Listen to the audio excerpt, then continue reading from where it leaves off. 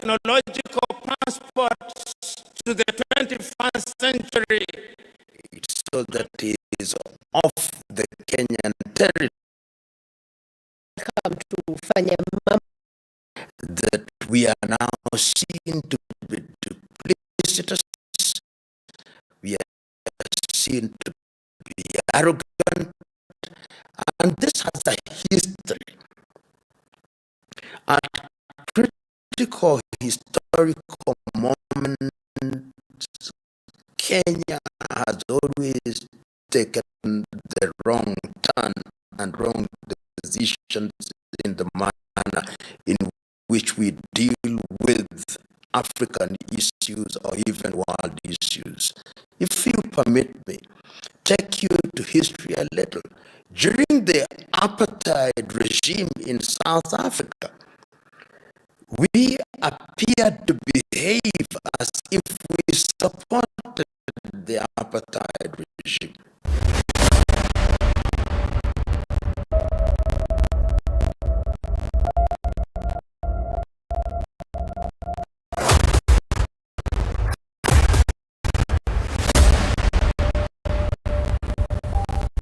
This is the journey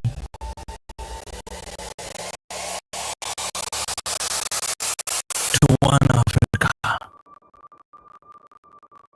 The world and a country like South Africa, which is rich in resources, is a country that trades with the United States of America, and how you deal with land may very well have implications on how they are going to access these important minerals. You are talking uranium, you are talking lithium, you are talking cobalt. Independence, or even before, we were told that our names were not good.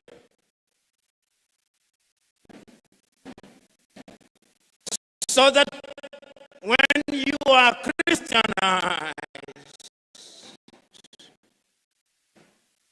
and you are pipim and you went for baptism and you renounced the devil with all his works, they also said you have to be John. Because in their scheme of things, it appears that the heavens only recognize John, not Pippin.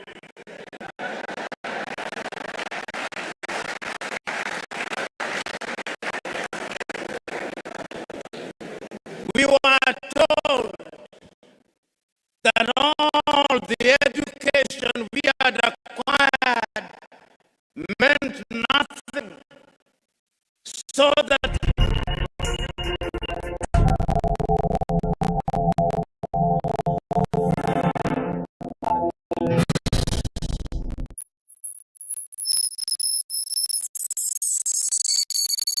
because in their scheme of things, it appears that the heavens only recognize John, not Pippin.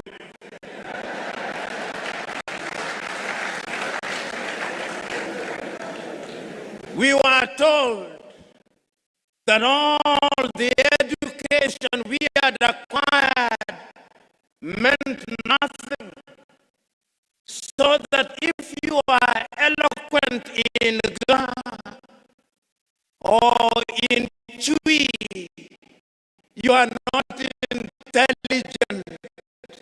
You are only intelligent in English.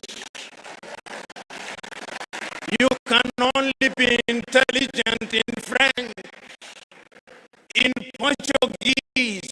We now know that that is nonsense. And you know,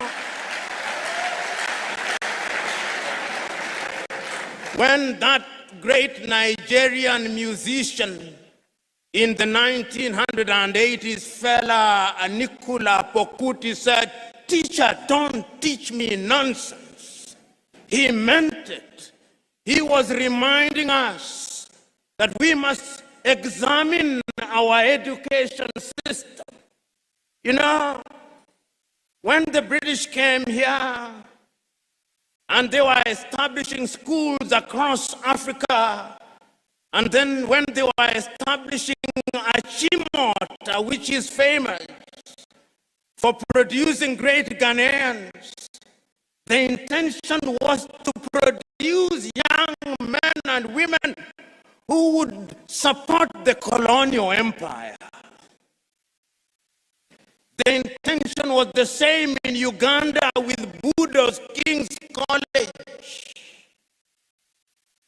It was the same in Kenya with the Alliance schools. As Chinua Achebe says, the white man was clever. He came and put a knife in the things that held us together, and things fall apart, and they have remained apart. So today, when we come here to talk about education, we come here to remind ourselves that we have urgent business to be undertaken.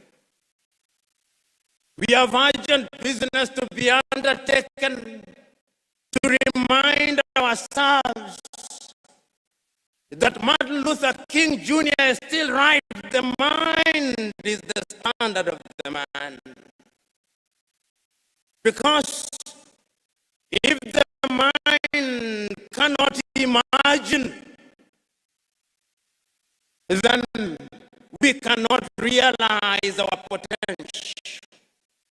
So we are here to interrogate our education system.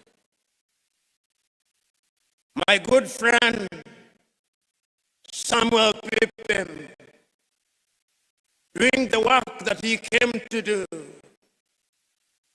to lay the ground, reminded you appropriately that we have now become famous for producing graduates in agriculture, some of whom, if you allow me a little latitude and hyperbole, cannot distinguish between a goat and a sheep.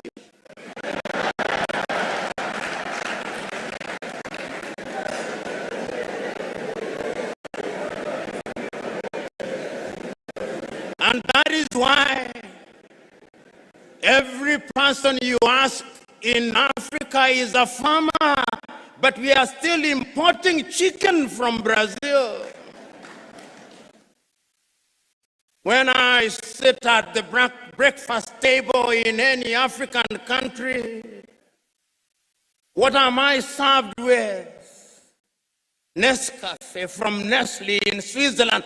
There is not a single coffee bush in Switzerland. When I sit at the breakfast table, cocoa from Nestle, and yet Ghana is the largest producer of cocoa. What happened? We were disrupted. Pippin was right. When we want to build our roads, we have engineers, most of whom today, if you do not address them as engineers so-and-so, they rise up, ready to beat you up. But yet, when we are building our highway from Accra through to Winneba, through to Cape Coast, through to La Côte d'Ivoire, it is the Chinese that I see.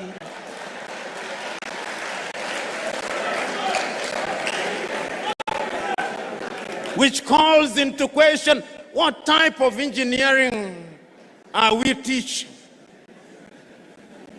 We are producing doctors, and they are good, some of them. But yet, when those of us who have the ability are sick, unless they do not know, they want to be airlifted to Dubai and to Germany. They have no faith in our medical system. When we are sick during COVID, all Africa is crying to America, oh, give us Moderna, give us Pfizer, to the Russians, give us Sputnik. We are crying. Yet we have universities with professors in medicine,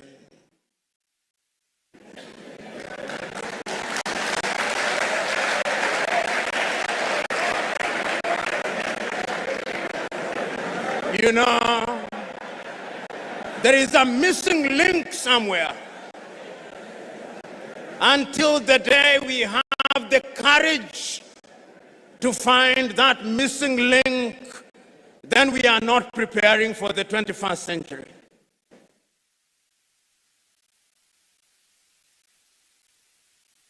Today, as I came here, courtesy of my hosts, I was driven in beautiful cars. Oh, none was made in Ghana.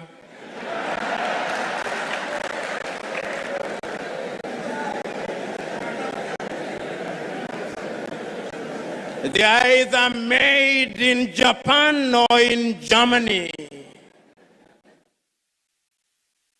Africa does not produce cars. Ali Mazrui is right. We are in the business of consuming that which we do not produce and producing that which we do not consume. We must re-examine our education system. Even in matters as mundane as sports, which is a multi-billion-dollar industry. The United States of America offers our young men and women scholarships to study sports. Our universities don't. Football is a multi-billion-dollar industry. But yet, when one of the masters of ceremony was speaking in jest, it is not the anthem of Asante Kotoko that he remembered, but that of Liverpool, we shall not walk alone.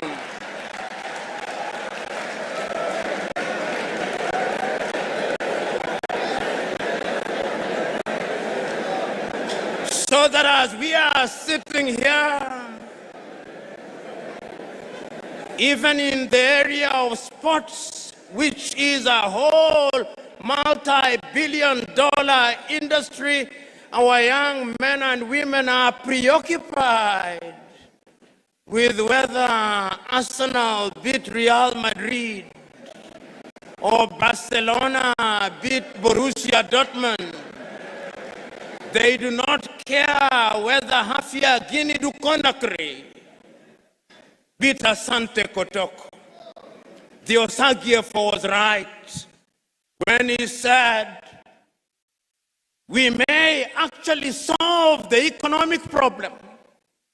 We may even solve the political problem. But I dare say that the mental problem which was impacted and makes us feel inferior will take a little longer to solve. This was not only said by the Osagyefo himself. In 1963, in 1933, Carter G. Woodson, that African-American educator writing in his book, Miseducation of the Negro, said that we have been so miseducated for so long. Our self-esteem has been undermined for so long. We have been made to use the back door for so long. that even when we are told to use the front door, we look for the back door, and if we can't find it, we create our own back door.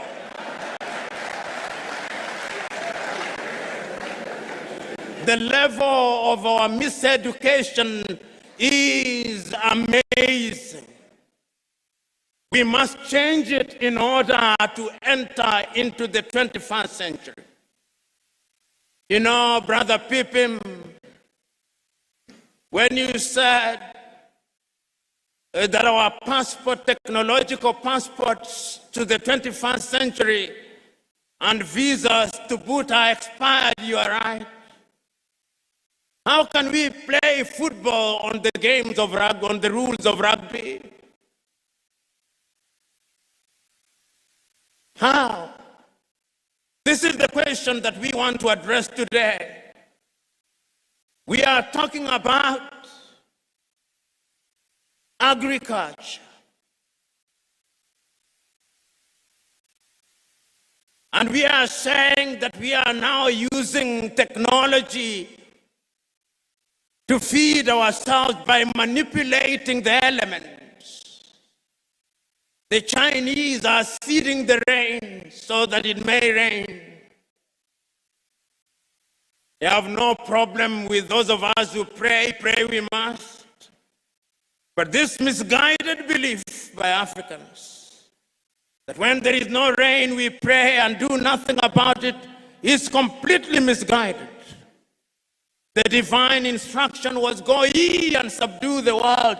And subduing the world is by using our minds, by using the knowledge that we have. This is what the universities must ask. If you are a teacher, what kind of a teacher are you?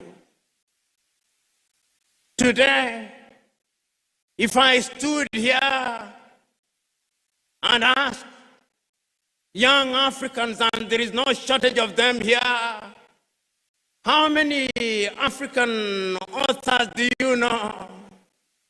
And I asked, which is the last book of Chinua Achebe that you read? Or Kofi Awunor? Or Aikwe Yama? Or Kamara Lai? Or Flora Nwapa? Or Dambisa Moyo? Or more recently, Chimama and Ngozi Adichie? Or Yagiansi? How many have? We have been made to believe that it is only Shakespeare and Charles Dickens that matter. The time is now for us to change our minds. And we can only change our minds if we decolonize our minds. Ngugi wa Thiong'o, that famous Kenyan writer, says, until the day that we decolonize our minds, we are going nowhere. And Ngugi reminds us that we may have decolonized our countries, but there is something called decoloniality, totally liberating ourselves from the mental chains of the colonizers. You know, the Osagyefo, to whom Africans owe an apology, wrote in his great book, Neocolonialism, the last stage of imperialism, and the most dangerous. We are in that stage. That stage when the colonizer still wants us to believe that our literature is inferior,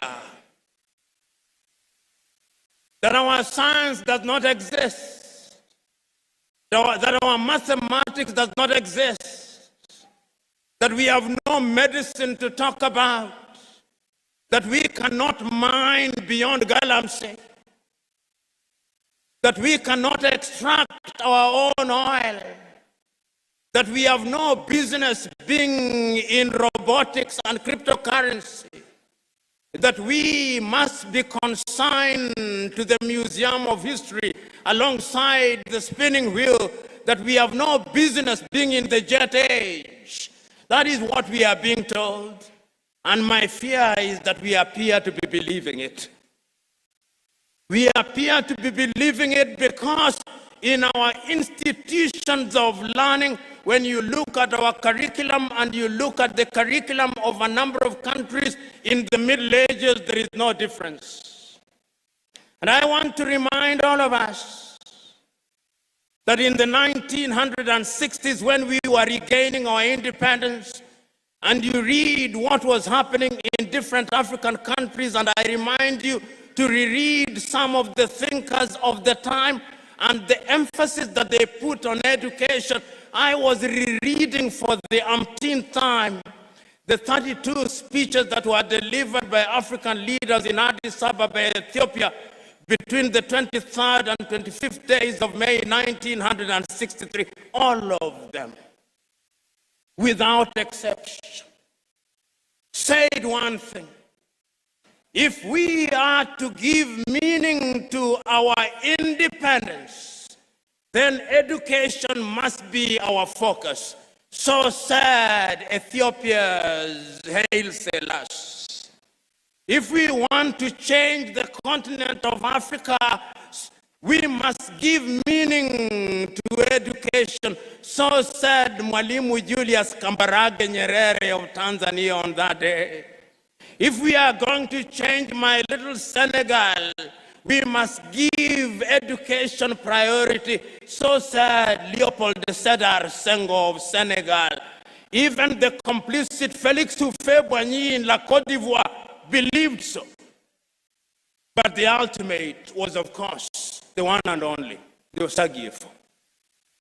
He was as eloquent as he was passionate. And when he came home, where did he not visit?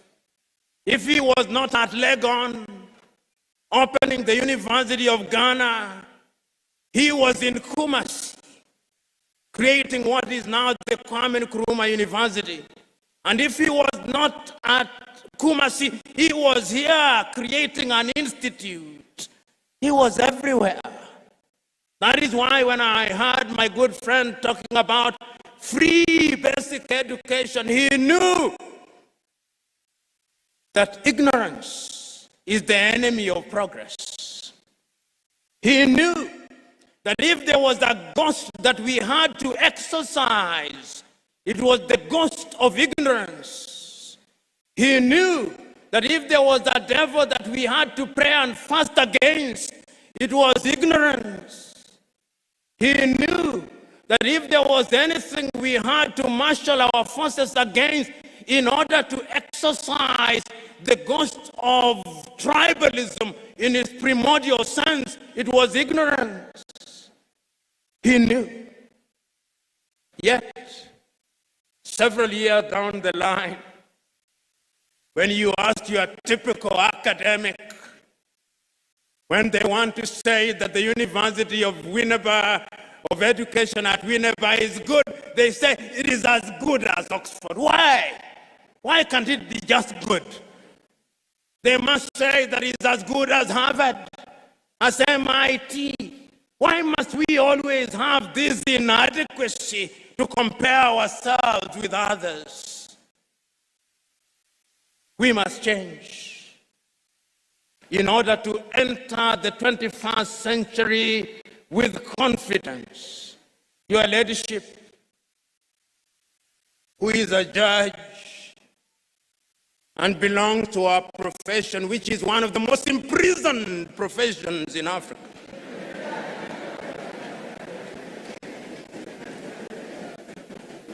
When you see our judges dressing, they still dress like Father Christmas.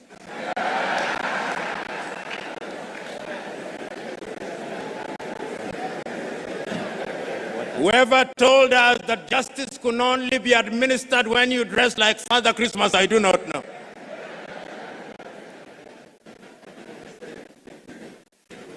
And when we are citing, even deciding a matter on land law in Ghana, in Cape Coast, we still want to cite some decision that was made by some English judge in the 13th century.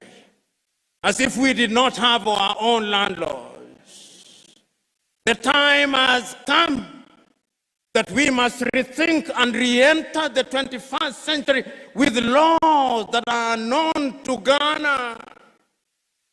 Ask the Ga if they do not have laws that if we refine cannot lead us into the 21st century.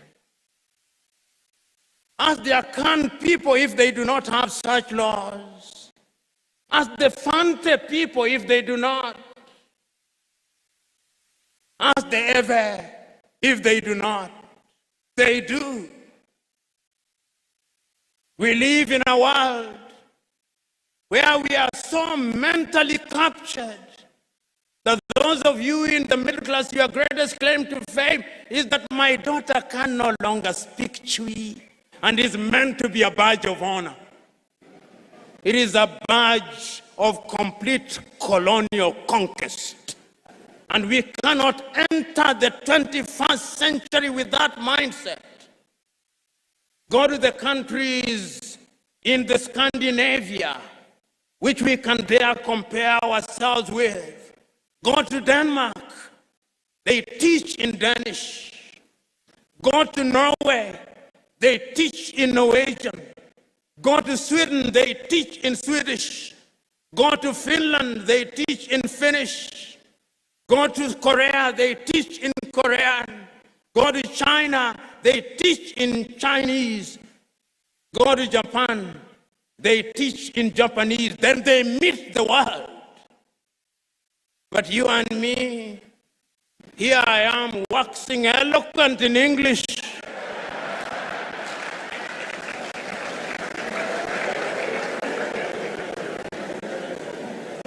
Not in Kiswahili. We must revamp our curriculum. And we must have the courage to do so as I speak to you now. They are teaching Yoruba and Twi at universities outside of this continent. Why? Because language is a multi-million-dollar, multi-billion CD industry. It is only us who do not know. Those of you who are religiously inclined, we are the only visitors in Jerusalem. So, brothers and sisters, we are here to remind ourselves that there is urgent business to be undertaken. We are here to remind ourselves that we had a good past. We are here to remind ourselves that others came and through slavery they disrupted that past, that they did not stop there, that they came again under colonization, and this time they disrupted us so very thoroughly and took away even the most precious of things, our confidence. That when they came here and imposed an education system, that education system had only one agenda. The agenda was to create men and women, if they were the English who colonized you, who could speak English and be their clerks. If you are colonized by the French, that you could speak French or Portuguese or Italian or Germany. When we regained our independence, we only made cosmetic changes. The time is now to go deep and remove the cosmetics and go to the fundamentals. And I'm suggesting to you that that has been done. You know, those of you who are a little older will remember that 30 years ago, China was not famous for much. They were only famous for Chairman Mao for the Long March. Today, even the toothpicks in your hotels here in Winneba are from China.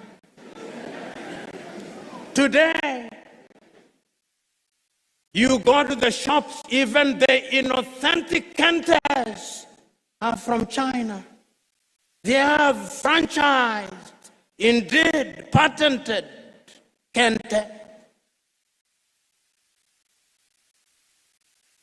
You go home, your television is Chinese or Korean.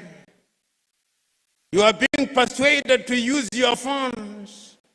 I suspect you are either using Samsung or Huawei. What did China do 30 years ago? They made a decision that we are going to change our education system. And they changed their education system. They engaged in agriculture. They engaged in technology. They engaged in medicine. They engaged in everything. And today, China is the second strongest economy in the world, with a GDP of no less than 19 trillion United States dollars. Compare that with little Ghana. Compare that with little Sierra Leone. Compare that with little Kenya, with little all these countries. What they did was to change their minds in order to change their future. And that is why when we are building roads, whether it's in Nairobi, Kenya, or in Accra, Ghana, or in Dar es Salaam in Tanzania, or in Senegal, or in Ouagadougou in Burkina Faso, or Bamako in Mali, or Harare in Zimbabwe, or in Zambia, who do we find? Chinese. Because they changed their minds. The time is now for us to change our minds. The academics who are here must agree with me that we have sinned and fallen short of the expectations of our countries. And that the time is now to say that we should be forgiven. And if our generation committed those mortal sins, you up there must not repeat those mistakes. You must not repeat those mistakes. You must use the examples and the experience so that you do not step on the landmines that we stepped on. That is why Chinua Achebe said, where are the young suckers that will grow when the old banana dies? These are old bananas. You are the young suckers. So rise up. Africa is not expecting you to engage in a perpetual state of lamentation. No, lamentation will not help you. And I want to remind you that when you are here in Ghana, don't compete with Liberia, you will beat Liberia. Don't compete with Benin, don't compete with Togo, don't compete with La Côte d'Ivoire. Don't compete with all these little African dwarfs. Compete with giants. And when Ghana wakes up, this Ghana, you know, sometimes when I think about Ghana, I think about Kwame Nkrumah. And you think about his books, Dark Days in Ghana, Letters from Conakry. When the Osagyefo is so close yet so far, his ideas dead, his books banned until Ignatius Kutu Acheampong comes.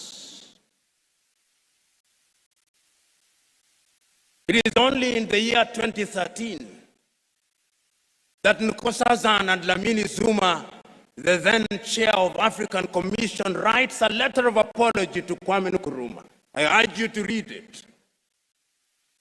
He tells Kwame, you are right. Everybody was wrong when you said we must unite and change our education system in order to compete That is Nkosazana Dlamini Zuma. Today, the Osagyefo is here telling us, let us change. He said it in 1963 in Addis Ababa, Ethiopia. He said it in 1964 in Cairo, Egypt. He said it in 1965 in Accra, Ghana.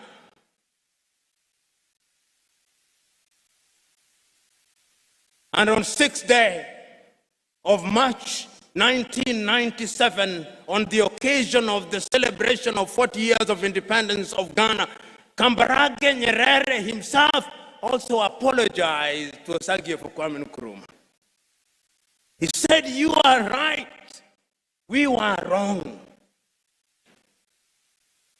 Today I'm saying that we cannot remain imprisoned in history and lamentation. That is why it is still true for you Ghanaians. Nkrumah is dead, but Nkrumah never dies.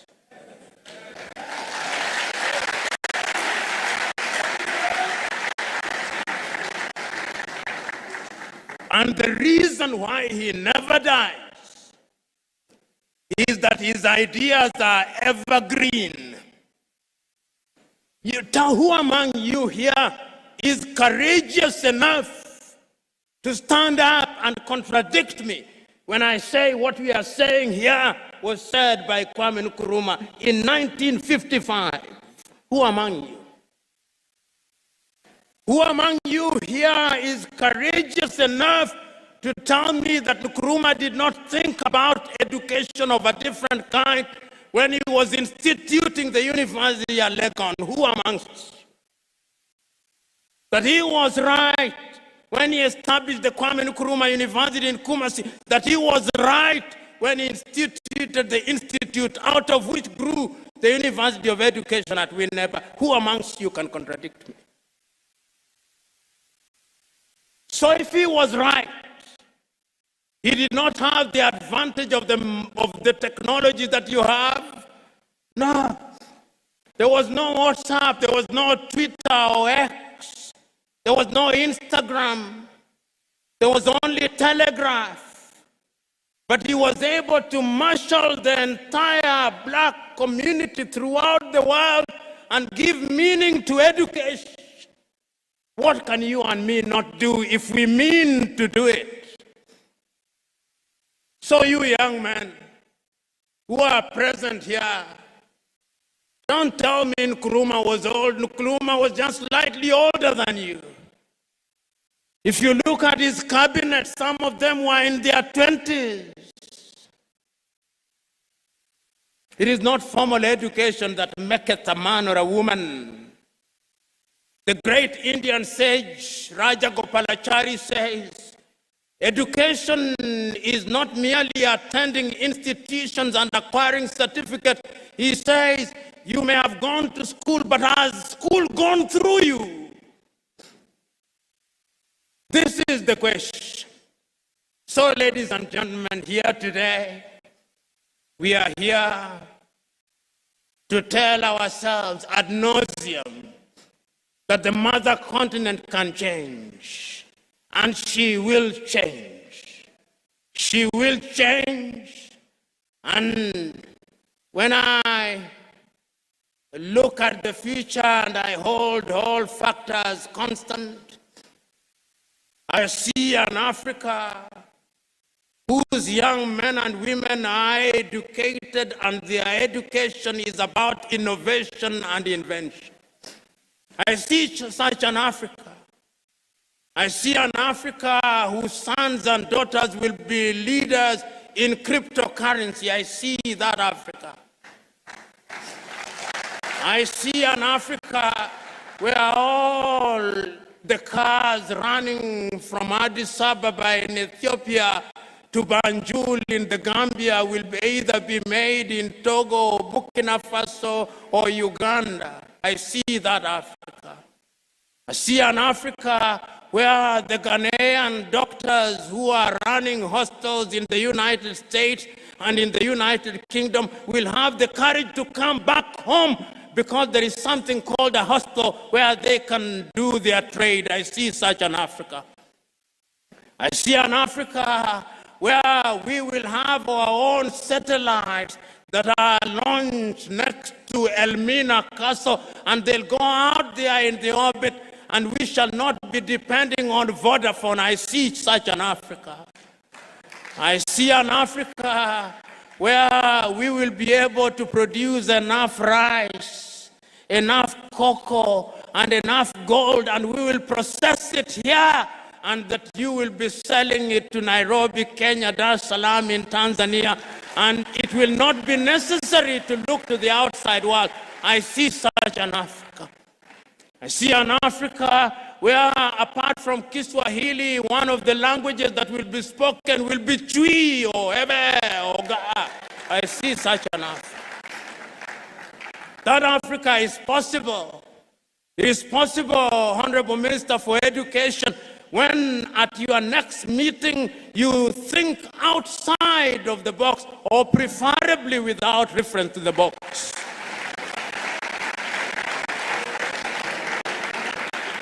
I see an Africa where we will give practical meaning to Africa Agenda 2063, not merely as a point of reference, but as a practical reality. I see an Africa where there is Africa Continental Free Trade Area, and the majority of students here at Winneba will be drawn from Togo, from Benin, from Gabon. I see an Africa where our kith and kin in Martinique, in Guadeloupe, and Barbados, Antigua, and Barbuda will be coming here. I see that happen. That is why, when I have such foresight, wisdom not only requires but dictates that I stop. Because going beyond that would be flogging a dead horse. I see an Africa that gives meaning to those words of the Osagyefo Kwame Nkrumah, written in his book, Africa Must Unite, that Africa needs a new citizen. Are you those citizens that the Osagyefo was talking about? Are you? Do you have values? Do you have passion? Do you have dedication? Do you have love? Do you have imagination? Do you have the spirit of innovation? Do you have the spirit of invention? If that is true, then I have no fear for Africa. So go out there and amaze Africa. God bless you.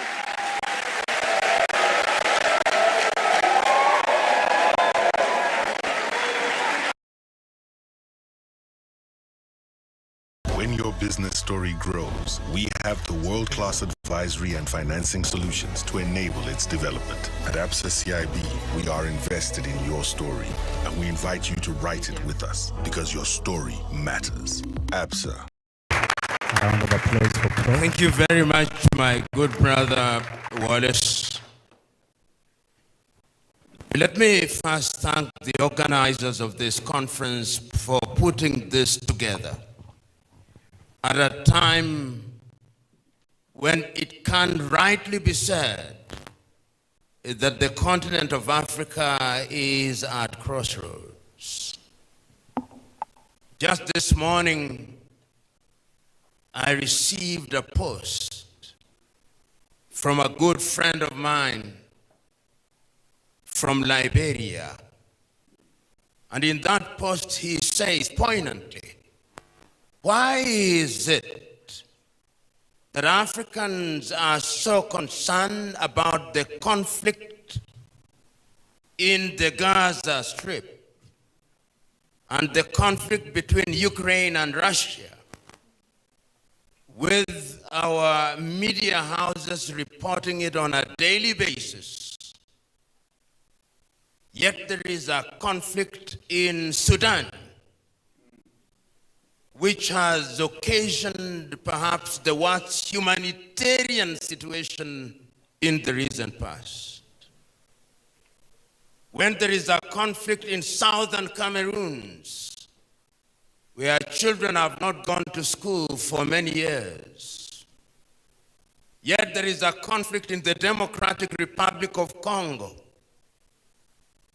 Yet there is unease in Somalia. Yet there is unease in the Amhara region in Ethiopia. Yet there is unease in Central African Republic. Yet there is insurgency in northern Burkina, Mali, Chad, and unease in Guinea. And I asked myself, what is the problem? And I answered by saying, it is because we do not write our story. It is because we are defined by others. And as long as we are defined by others, as Malcolm X said famously, unless the African in the continent is respected, no black man or woman will be respected outside of the continent of Africa. There is wisdom, therefore, as my good friend Dr. Shem said, for us to begin to ask the question, who are we? And what can we do to regain confidence and to regain our rightful place in the world? Nostalgically, we talk about Mansa Musa and how his pilgrimage to Mecca changed the world. We romanticize our past. But the reality is that our continent can do better because she did many years ago. I remember reading one of the most iconic speeches ever delivered by an African in the year 1906 at the University of Columbia by South Africa's Pixley Kaisaka Seme, the regeneration of Africa. That speech went into history, talked about the pioneering movers of Pan-Africanism, such as Sylvester Williams, such as Marcus Garvey, talked about many things and said that Africa must regenerate. He reminded his audience on that day that the African spirit remains unsettled. 12,000 ships took off from the western coast of Africa to the Caribbean. 12,000. 1.8 million lost in the seas. We do not know how many died when they arrived. 6 to 10 million taken to the Arab world, with 99% of the men castrated. That is Africa for you. Then after they were done with slavery, they came up with the colonial project. They sat in Berlin, parceled our continent into 54 units, which we still kill and maim for in order to retain boundaries created by the colonizer in Berlin. Then today they refer to our continent pejoratively, I suspect, as Francophone, to mean we are speaking French, not Bambara. Anglophone, to mean we are speaking English, not Gikoyo, not Luo, not Kiganda. Lusophone, to mean we are speaking Portuguese, not Ovambo and Ovimbundu. Then they came and changed our names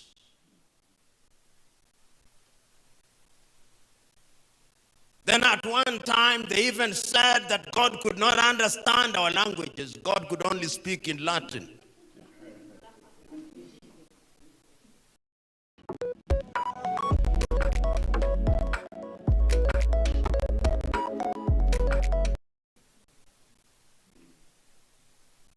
And that is what defines us even as we speak today. So that when we talk about the African diaspora, even our gravitation is holding all factors constant to those who colonize us.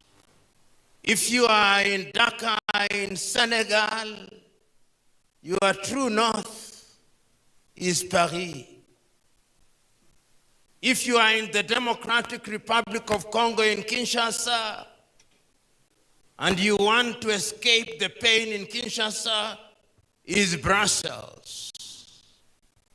If you are in Luanda, Angola, or Maputo, or Praia in Cabo Verde, your gravitation is Lisbon.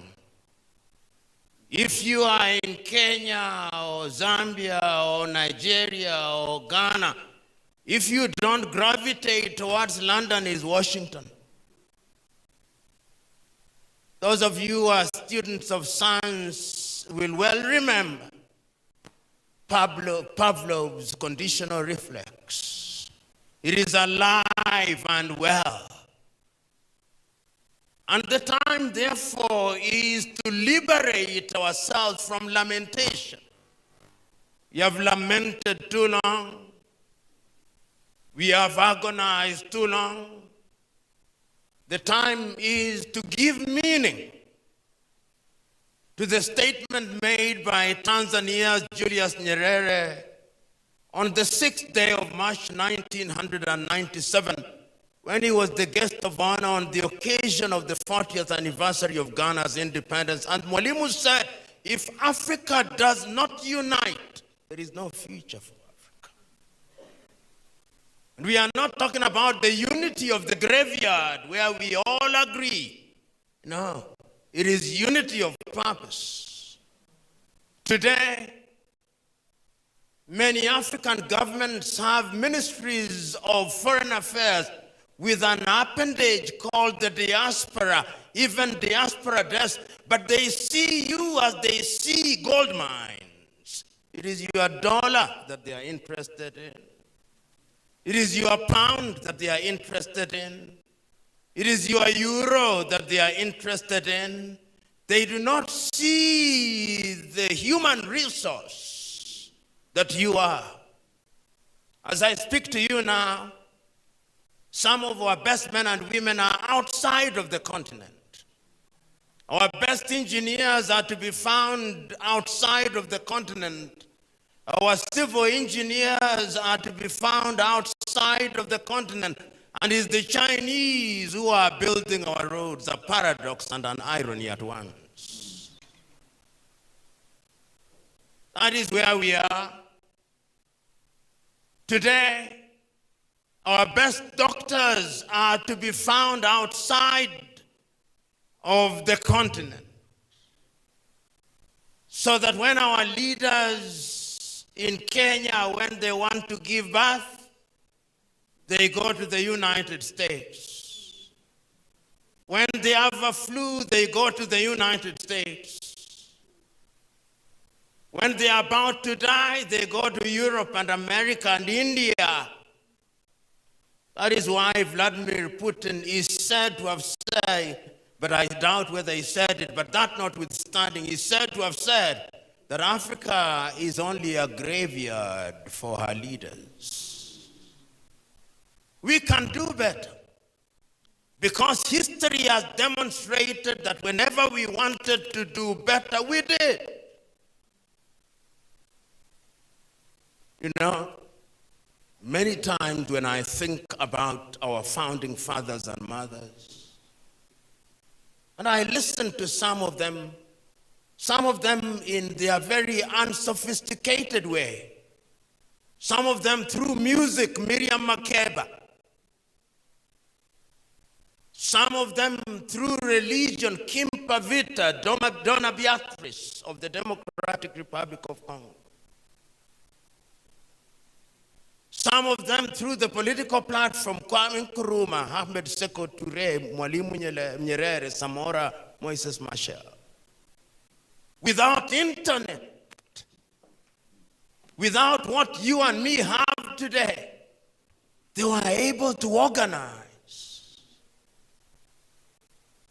When Marcus Mosias Garvey was telling people to come back home, he had no internet.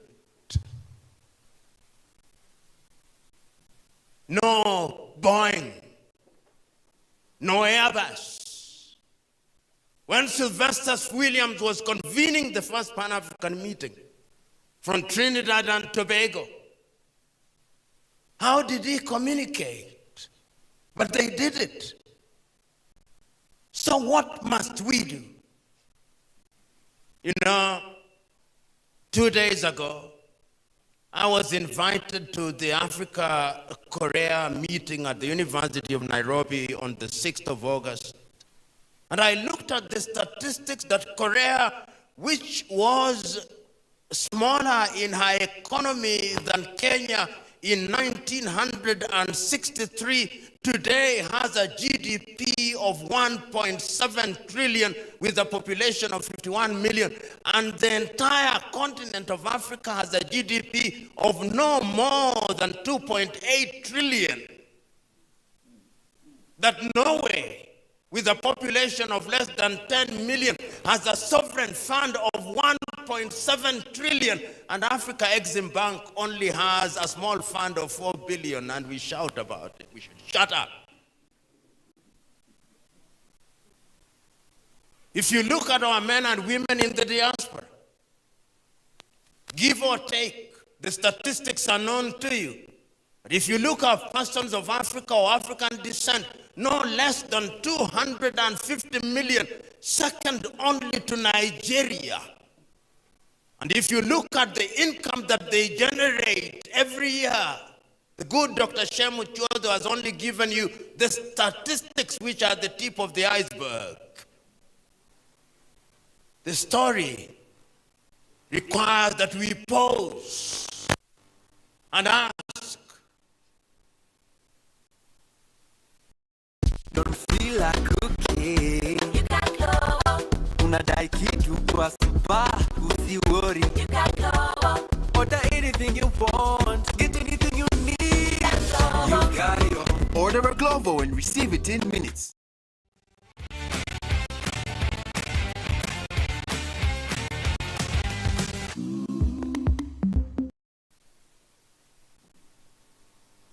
One week ago,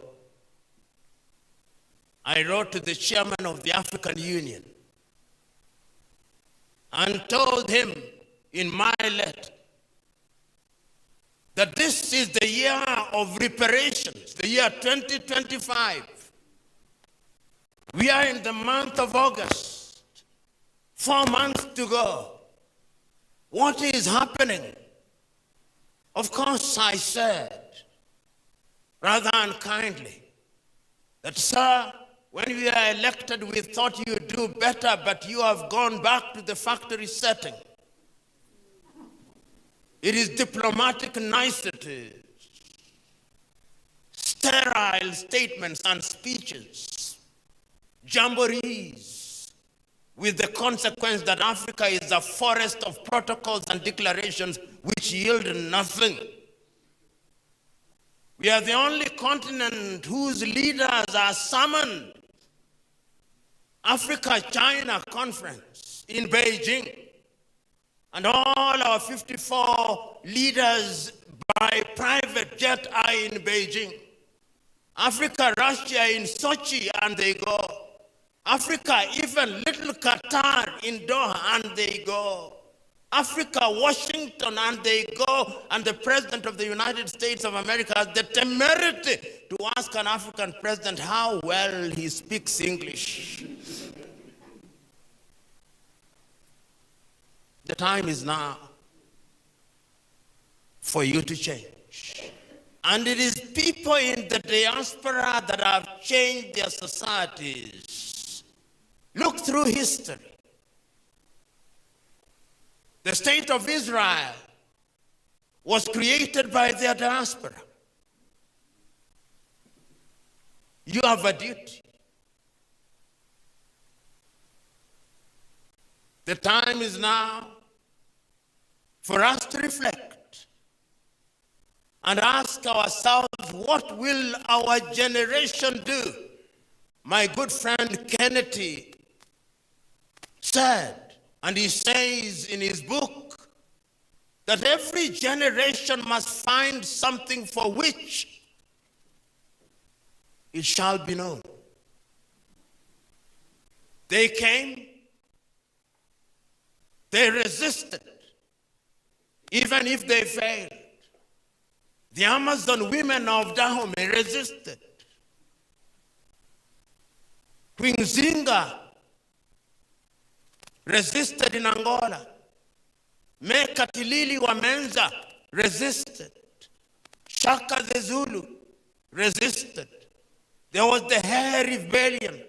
There was the Maji Maji Rebellion. There was the Mau Mau Rebellion. They resisted. Then there came another crop and they resisted, and we regained our independence. And we lost it through some leaders who changed for the worse. What is our generation going to do? What will we be remembered for? The Ethiopians in the diaspora have financed the Grand Ethiopian Renaissance Dam. It can be done. But we must not work in silos. We must work as one unit. The geographical entities that were bequeathed to us by the colonizers must not stand in the way of our unity. You know, in the year 2013, the then chair of the AUC in Nkosazana and Lamini Zuma wrote a letter to Kwame Nkrumah apologizing to Kwame because we refused to listen to him. Africa has long realized that we must do things for ourselves. When they sat in 1963 in Addis Ababa, they said we must do things for Africa. We must have intra-African trade.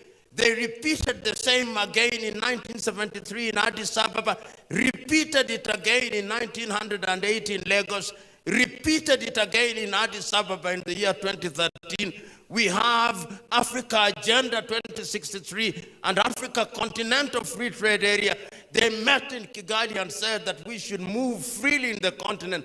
They met in Yamoussoukro and said we shall open the air skies, but I suspect some of you were required to have visas before you came.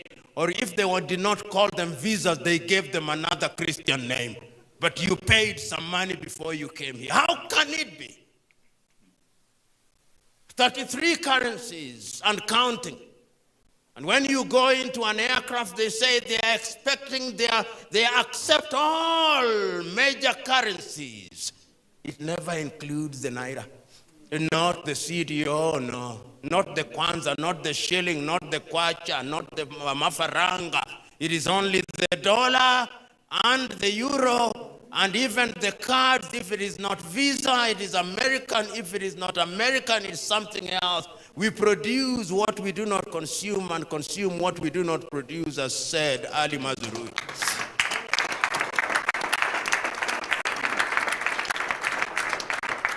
So the time is now for us to do what we must. This is an intergenerational war which must be fought by us from different corners. You know, this morning I was listening perhaps for the umpteenth time to Martin Luther's sermon, A Knock at Midnight. And in that sermon, Luther King says many things. But he reminds us that unfortunately, as he was speaking then in 1960, still true today, we have now entered into a world of what he calls moral relativism. Everything is right, it depends. There are no anchors. No, not everything is right. The time is now, my brothers and sisters, for us to wake up. So when we leave here, let this not be another jamboree. When we leave here and we are reconvening wherever it will be, whether it's in Accra, Ghana, or Lagos in Nigeria, or Dakar in Senegal, or Maputo, or Cape Town in South Africa, let us ask ourselves sector by sector. There is a young girl whom I met recently. She's called Wakesh.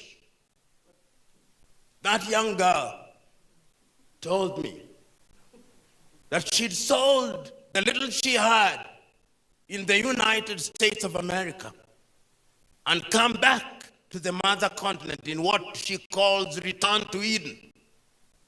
That is a similitude of what in the Bible Abraham did. You leave Ur of the Chaldeans, not knowing where you are going to. We must do it. Come back in tourism. How can the bazaar market in Istanbul receive 99 million visitors every year, and Kenyans boast and dance naked because we have received 2.5 million visitors? In agriculture, why is it that we are importing chicken from Brazil? Why is it that we are importing sugar from Brazil? In the artificial intelligence space, are we in the fourth industrial revolution and the fifth industrial revolution? Shem Ochozo here will tell you he was the pioneer in that area, in this country.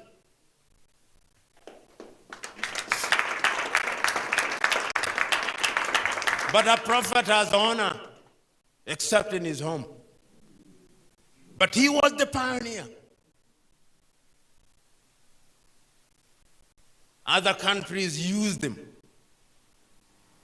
It is only later that we recognize that we are the gem, gold and mine, flower and gather. So you are here. My clarion call to you is go out there and remember that it can be done. There is a poem that I love written by that great Lebanese American Khalil Gibran. The title is Fear. And Khalil Gibran says that when the river leaves its source and it approaches the ocean, it trembles with fear. When it passes through the mountains, it trembles with fear of losing itself. Then it remembers that it can neither go back, it can only go forward. And then it remembers when it arrives in the ocean that joining the ocean is not losing itself, but becoming part of a bigger thing. You are here, you are becoming part of a bigger thing. And that big thing is a thing that should be made known to those who are in positions of leadership. Chinua Achebe, writing in 1983 about Nigeria, said he could well have been saying it about Africa. The problem in Africa is simply and squarely a problem of the quality of political leadership that we have. African countries don't have democracies. They have kakistocracies and kleptocracies. A government of our very worst and a government of thieves. Until the day that we deal with those issues, it falls and rises on leadership. If you doubt me, ask the Singaporeans. If you doubt me, ask the Vietnamese. Vietnam now produces more coffee than Kenya and Uganda combined. Malaysia now produces more palm wine. in the next 3 years, China is going to produce more cocoa than Cote d'Ivoire, Togo, and Ghana combined.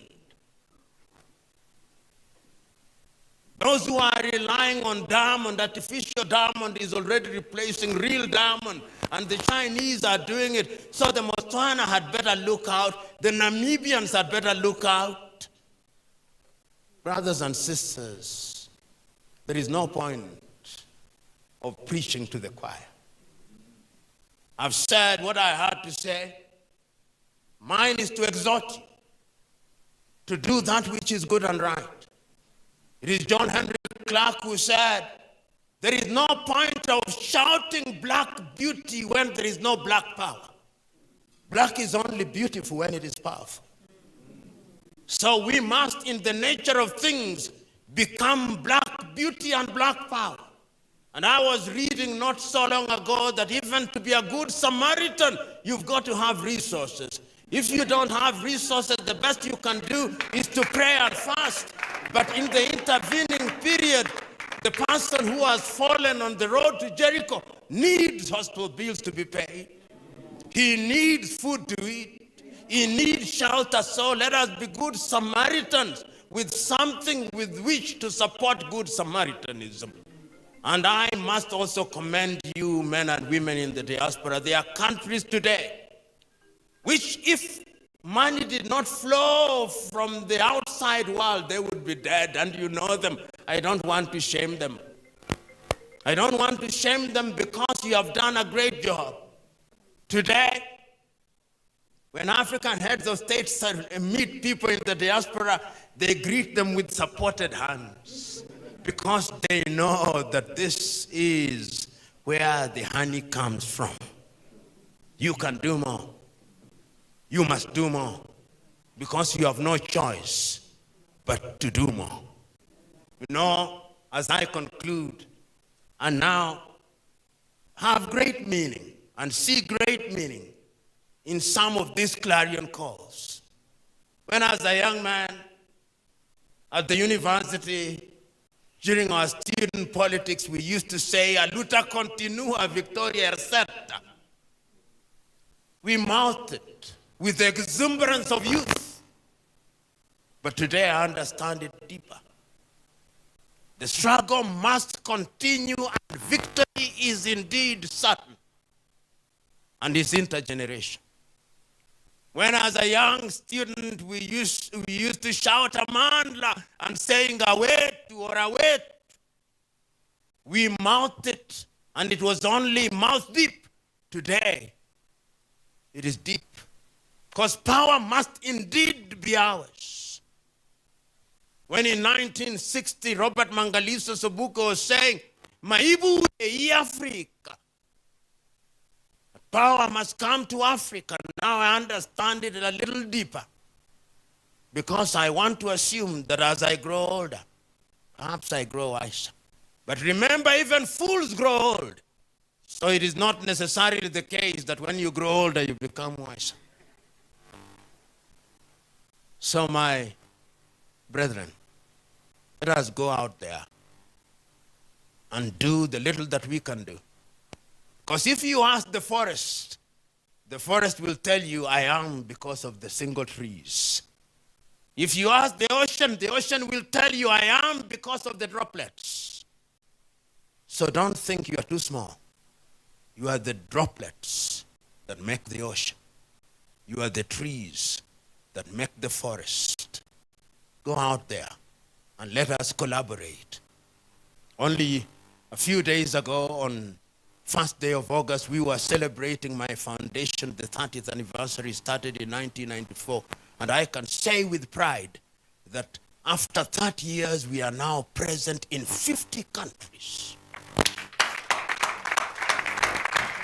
And we are working with young Africans. And I can say that I've never, ever received any donation from GIZ, from USAID, from anybody from the West. You pull yourself by your bootstraps.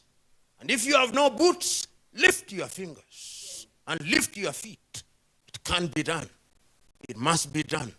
And it's you who are going to do it. God bless you.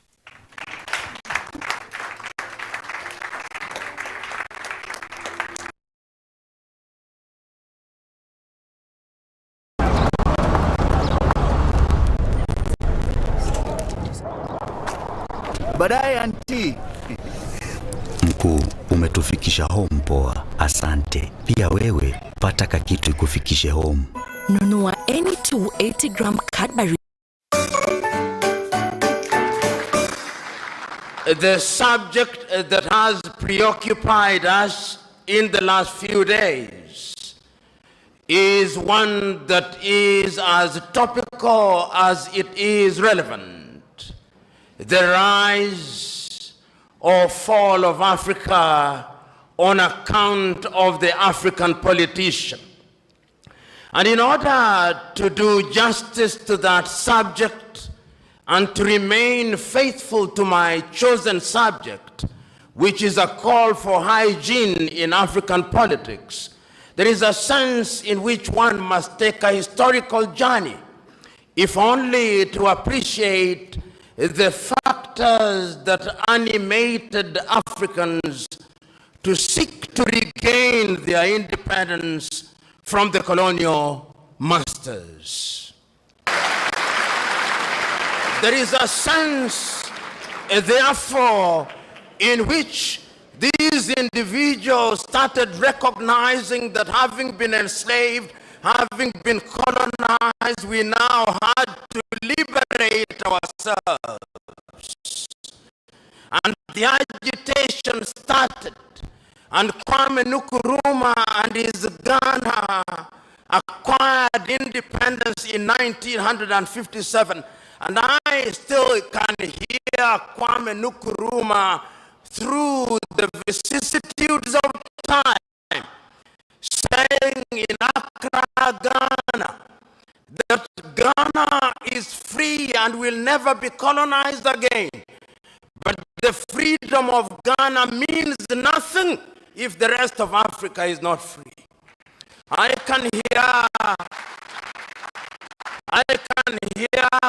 Mwalimu Julius Kambarage Nyerere saying that he is prepared to delay the independence of Tanganyika so that Tanganyika, Kenya, Uganda would become independent at one time. Mwalimu could see the future with the exactitude of a Jewish prophet. Jomo Kenyatta and Obote could not. And therefore, we gained independence as separate states, and the story will be told shortly.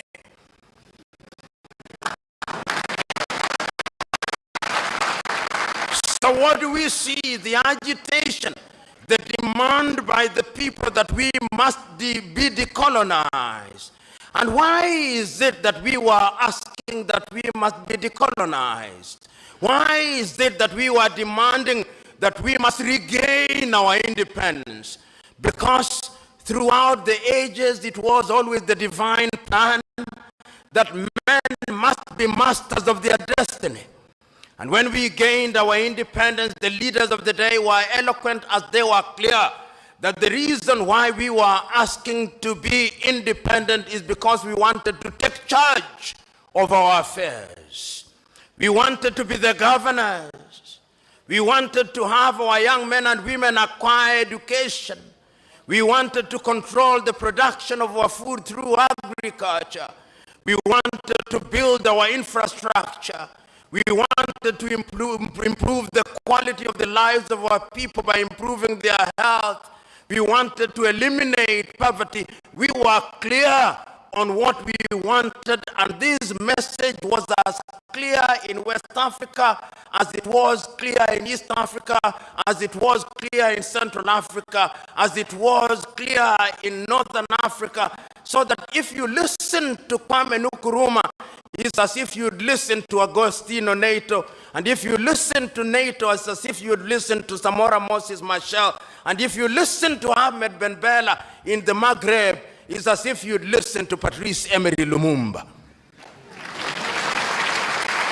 There is a sense in which there was unanimity that this was the only way. and we attained independence.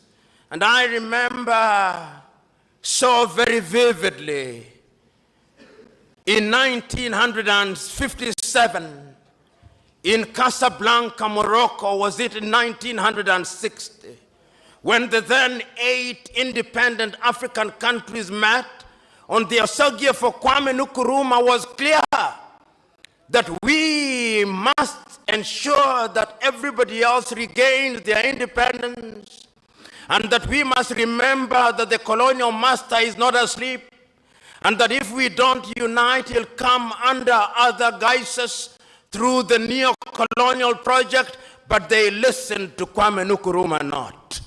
And even before they assembled in 1963, in the month of May in Addis Ababa, Ethiopia, no sooner had countries started attaining independence than the neo-colonial project started taking root.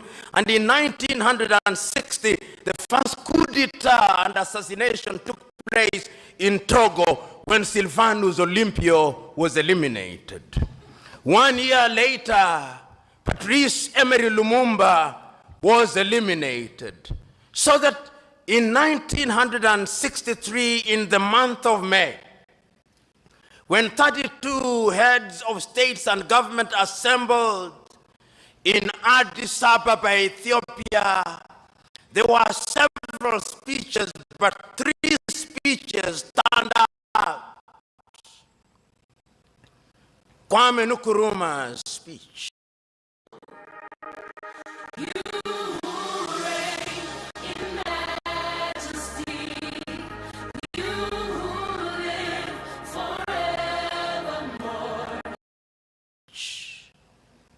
Mwalimu Kambarage Nyerere's speech, and Emperor Haile Selassie's speech. Haile Selassie was the host, and his own inimitable style, he reminded the congregation who are present in Africa Hall in Addis Ababa, Ethiopia, that that was a momentous occasion, and that the long-term health of Africa not only required but demanded that Africa must pull in the same direction, Haile Selassie said. And Mwalimu took the baton from Haile Selassie and repeated the same words, celebrating the fact that we were independent and we had the opportunity of determining our affairs. But the greatest of the speeches was that of the Osagie for Kwame Nkrumah. Kwame Nkrumah had a sense of urgency which everybody else did not have. He said, not in so many words, but in effect, that if we want to immunize ourselves from the diabolical machinations of the erstwhile colonial master, now turned neo-colonizer, we have to move here as one Africa, with the United States of Africa, with one army, with one currency, with one central bank, and with one nation. But they listened to him not. They had started getting used to the trappings of power. So what they came out with on that day in the month of May 1963 was a weak organization of African unity, the OAU, which many commentators were quick to describe in many ways and many times as the toothless bulldog. It was never a dog. It did not have teeth, but the effect of it is that it did not do very much. Some say it was a talking shop. Mzee Warioba, who was then active in political life and in other sectors, will attest to that. Yet later, we were to create another body, the African Union, and we'll have something to say about that. So we come out of Addis Ababa, Ethiopia in 1963, clear as to what we want to do. The African politician begins to emerge. We have them in different parts, but they begin to show characters that are totally inimical to our expectations. You of the Swahili say, maskini akipata matako huliambwata. Maskini walipata matako zililiambwata. They started getting used to the trappings of power. And we started having countries which we thought would liberate us. And I'm talking about the hygiene of the politics. It started disappearing. Many of these individuals now thought that they were demigods, suffering from what I call the Messiah complex, thinking that they had been brought to Africa to liberate her, and that they suffered from two major diseases. One of them is the martyr syndrome, and the other one is the Messiah complex. They think that their countries owed them. Africa started producing leaders that one cannot recognize.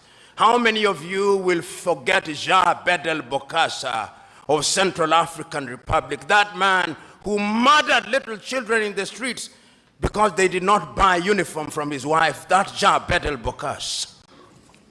How many of you will forget Mobutu Sese Seko Kumbendu Wanzambanga, who changed his country's name and presided over a kleptocratic regime? The Democratic Republic of Congo is the richest resource country on earth. Conservatively, it is said that under her belly, she has minerals, which is equivalent to 34.1 trillion United States dollars. And yet today, it is one of the poorest nations on earth. It is the only nation on earth which on the day of the election has its president saying, we know we ought to have elections, but we have no money to hold elections. When you see a country which has as its official name the Democratic Republic of Congo, know that there is no democracy. In fact, I dare say that any country, two countries that I know insisting on having as a part of the official name the Democratic Republic of something are never democratic. The other one is Korea, the People's Democratic Republic of Korea. It's as if when you can't graduate to be a doctor, you go to the church and you ask to be baptized as Dr. Mwadime. This pisses me off. They don't want you to know this. Did you know that white willow bark, the source of aspirin, works better than the pill itself because of its complete mix of natural compounds? Seriously, it drives me crazy that people have all these powerful natural medicines in their house and they don't know how to use them. Today, I want to show you my favorite herbs that you probably have in your kitchen right now. I'm Shannon Greef, and I've been helping people heal with herbs for 20 years. I'm going to make this quick, so please take notes. Ceylon cinnamon. Stir 1/2 tablespoon into morning oatmeal or coffee to help lower blood pressure and cholesterol.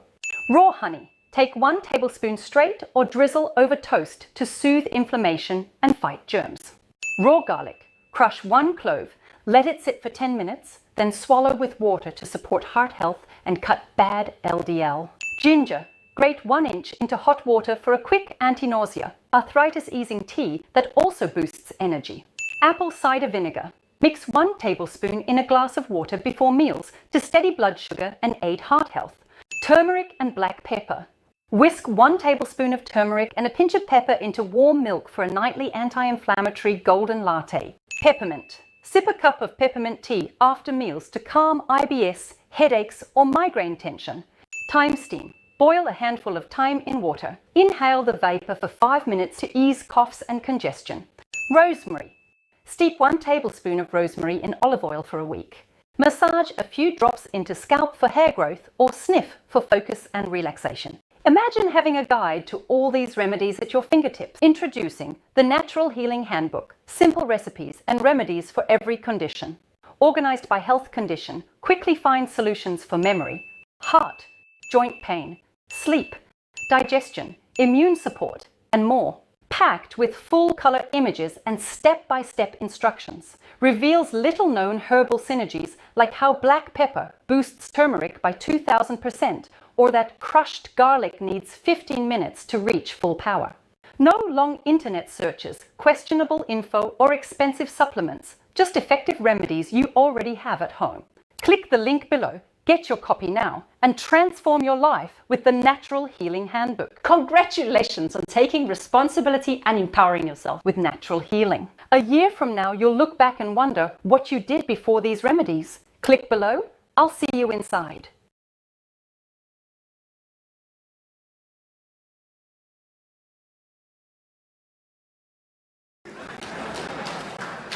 But that is not the point. The point is that who can forget Mobutu Sese Seko? Who can forget Idi Amin of Uganda? Who can forget Mengistu Haile Mariam of Ethiopia? And one can go on because hygiene had started disappearing from African politics. Our agriculture was beginning to suffer. European musicians who had a little sense of guilt came to perform in Africa, Bob Geldof, to free the Ethiopians out of hunger. There was no hygiene in our politics. We could not run our education systems. Our young men and women were going to India because the budgets meant for education were consumed by individuals whom we had entrusted with the task of presiding over it. Our health sectors were beginning to collapse. And as I've said before, the political leadership did not have any faith in those institutions. Typically, the typical African politician, perhaps not in Tanzania today, if they were sick, they had a cold, they would not go to Muhimbili, they would go to London. If they were Kenyan, they would not go to Kenyatta Hospital, they would run to the United Kingdom. Tragedy, no hygiene in our politics because Africans had started engaging in theft.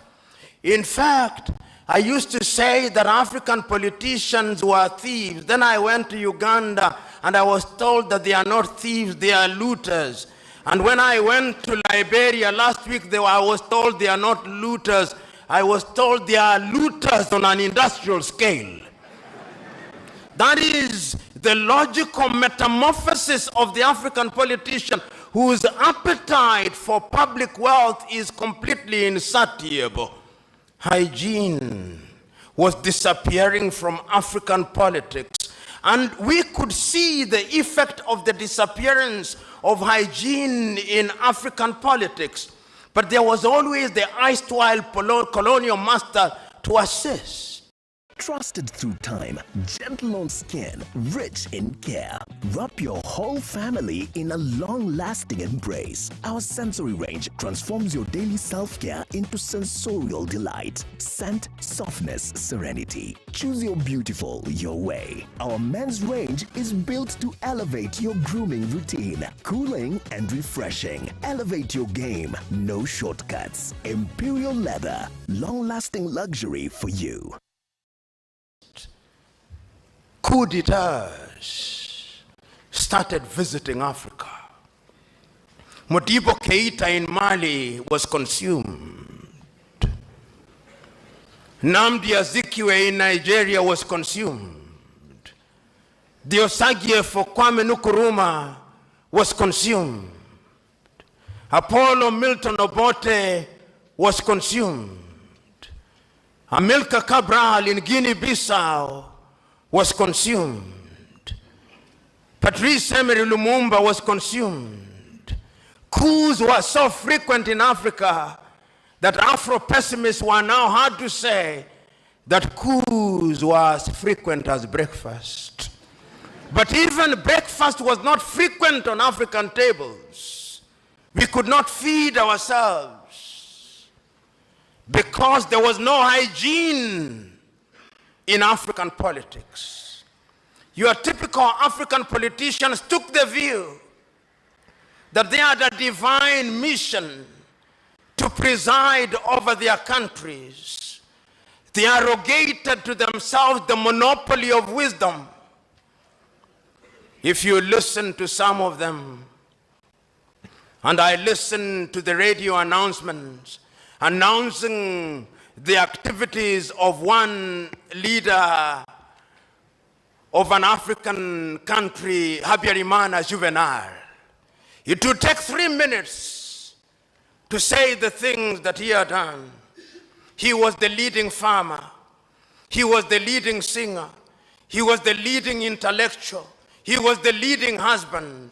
And he was the leading everything. We had monsterized our leaders, and they became immune from any kind of advice. Meanwhile, the African was suffering. The African woman who thought that upon attainment of political independence, she would now deliver in a decent hospital, was still the victim of a village midwife. The African woman was suffering. The African woman who thought that they would now get water in a tap in their homes was still running 5 kilometers away to get water. Meanwhile, our monster leaders were laundering their clothes in France and in Paris. The African woman who thought that they would go to Kariakoo market here in Dar es Salaam or Owino market in Kampala, Uganda, and get all the goodies, could not get them, because meanwhile, the Minister for Agriculture had agreed that bad seed be supplied, and meanwhile, we were getting mangoes from Europe. The African woman who thought that they could have food on the table could not have food on the table. We had killed all our sugar industries that we may have sugar from Brazil and Mexico. And the African youth was no different. The African youth who thought that upon realization of independence, there would be occasion for them to get employment, was now being humiliated at the embassies of the United States of America as he struggled to get the almighty green card. The young African who thought that liberation would bring something new was now struggling at the United Kingdom embassy, filling a document that is 50 pages long, being asked who their great-great-grandfathers were and what enterprise they were engaged in. And they could not stop there. They went to the Australian embassy and to the French embassy, and the treatment was the same. The African youth was being treated like a leper, like a pariah, like a subhuman being. And they were asking, for what purpose did we gain this thing called independence? And those who are not humiliated in Gambia, in Nigeria, in Niger, were crossing the Red Sea, swimming across the Mediterranean to go to Italy so that they may be enslaved anew. Meanwhile, the African leader was busy looting from their countries and buying mansions in Paris and in London and in Florida, and driving private jets and helicopters and being addressed as their excellencies and honorables instead of being addressed properly as horribles.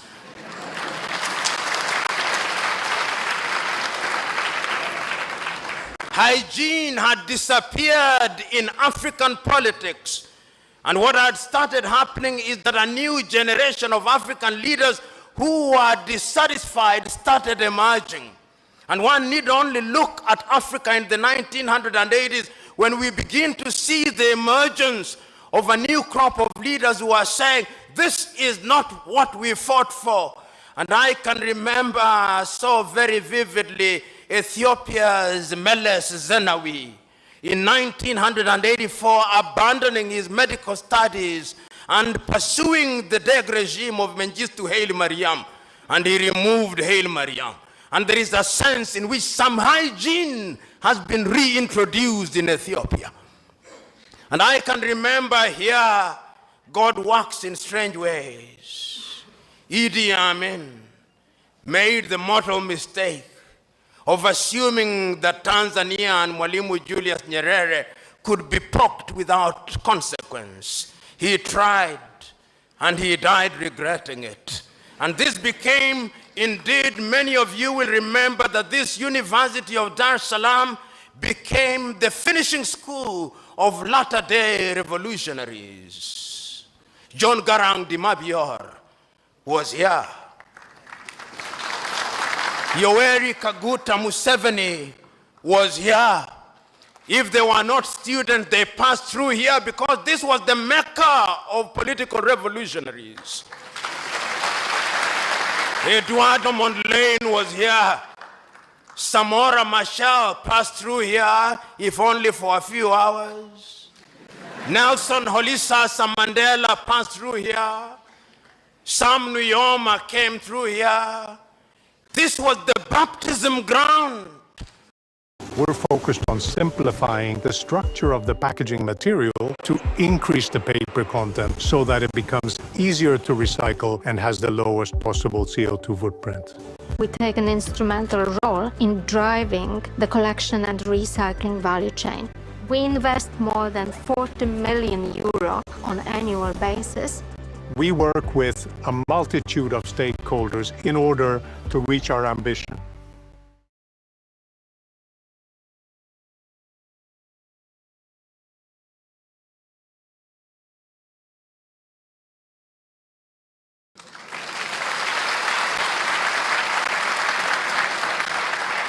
And the high priest was Mwalimu Julius Kambarage Nyerere.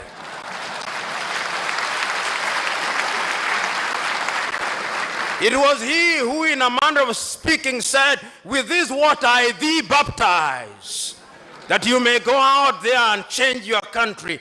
And Yoweri Kaguta Museveni went out into Uganda, and there is a sense, whether you like it or not, in which some hygiene was introduced in that country.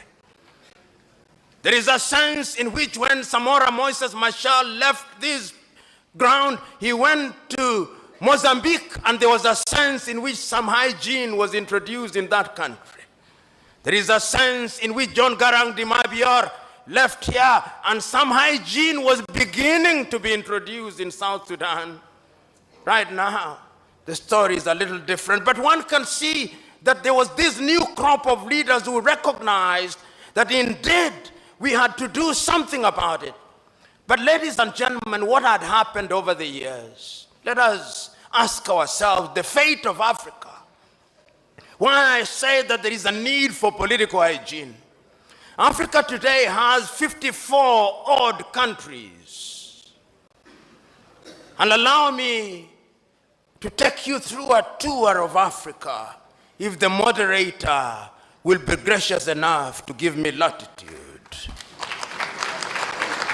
When you start from the Cape in South Africa, there is a great country which has given birth to great men. 1912, the first political party to be founded in Africa, the African National Congress of Sir Albert Lutuli.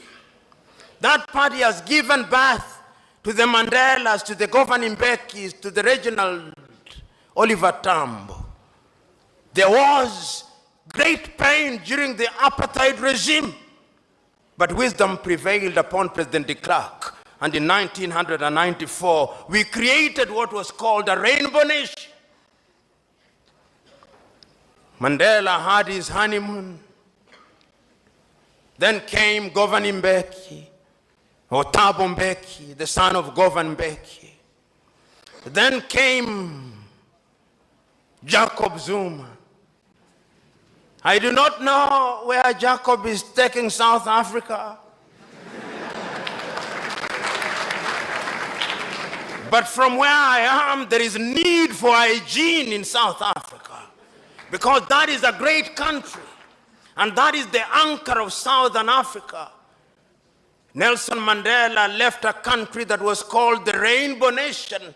Today I'm beginning to hear them talk about the Zulu and the Xhosa and the Pedi.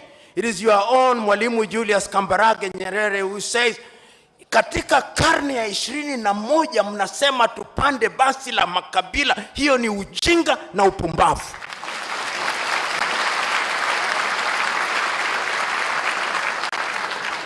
Then there is another country, because there is need for hygiene in African politics. And when one talks about hygiene, one wants to see improved agriculture.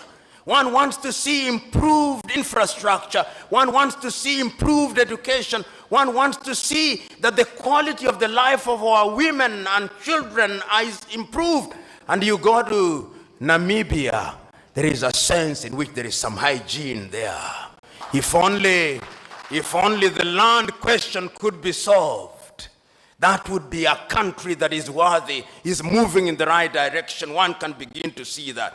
Then you move to Angola, that unfortunate land of Agostinho Neto, and you will remember Holden Roberto and Jonas Malheiro Savimbi. There is a sense in which that country was traumatized.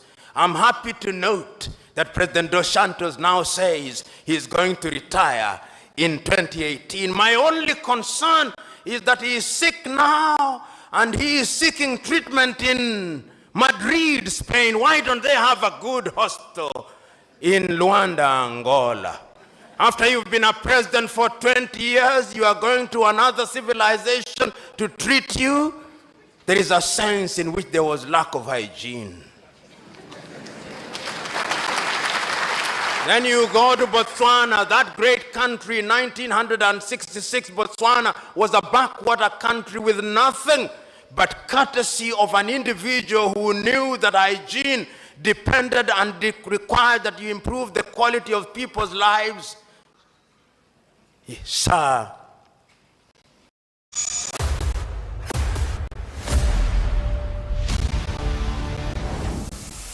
o mestre do Trail Placo provou que veio para ficar.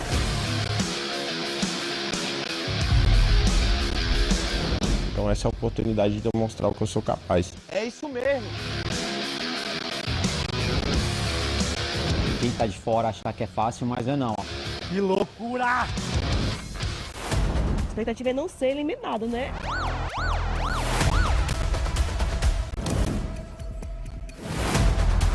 Se você tem medo, vai com medo mesmo.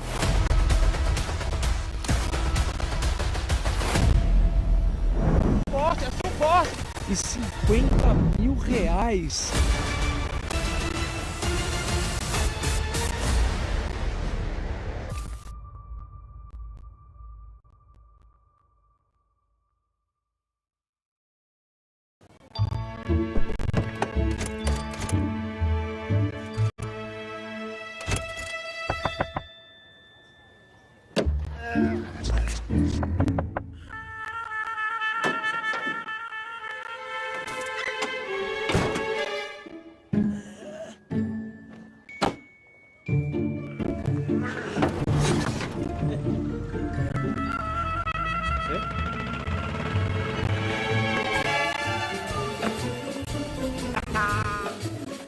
There's a kind of bank assurance intermediary that really allows you to relax because you know you'll be good. That's Coop Bank Assurance Intermediary for you. Get covered real good through Coop Bank Assurance Intermediary.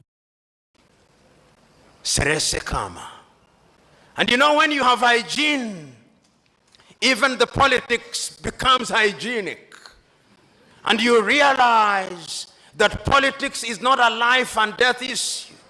That politics is a question of the competition of ideas.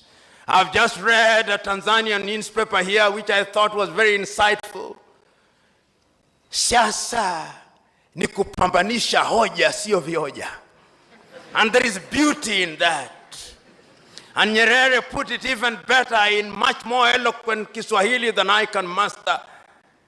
He said, kwanza tutambue ya kwamba ikulu ni mahali patakatifu.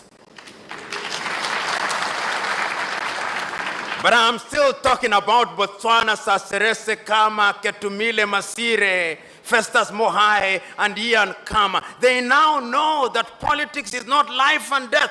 That is a country where there is hygiene. For those who are Afro-pessimists, who think that nothing is happening in Africa, something is happening.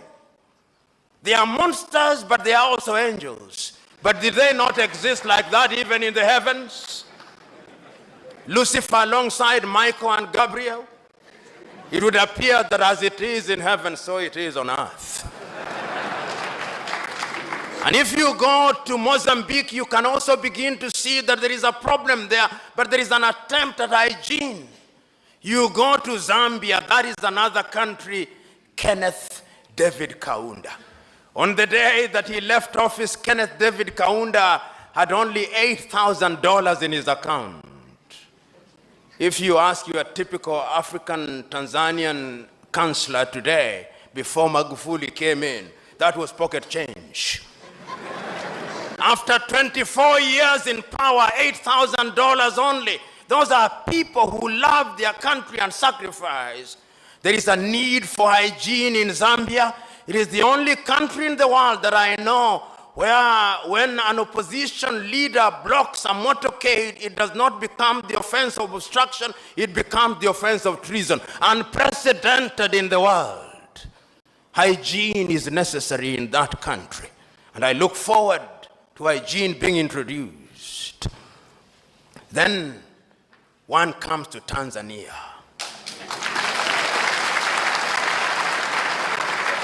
You know, Tanzania, when one talks about hygiene, one must start in the 1960s. One must remember the Arusha Declaration and the nobility of the intentions of Mwalimu Julius Kambarage Nyerere. And that is why many of you may not know, but at one time it was suggested that he be made a saint of the Catholic Church. And the reason was very simple. This was a man who had ideas. This was a man who had clarity of thought. This was a man who could see the future almost with the exactitude of a Jewish prophet. This was a man who had the humility, almost like the humility of the carpenter of Nazareth. This was a man who loved his country. He made mistakes, and when he made them, he realized and corrected them. That is his greatness. Is it not Saint Just who said that nobody can rule guiltlessly? This is a man who found 120 plus ethnic groups and welded them into one nation, so that Tanzanians speak with one voice. You know, if you look at Tanzania and you ask your typical Tanzanian, what was the ethnic extraction of President Kambarage Nyerere? They do not know and they do not care.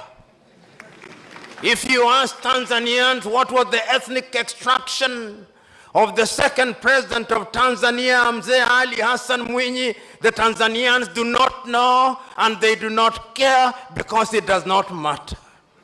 If you ask them what was the ethnic extraction of the third president of Tanzania, Benjamin William Mkapa, they do not know and it does not matter and they do not care.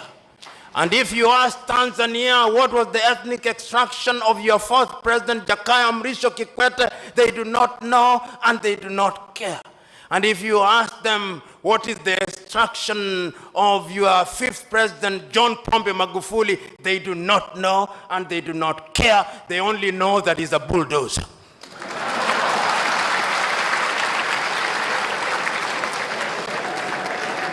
But you go to my country, Kenya, God save my country. God save my country. When you meet your typical Kenyan and you introduce yourself as John, they'll ask for the second name, not that they may know your full names, but that they may identify you with your ethnicity and pigeonhole you accordingly. And when you go into that country, which is a great country in prospect, but which is being destroyed by negative ethnicity, you ask them who the first president of Kenya was, they'll tell you it was Jomo Kenyatta and he was Kikuyu, and we care. We want our Kikuyu president. And if you ask them who was the second president, they'll tell you it was Daniel Arap Moi of the Kalenjin extraction, and we cared because it was our turn to eat. And if you ask them who was the third president, they'll tell you it is Uhuru Muigai Kenyatta, and he is a Kikuyu, and we want him to continue because we Kikuyus and we Kalenjin only feel safe when one of our own is in State House. And if you ask the opposition, and you ask the leaders from my own ethnic group, the Luo of Kenya, the Luo will tell you we have been marginalized for too long. The time has come that God must smile upon us, and our son must be the president. And if you ask the Luhya, they'll say the same thing. That is the tragedy of gigantic proportions. I'm submitting to us that the country called Kenya needs political hygiene. I'm submitting to us that the country called Kenya needs to come to Tanzania here on a benchmarking tour, and that the President of the Republic of Kenya and all our parliamentarians should sit at the State House and be lectured by John Pombe Magufuli on the finer points of governance.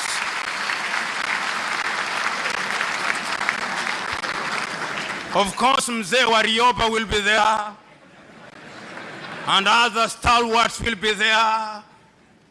Salim Ahmed Salim will be there. Great Tanzanians will be there. And Nyerere will remind us, katika karne ya 21 tupande basi ya makabila, ujinga na upumbavu, because it can destroy a nation. There is need for political hygiene in Kenya. Right now in Nigeria, the Igbos want to secede, and they are being warned by the Yorubas and the Northerners. There is need for political hygiene. But let me also say one of the things that relates to hygiene. Aside from negative ethnicity, there is another thing that has killed Africa and taken away political hygiene: corruption. You know, it would appear that we of the Negroid blood relate very poorly with this thing called money. Money is a useful facility that enables you to do things with ease. But if you allow money to control you and you begin to adore money and you acquire appetite for money, then you are in trouble. And I want to submit to us that Africa is the only continent in the world where upon appointment into political office or upon ascending to the political office is as if you have won a lottery ticket to sudden wealth. In Africa, when you are appointed a minister, even the newspapers will say if you are appointed to the Ministry of Finance, he's been appointed to the lucrative Ministry of Finance. If you are appointed to the Ministry of Agriculture or Mining, they say you've been appointed to the lucrative Ministry of Mining. But when you are appointed to the Minister of Culture, they say you've been appointed to the lean Ministry of Culture. In other words, there is a sense in which institutions in Africa appear to believe that he who gets into public office has a license to be a thief. And if you look at many African countries, many African leaders cannot account for their wealth. They have stripped their countries naked. You know, when I look at some of the great leaders of Africa, some who will not be remembered so very fondly by history, I regret. Robert Gabriel Mugabe of Zimbabwe. Nyinyi Waswahili mnasema wali wa kushiba huonekana kwenye sinia. In 1980s, when Mugabe took power, It was said of him that he had the largest number of degrees of any leader in the world, and he had degrees. It was said that he was a passionate revolutionary, and he was a passionate revolutionary. It was said that he had liberated Rhodesia, renamed Zimbabwe into a great country, and for the first 10 years he did a good job. Then something happened. Different commentators have different ways of saying. Some of them say that Sally died and he married Grace and it has never been the same again. I do not know. Some of them said that he became a prisoner of some of his comrades. I do not know. But the only thing that I know is that all the historical dividends he had accumulated have now been squandered. Why? They have been squandered because Robert Gabriel Mugabe now presides over a country where there is 90% unemployment. Robert Gabriel Mugabe now presides over a country which does not have a currency but has a central bank. This is unprecedented in the history of modern civilization. I'm submitting to us that corruption has been at the very heart of the destruction of Africa. That is why we do not have roads. That is why we do not have good hospitals. That is why we cannot feed ourselves in Kenya today. We and Ethiopia, we are importing maize from Mexico. In Liberia, they're importing chicken from Brazil. And in many countries, we cannot even feed ourselves. We do not make our own medicine. Medicine is made as generics in India. We do not even produce our own seeds to plant our fields. They are being made by Syngenta and Monsanto. We do not produce anything because of corruption. But there is a sense in which one can begin to see some hygiene. There is a sense when I arrived here in Dar es Salaam and I look at the newspapers and I see a white gentleman having flown into Tanzania in a private jet from the company called Acacia, goes into State House in Dar es Salaam and literally almost saying, mea culpa, mea culpa, mea maxima culpa. Nimekosa sana, nimekosa sana, nimekosa sana. And President John Pombe Magufuli, as if he was a Catholic father, saying, nimekusikia mwanangu, nimekusikia mwanangu.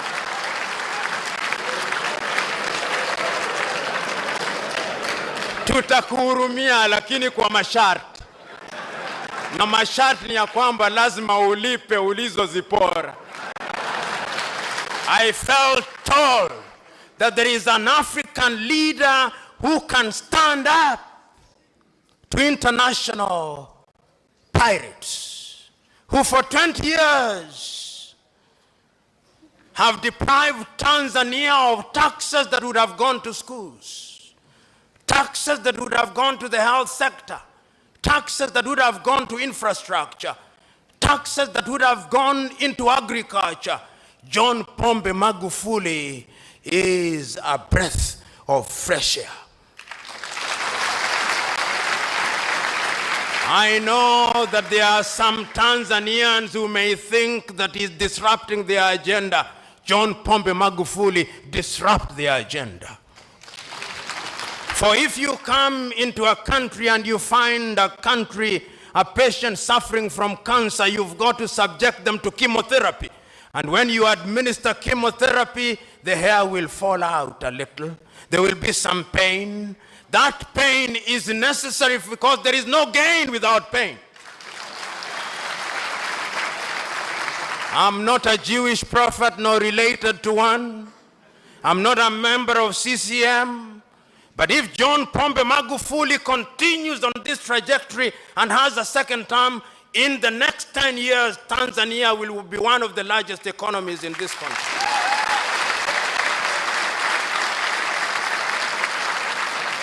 God save John Pombe Magufuli.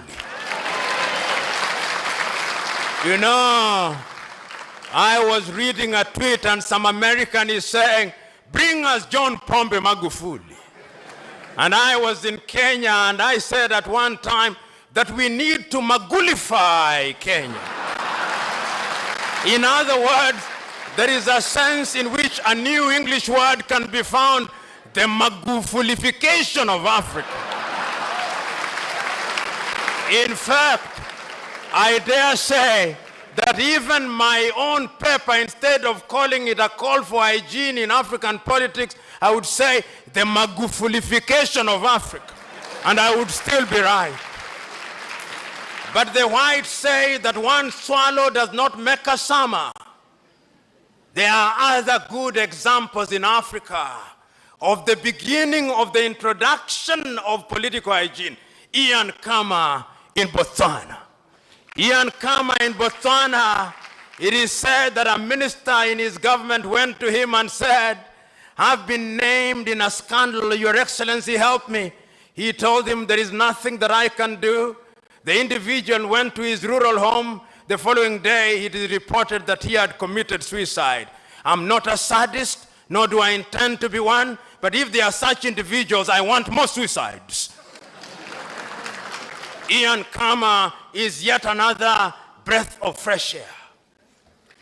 Paul Kagame of Rwanda, 1994, the United Nations turned away the Rwandese within 100 days. Anything between 800,000 and 1 million Tutsis and moderate Hutus were killed even in churches.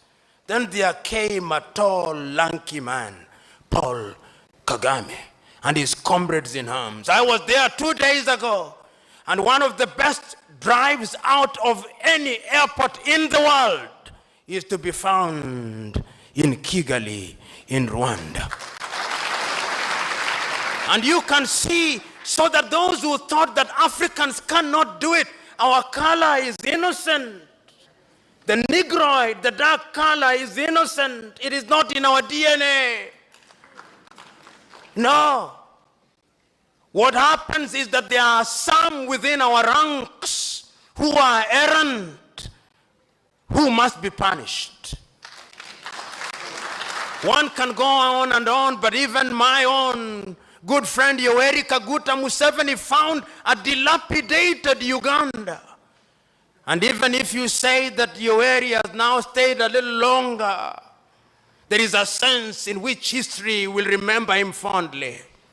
One can go on, but one must also remember that lunch must be served. And if one remembers that lunch must be served, one must also remember that there is the law of diminishing returns. And one must also remember that one must now grow to their conclusion, even as they are talking about a call for political hygiene. So I'm submitting to us this morning that Africa can be great and Africa must be great. But Africa will only be great if we Africans do that which is good and right. The great Indian nationalist, Chakravarti Rajagopalachari, said that when politics stumbles, the country pays. So the first thing that we must do is to introduce hygiene in our politics. And now that I'm in Tanzania, the first thing that we must do is to Magulify our politics. I know that there is a Kiswahili saying, mgema kisifiwa tembo litia maji, and I'm conscious that one of the names of President Magufuli is Pombe, but I have no doubt that President Magufuli will remain on the right course. As you say here in Tanzania, atabaki kwenye njia kuu hata chepua. I'm suggesting to us that we introduce hygiene in our politics. Which means, and Mzee Wariaba will remember when we were talking about the Constitution, Africans must begin looking at their Constitution, and they must be constitutions which address the African environment.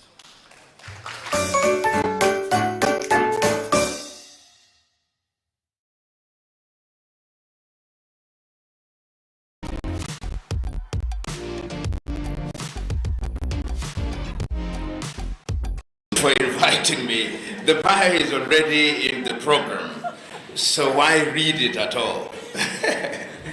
And the fact that you have invited me must suggest that I qualify to address you. So let me say how glad I am to be present with you this morning. I've put together notes which will be availed to you, which speak in detail to the subject that you invited me to speak about. So what I'll do during this engagement is not to give you a typical keynote, but simply to, in an eclectic fashion, speak to some of the key issues that I think are relevant to an engagement such as this, and sensitive to the fact that your overall theme is about climate change. It is important to note what the world has been doing about climate change for a long time now. And those of you who are involved in the area of survey will remember that the world started worrying about the climate as early as 1972. And you will only have to read the agreement on the environment in Stockholm in 1972. After Stockholm, there have been a series of iconic meetings which have also spoken to the question of climate. You remember Rio 1992. You will remember Kyoto in 1997, which of course came into force in the year 2005. You'll remember Paris in 2015, 2016. And of course, you'll also remember the series of the Conference on Parties of the UN Framework Contract on, or rather Framework Convention on Climate Change, the last of which was held, I believe, early this year in Sharm el-Sheikh in Egypt, and the 28th, which will be held in the United Arab Emirates in the month of November 2023. Within the African continent, we have also seen those developments. If you look at Africa Agenda 2063, which came into being in the year 2013, you will see that there is, in fact, an Africa framework on climate change and resilience strategy, which covers the year 2022 and will be in force up to the year 2032. And within the international arena, of course, we are aware of the Sustainable Development Goal number 13, which speaks to climate change. So that the whole question of climate is one that has been with us. I was listening to the Secretary General of the United Nations just a few days ago, and he was talking about the boiling world, that the world has now reached a boiling point. And you only have to see the temperatures which are very extreme.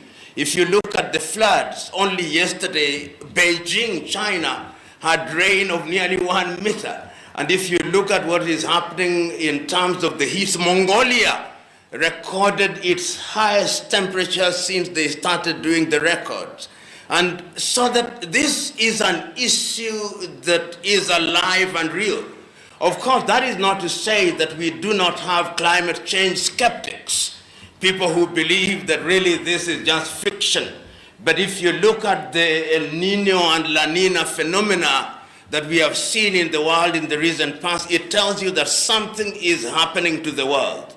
And it is in that context, therefore, that we must talk about a resilient leadership.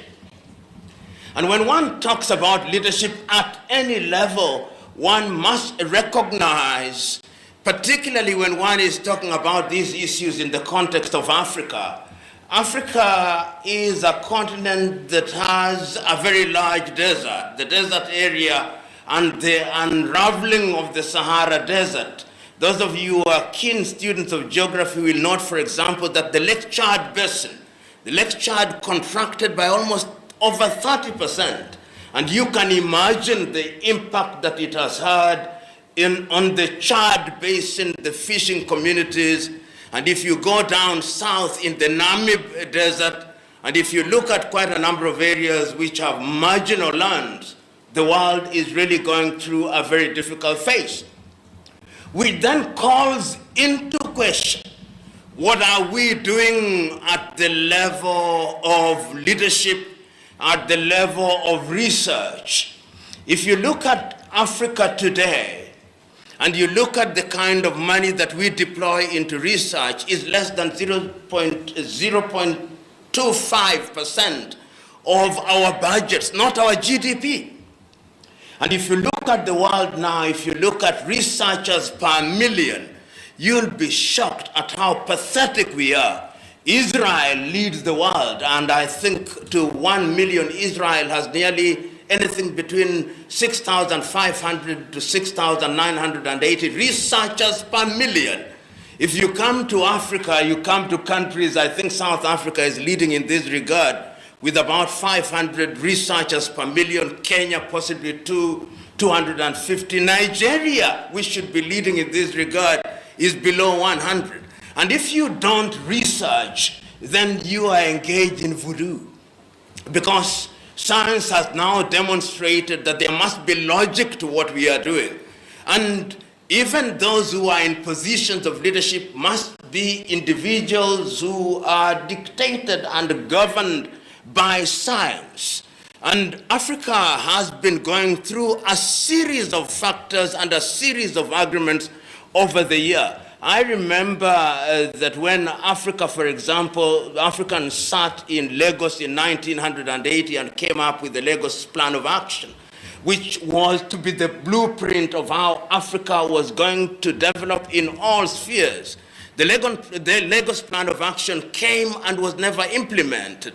And if you look at many of the promises that we have made to ourselves, the question that then arises is, why have we not fulfilled those promises that we have made to ourselves? And I'll just run through quite a number of them in order to situate them in the context of what leadership is all about.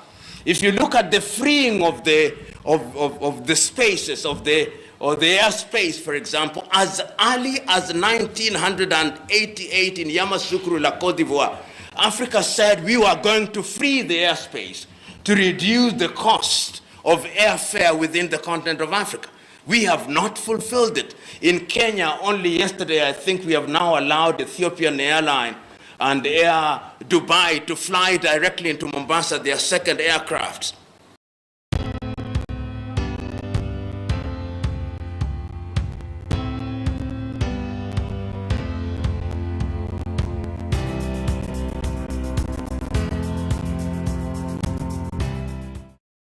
But Kenya Airways, of course, objects because it is competition.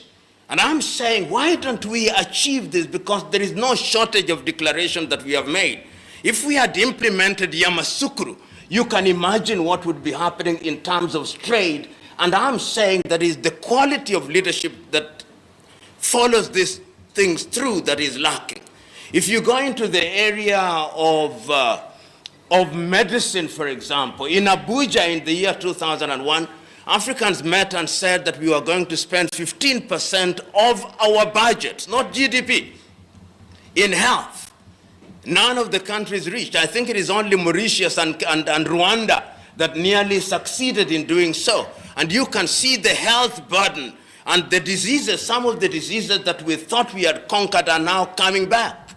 And if you go into the area of agriculture, we have not dealt with agriculture. I think that is the Malabo Convention on Agriculture. You go on the question of involvement of women into the affairs of the government, the Maputo Declaration. You go into the much more recent Malabo Declaration on Unconstitutional Changes of Government 2022, and you can see how governments are changing unconstitutionally in the western part of Africa. Why do I say this? I say this because we are talking about resilient leadership. And you are leaders in your own right. When you come into the arena of survey, I was asking the CEO when I was coming here, what percentage of Kenyan land is properly surveyed? Leave alone those things that you are using chains to survey. Properly surveyed. And I dare say, and she said, that is not more than 30%.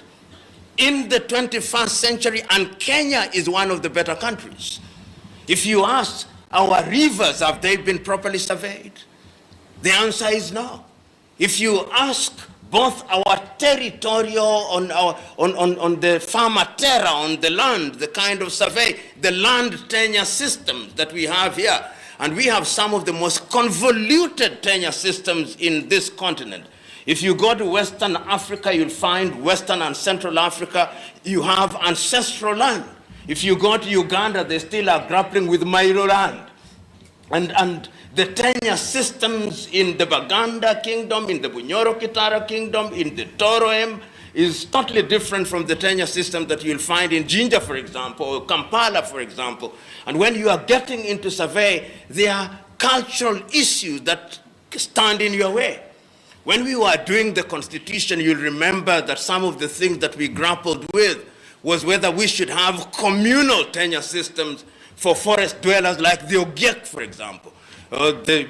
My good friend here talked about the Kaya, the traditional issues. How do you deal with them?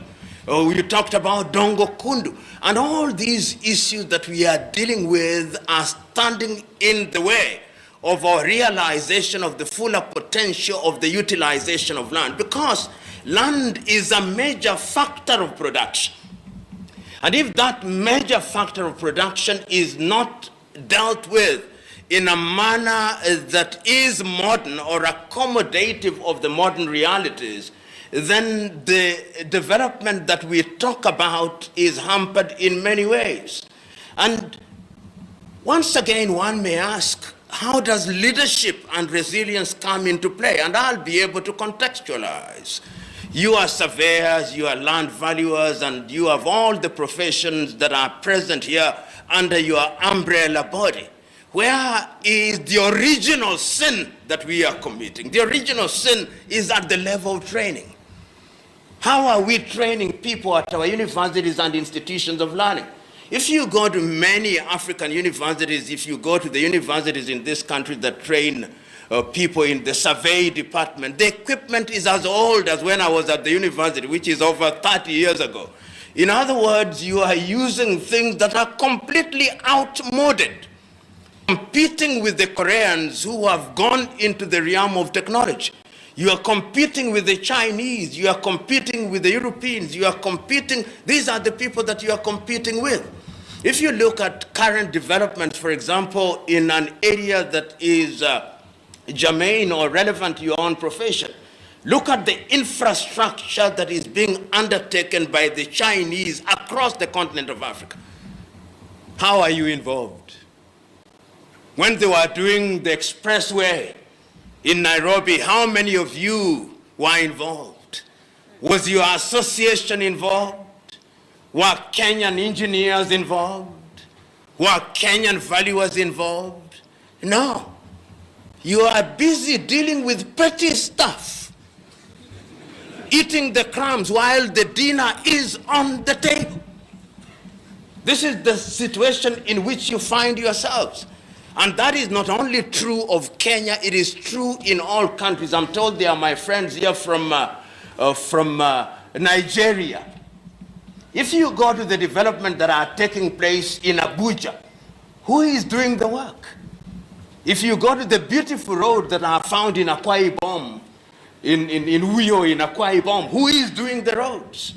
If you go to the roads that are being done in Lagos, if you go to the railway that is being done in between Addis and Djibouti, if you go to the road that is being done between Hargeisa and Barbara, who is doing them? If you go to the developments taking place in Juba or the development taking place in Kinshasa or in Botswana, who is doing them? It is not you African professionals. What you African professionals and we African professionals are doing, we are engaged in little surveys in rural Kenya or rural Africa, planting beacons. This is what we are doing. In other words, we are not playing in the big league. And if we are not playing in the big league, what it means is that we are not controlling our development. Today, if I ask you surveyors, particularly this institution, who should know? the location of the fiber optic that runs subterraneanly in the Indian Ocean? You do not know. You have no idea. If I were to ask those who are here in Mombasa, where the cables in respect of all these things are running, you do not know. In other words, we are not in control. And if you are not in control, you cannot determine the agenda. Today, and my good friend, the lecturer there, will be talking about artificial intelligence.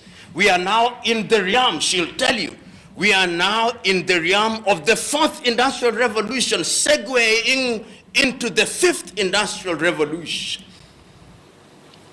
Those of you who are training now as surveyors and land valuers, we are going to have equipment which will take care of the work that 100 of you are doing.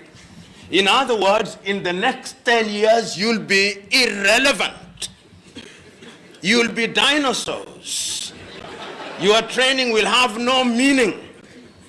And the question is, how do you make sure that you remain relevant? Because we are going to bring in equipment here which we do not make. You know, sometimes when I hear computer scientists in Africa saying, I'm a computer guru, I say, which guru? Which guru are you? Because whose computer are you using? Says I'm an expert on the internet. Whose internet? I'm an expert on cloud computing. Whose cloud? You are not in control. You can be switched off like this until the day that we are in charge. Somebody says, I have a Twitter account, I have a WhatsApp account, which is encrypted from end to... Who has encrypted it? That you have so much faith in it. I'm on Instagram. I'm on YouTube.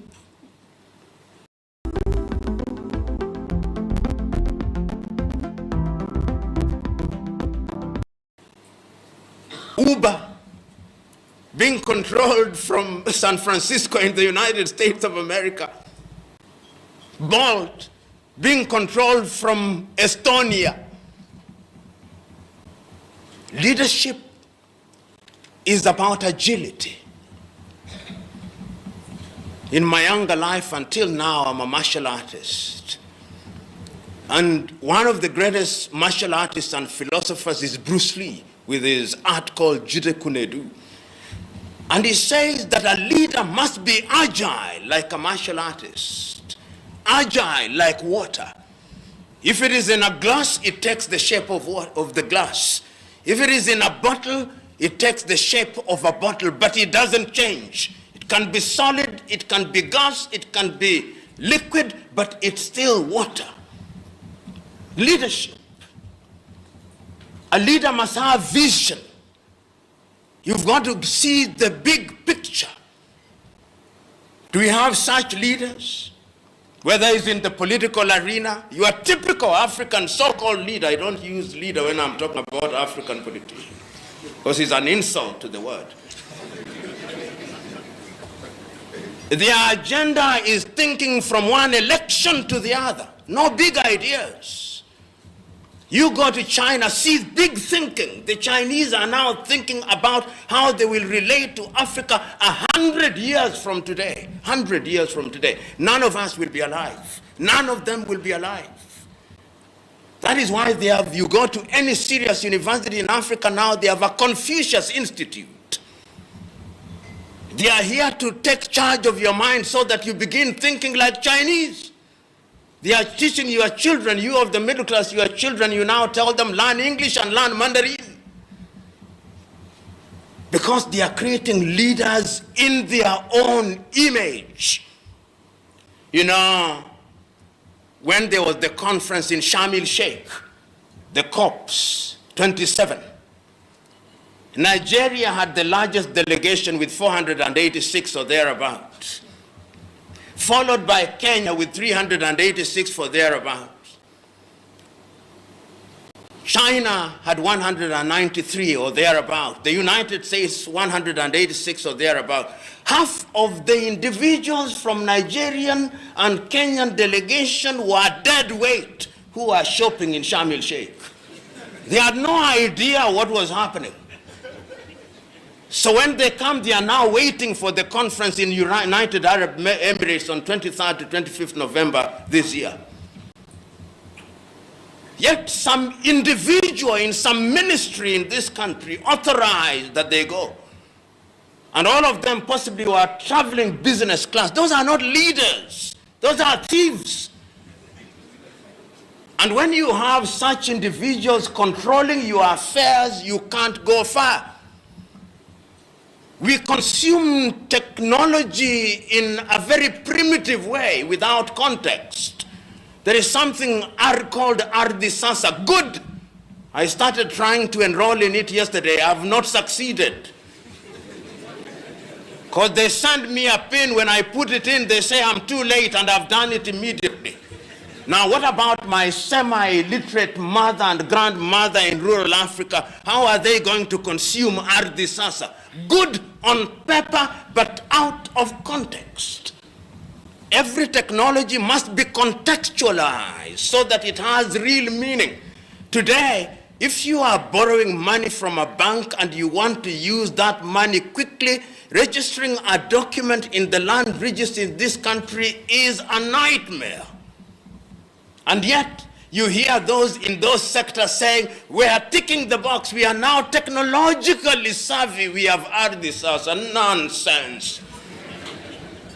If it doesn't work, it is complete nonsense. We should not be in the business of ticking boxes and feeling good. If you go to countries where these things are done, you can do it in the comfort of your sitting room. Let us consume technology in a manner that is within context. And you who are surveying, land is a very emotive issue. You know,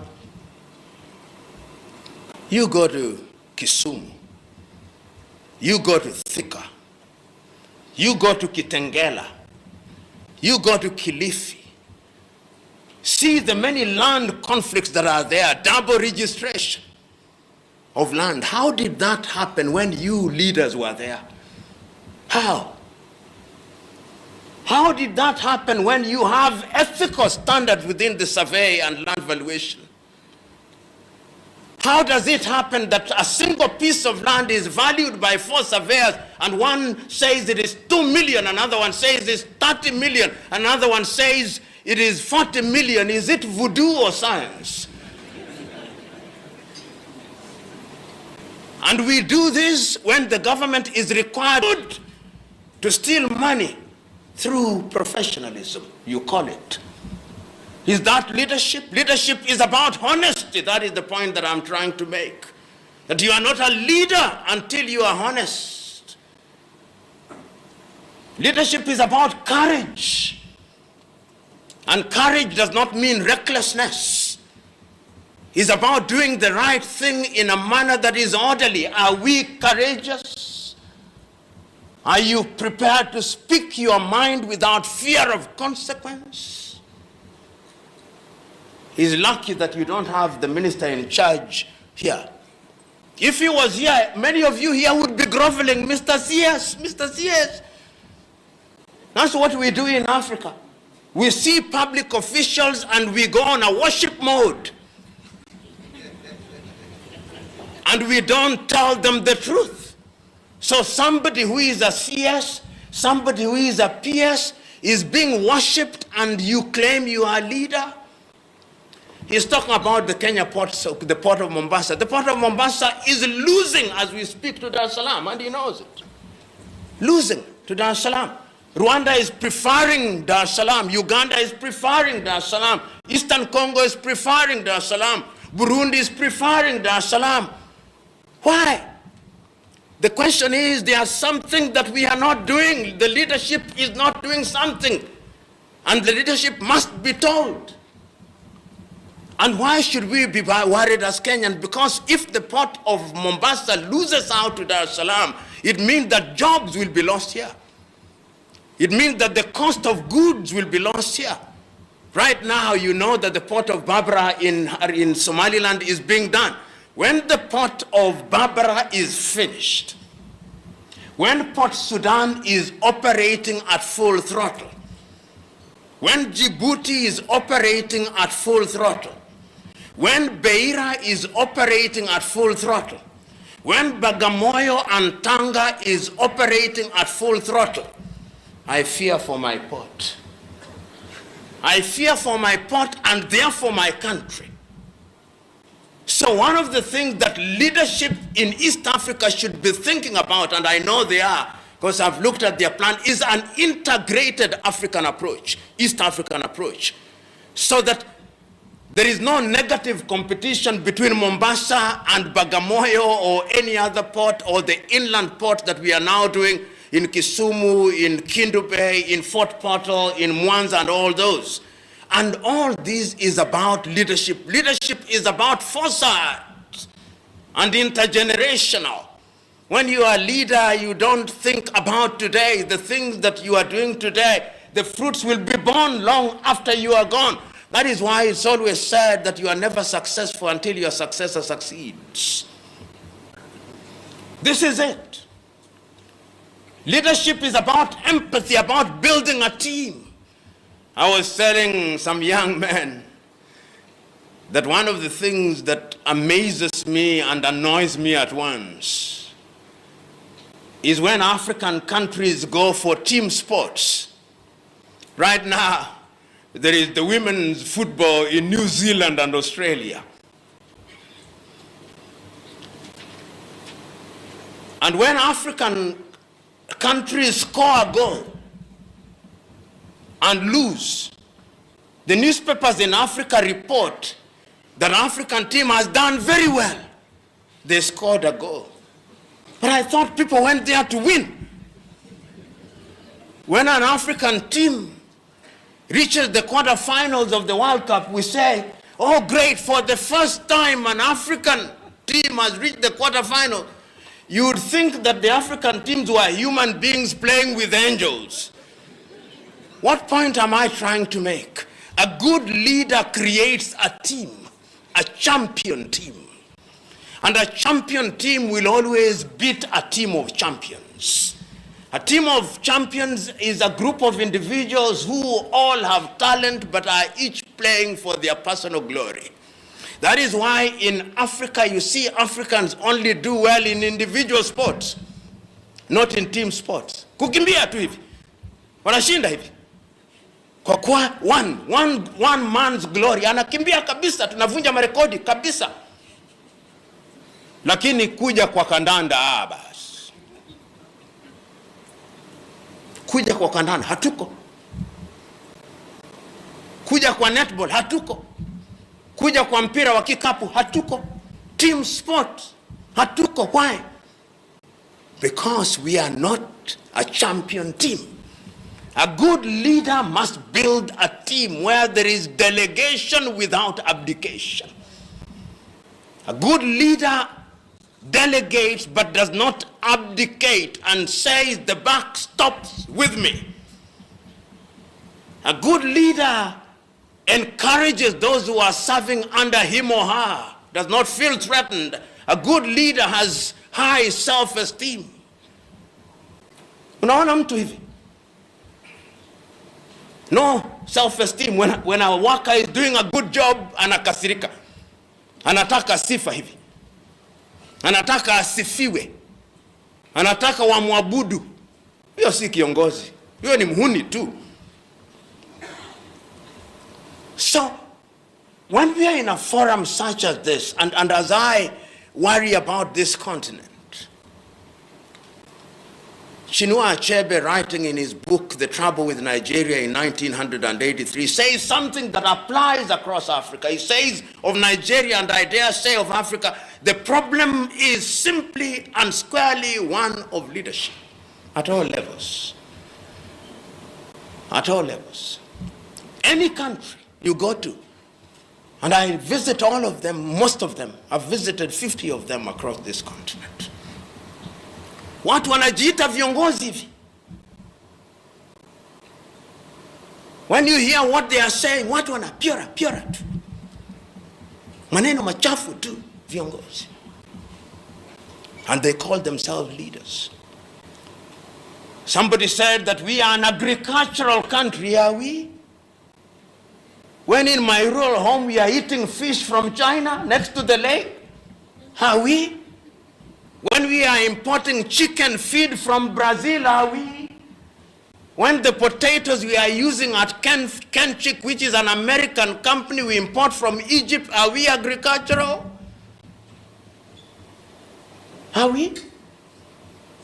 When we have no maize, we are importing maize from Brazil and the United States of America of the last 7 harvests, which is meant for cows. Are we agricultural? When we are still depending on rain-fed agriculture and we are waiting for little Israel to come and teach us how to irrigate, are we an agricultural country? Complete since 1963 with a Ministry of Agriculture? Leadership. Do we have leadership in health? When our leaders are sick, they are going to South Africa or Dubai or India. And we have been producing doctors since 1970. Are we? What is the problem?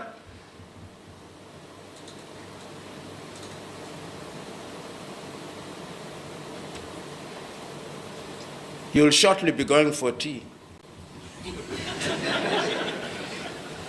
I want you to look at the items that you are consuming there. 50% of them are not from Kenya. Even the paper you are writing on is made in China. Leadership. Uongozi ndilo tatizo katika kila mahali. Kama una uongozi basi hakuna popote unapoenda. Ndio tatizo kubwa la Afrika. Na sisi ambao tunajiita wataalam. Sisi si wataalam. Sisi ni wataalam uchwara tu. Sisi ni wataalam uchwara tu. If you look at our curriculum that we are using to teach, whether it's in law, whether it's in engineering, whether it's in survey, as I said a little earlier, students in Korea would go to a museum to look at those things. What then is, what must we do? How must we train our young leaders? The saying is that if you did not know when the rain started beating you, you will not know when it stopped beating you. We know where it started beating us. As professionals, as a university student, I remember in those younger days in 1981, the class that was admitted to join the School of Engineering, and they were surveyors, there were only 23 of them. And most of them were actually sponsored by companies. The linkage between industry and the university was intimate. Today, there is no intimacy between industry and universities. Students of electrical engineering were sponsored by Kenya Power and Lighting. I remember the apprentice system, whether in law or in agriculture. I'm being told now, no students want to be enrolled in agriculture. Sometimes you have an agriculture graduate who, if you brought a goat and a sheep, he would not know the difference between them because he has never gone to the farm. So where do we start? We start with the policy level, policy at the education level, because policy formulation is what gives birth to law. And when you have law, implementation. There is something that President Paul Kagame does in Rwanda, which I love. Every other time he brings all his senior officers and he tells them, tell us what you are going to do. And after a while, he brings them back, tell us what you did, publicly. And if you doubt me, you go to Kigali, Rwanda, see. I went in Kigali before the genocide and after the genocide. You see what has happened. Leadership that is focused, that makes demand. Leadership by example. We talked about time here through the chair as I conclude. I've had opportunity to serve in 3 major public institutions. And I don't tell people to come to work at 8. No, I'm in the office at 6. When you are in the office at 6 and the official reporting time is 8, people will come at 7. Because they say, sasa amekuja mkubwa ashakuja asubuhi saa 12, sasa mimi nimechelewa hivi. You are telling people to come at 8 and you are coming at 10. And then you leave after 2 hours. Then you tell them to come. Leadership must be by example. By example. I love what the President of the Republic of Kenya did and said yesterday. He said, wewe ni mtu wa aina gani huyu? Umeandikwa na fedha za umma, waziri, mkuu wa idara, umekuja, umechelewa. Umechelewa ukifanya nini wewe? The only thing that the president didn't do, which I wish he did, was to sack the individuals immediately. Waende nyumbani huko wakakae wakachelewe huko. Perhaps it's good to forgive them on day one. But you can see that is how you inject discipline into the arena. And the beauty is that I'm talking to you who are leaders in your own right. And each one of you has your own style. But the style of personal example, nothing is greater than that. A leader must be respectful. And I conclude with that. Lazima uheshimu watu. Lazima uheshimu watu ambao unawaandika. Ukipata mtu ambaye, you know, there is a film that I want you to watch. It's called Gandhi. It's by Sir Richard Attenborough. It dramatizes the life of Mahatma Gandhi. It's the story I tell you, then I sit down. And the scene is at the ashram. And on that particular day, the wife of the Mahatma has been scheduled to clean the toilets. And she does not. And the Mahatma comes back and asks, why are the toilets not cleaned? Says, but I was scheduled to clean them, I'm your wife. And the Mahatma says, all the more reason. He almost becomes violent. And then the wife says, Kastuba, there's a book written about her called Kastuba, says, Babuji, I'll clean the toilets. And the Mahatma tells her, you either clean the toilet with joy or not at all. When he was then interviewed by Margaret Bockright of Life, he said, when all is said and done, perhaps the most important person is the toilet cleaner. Have you ever imagined that? You go to the toilet and you expect a clean toilet. All of us, even when we are here, do you ever think of a person who made it clean? We are going to consume tea here. You expect clean cups. Do you ever imagine who cleaned the cups? Respect to the smallest. He who is greatest amongst you must be your servant. In Africa, leadership is about mbwembwe na vingora. Viongozi wakija, mbwembwe na vingora. If a Kenyan cabinet minister was to enter here, you see a bunch of individuals, wide-chested, twice my size, coming and pushing everybody. Unauliza tatizo gani? We have invited the fellow, we are not just about to harm him.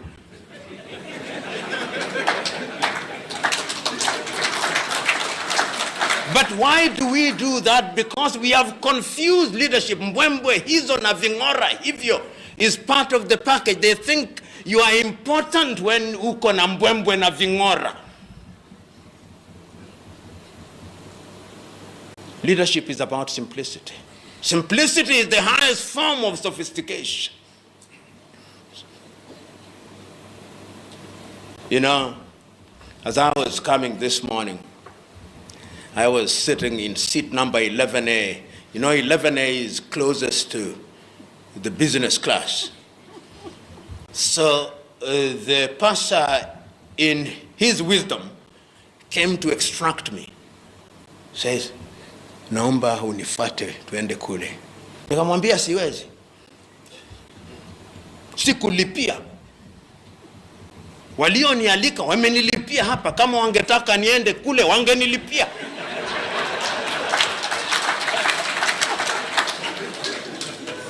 Sasa tofauti ya kwamba watanipa taulo moto huko na kikombe wakinipa chai, huko wanatupa vijikaratasi tu kama vitu vya vitoto huko kwa economy.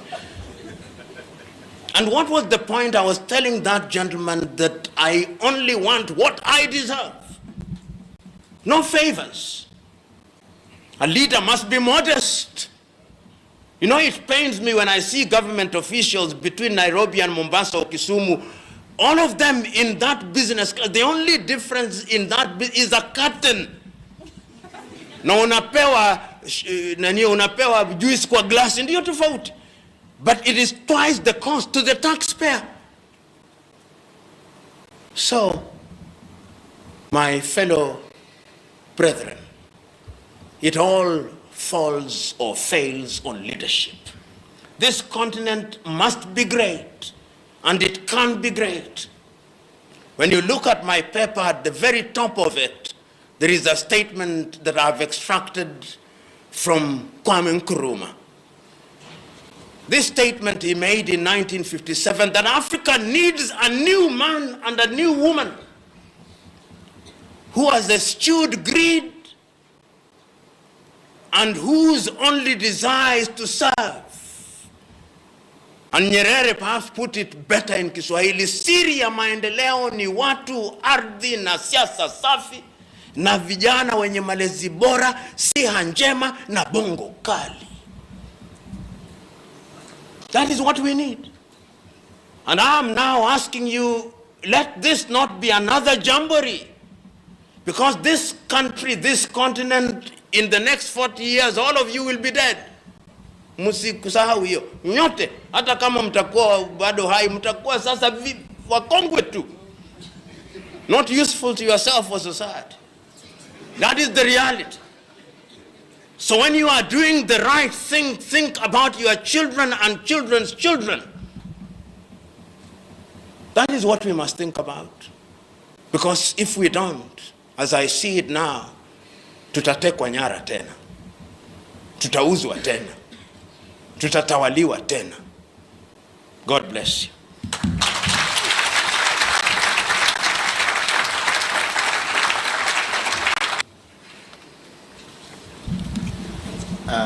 Thank you very much.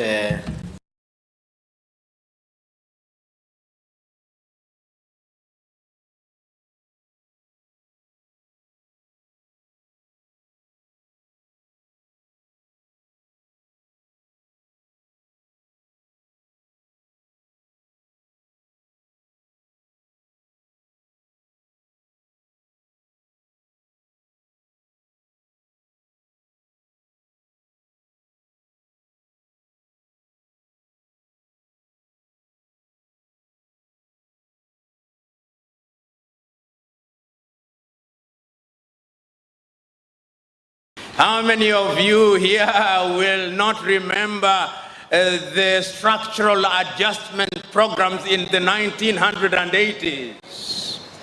How many of you here will not remember the Millennium Development Goals? There were 8 when they came about. Now they have been renamed. Now they are Sustainable Development Goals, and there are 34 of them. How many of you here will not remember Africa Growth Opportunity Act? The House, the Parliament of the United States of America, sitting at the Capitol Hill in the United States of America, saying we open the space for African countries. And what are they opening space for? Textile.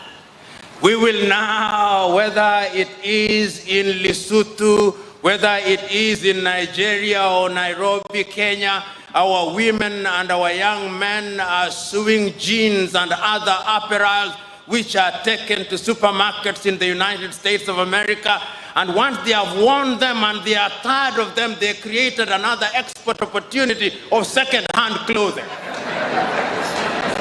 And second-hand clothing, that is why the textile industries in Kaduna in Nigeria died. That is why textile companies in Kenya, whether it was whether it was Rivertex, whether it was Kikomi, whether it was Mountex, they all died because Europe was now telling us what we have consumed and rejected, you Africans must now consume. And when recently the Rwandese and the Ugandans said that we were going to stop the importation of second-hand clothing, they threatened us with sanctions. Africa is meant to treat us new, that which Europe and America has rejected. That is the Africa that you want me to talk about. So when we talk about this continent of Africa, there have been no shortage of attempts to help her and for her to help herself. I remember on the 6th day of March, 1997, in Accra, Ghana, the former president of Tanzania, Mwalimu Julius Kambarage Nyerere, speaking under the theme, the unity of Africa, said, among other things, that we have not come here to remind ourselves how important unity is. We know that African unity is significant. And he said, if Africa is to be a great continent and if Africa is to realize our potential, Africans must de-emphasize their Tanzanian-ness. Africans must de-emphasize their Ghanaian-ness. And they must emphasize their Africanness. And he went on to say, I'm not naive in appreciating that we have long been in our little corners, but I'm telling us that out there in the world, they only know us as Africans. And he reminded the audience that there are times when he has gone to Europe and his own colleagues in the leadership in certain parts of the world will ask him what is happening in Senegal, while he himself is the president of Tanzania. So that is the Africa that we are talking about. So there have been many initiatives to make Africa great. How many of us will forget the new initiative for African development under NEPAD, signed in the year 2001 in Lusaka, Zambia, when Africans took the view once again that in order to grow, we must work together. There have been no shortage of initiatives to bring Africa together. And I remember in the very early days, in the 1960s and in the 1970s, the grand project as conceived by Kwame Nkrumah, having failed to take off as it was designed to take off, many African countries took the view that the only way in which we could ultimately have the grand African agenda was to come up with regional development. So we came up with the East African Community, and indeed, I can remember so very vividly, because even in Africa, there were days when Africa worked in the early days. In the early days, many African countries were recording economic growth of anything between 6 and 7%. In the early days after independence, there were areas where Africa was growing in education. In the health, the indices had improved so that infant mortality and maternal mortality indices were positive. We could see that in agriculture, Africa was beginning to feed herself. Africa was adding value to her things. I remember in Nairobi, in public schools, young school children would receive textbooks and exercise books. I remember that classes had libraries. I remember that in those early days, the public transport systems worked. I remember in those days that our agricultural products were receiving the kind of prices that they ought to receive in the world market. I remember in those early days in countries such as Zambia, the kwacha was strong because the copper was being paid for rightly. I remember in those early days in countries such as this one where cocoa, and in the neighboring Cote d'Ivoire when cocoa was being transported and you are receiving the right price. I remember in those early days, diamond from Wadui in Shinyanga and diamond from Botswana and in Namibia were receiving the right price. There was a time in those early days when Africa was indeed moving in some direction.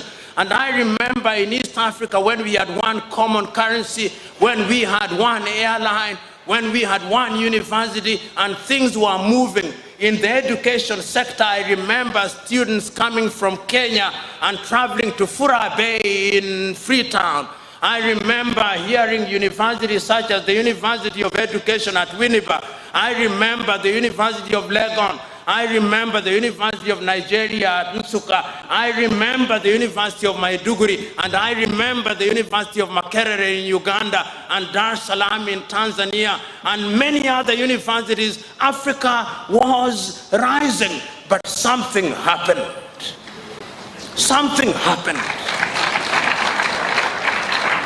Something happened.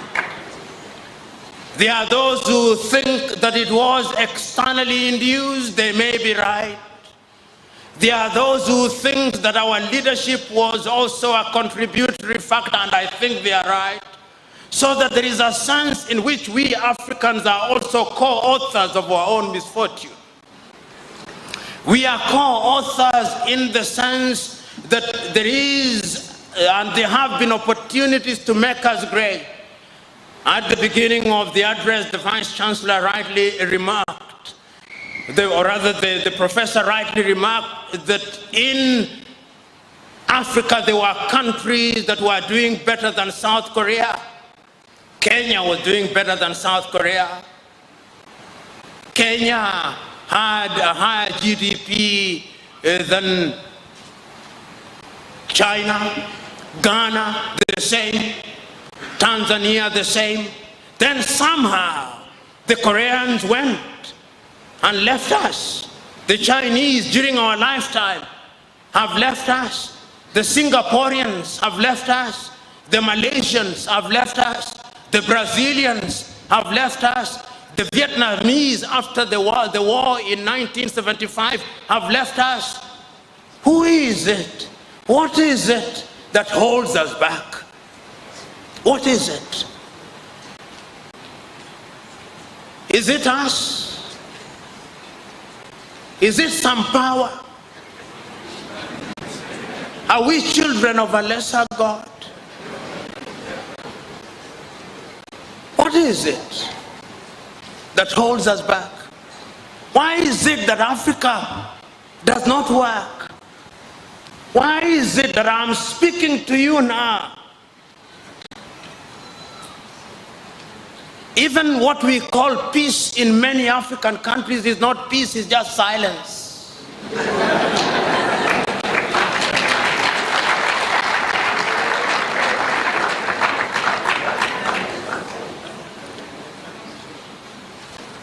I've lamented for too long. Now I want to talk about what it is that we can do. But before I do that, let us look at our continent, at this continent called Africa.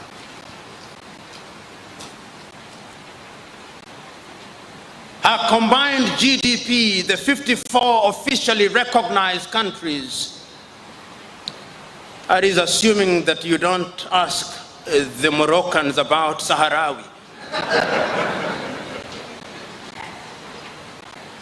Our GDP last year combined, the 54 of us, combined, all of us, 1.4 billion of us, our goods and services put together is no more than 2 trillion United States dollars, and I'm being generous about this. And to give you a perspective, the state of California in the United States of America, with a population of slightly under 39 million, has a GDP last year of 3 trillion United States dollars. To give you a perspective, and my good friend, the Honorable Minister from Burundi is here, their GDP last year was no more than 2.3 billion United States dollars. That is exactly the same amount that the state of New York in New York collects in one day. In one day. That is the continent that we are talking about, my mother Africa. How are we going to make her work? I want you to look at her. Look at her in the Gambia. What does she produce? groundnuts. That is assuming that the Chinese will not come up with plastic groundnuts soon.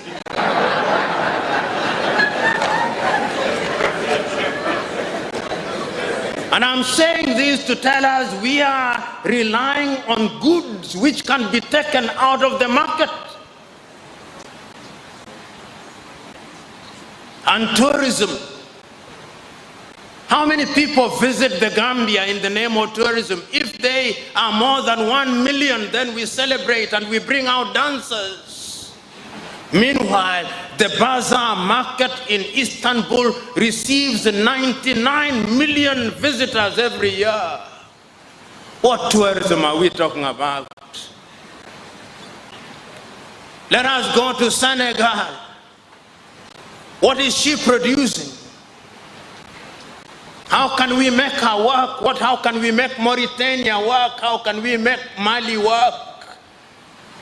How can we make Chad work when almost 70% of it has dried out in the last few decades?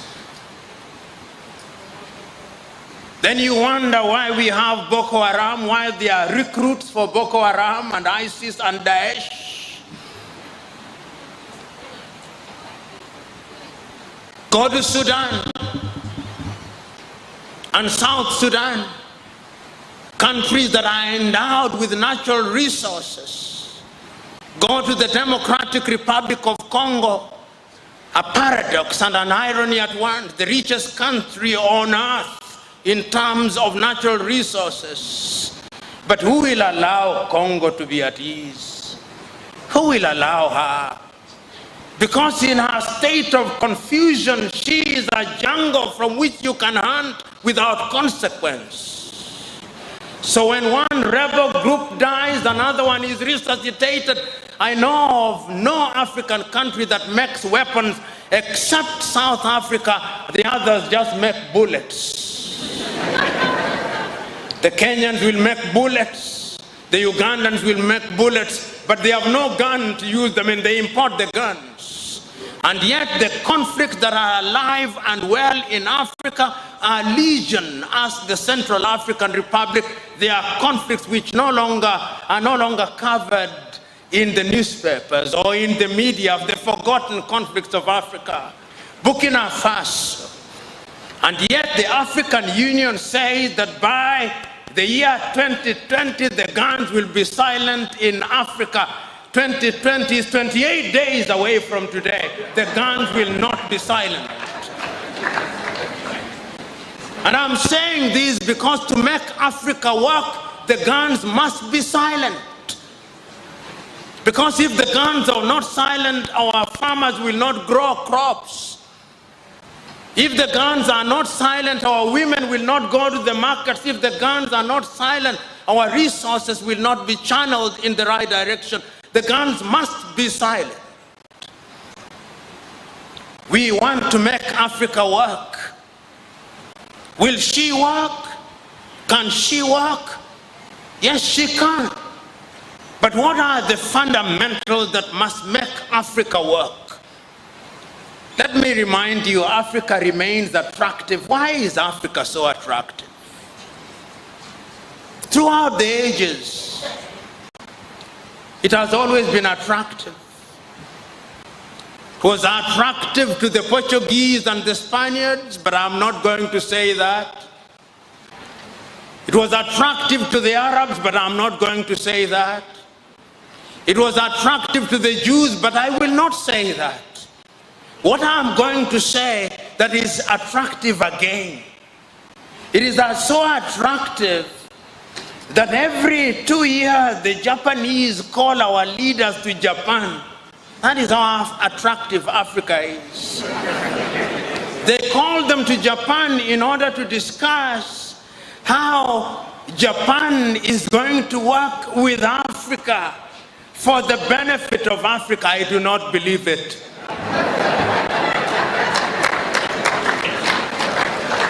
It must be for the benefit of Japan.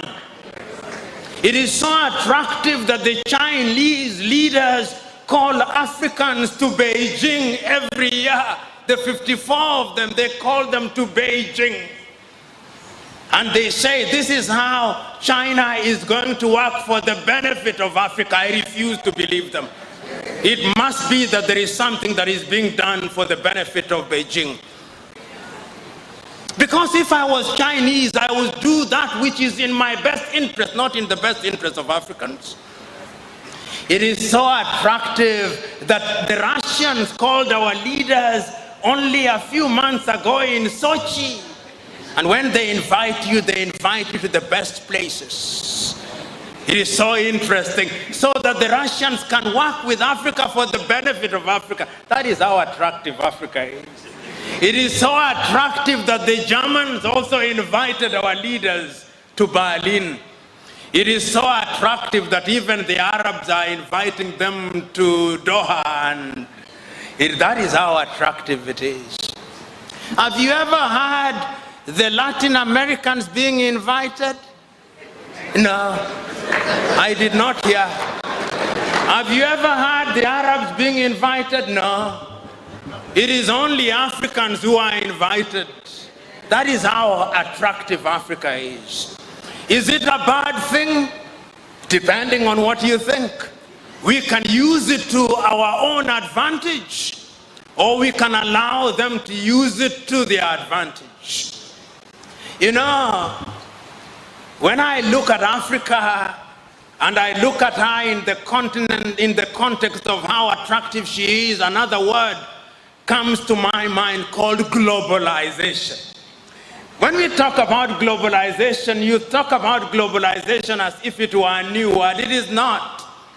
Africans were once globalized as a commodity in the slave market. We were sold everywhere in the world. That was globalization. That was globalization. Then we were globalized again through colonization. Then we were globalized again through neo-colonization. Now we are being globalized in the context of opening our markets.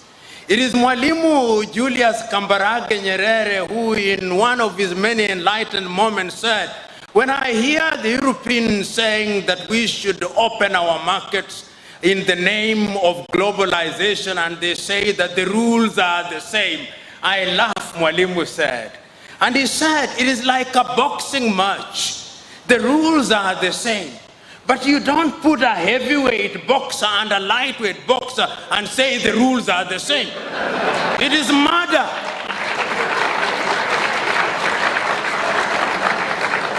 Allow me to be melodramatic. You imagine the United States of America with a GDP of anything between 14 trillion and 15 trillion is now entering into a bilateral arrangement with Lesotho, whose GDP is 2 billion. And you say the rules are the same. It is a joke. It is murder. Because the revenue that is generated by the city of Los Angeles alone in one day is more than the GDP of Lesotho. So we are being told to open our markets, and when we opened our market, you saw what happened? Our textile industries died. The large textile industry that we knew about in Kaduna, in Nigeria, died. Our cotton industries died. Our sugarcane industries died. Our waters, even water nowadays, water.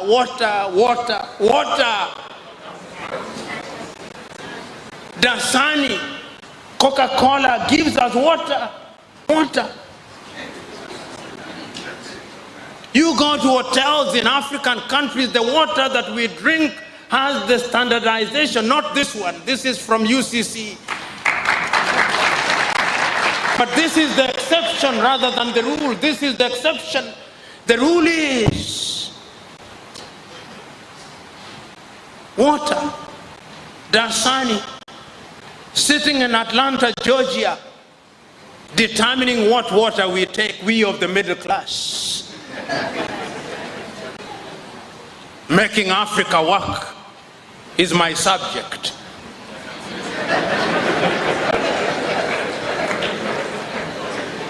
What will it take? It will take our combined effort. But there must be an enlightenment of a totally different character. You know, when I think about Africa, and I think about her often, and I ask myself, Mother Africa,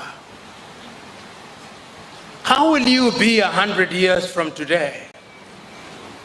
And I remember the great Sudanese poet, Alpha Ituri, writing about Africa. He says, oh, Mother Africa, how are you? Will you be great? You, Mother Africa, where your rebels have gained power and rebuilt, and they have destroyed what they rebuilt. Mother Africa, will you be great? You, Mother Africa, Faituri asks, you, the home of great rivers, will your sons ever fish in your rivers? Faituri asks, you, Mother Africa, whose belly is laden with all things known as natural resources, will you ever give meaning to them? Faituri asks, oh, Mother Africa, are you waiting for Godot? Mother Africa, I believe that Africa can be made great again. But remember, I said that Africa took the view that she could grow regionally. That is where I went on a tangent. Now I come back. So the East African community was there, South African development community was there. We had COMESA, we had IGAD, we have ECOWAS, we had Central African Organization, we had the Maghreb, we had the Sahelians. All these attempts have been made, and somehow Africa is still punching below her weight. Let us look at the different sectors so that we are better able to appreciate what Africa can be. And I believe that Africa can be great. I believe that Africa is capable of looking at our agriculture, because if a people cannot feed themselves, they cannot be at the dinner table of civilization. Today, Africa cannot feed herself. Here in Ghana, they love rice. They produce a little and import most. Here in Ghana, they love ketchup, but I suspect they import some. Here in Ghana, they love chicken. They produce some, but I suspect they import some. In Nigeria, I suspect they love meat, and I suspect they import some. They love rice. Here in Ghana, I know they produce cocoa and they love chocolate, but the chocolate they make, they don't like very much. They import chocolate from Switzerland. So until the day that we begin to like what we produce, so that we add value, I look forward to the day when the greatest chocolate making factories will be here in Ghana, and the next will be in Togo, and the next in Cote d'Ivoire. It can be done. Which calls into question, what are our universities of agriculture doing? Are they involved? Are they included in the agenda of making Africa great? And I'm saying that history has demonstrated that when people decide to work in agriculture, they can actually do something about it. I remember so very vividly in your own Malawi, when President Mbingu wa Mutharika took power, he took the view that he could improve agriculture in Malawi. He took the view that he could produce enough maize. He took the view that Malawians could do it, and you will agree with me, they did it. It was done in Malawi. Why can it not be done now? I remember so very vividly, those of you who are from Burkina Faso, In 1983, when Thomas Sankara took power, he took the view that the Burkinabe could feed themselves, and within 5 years, Burkina Faso could feed herself. It can be done.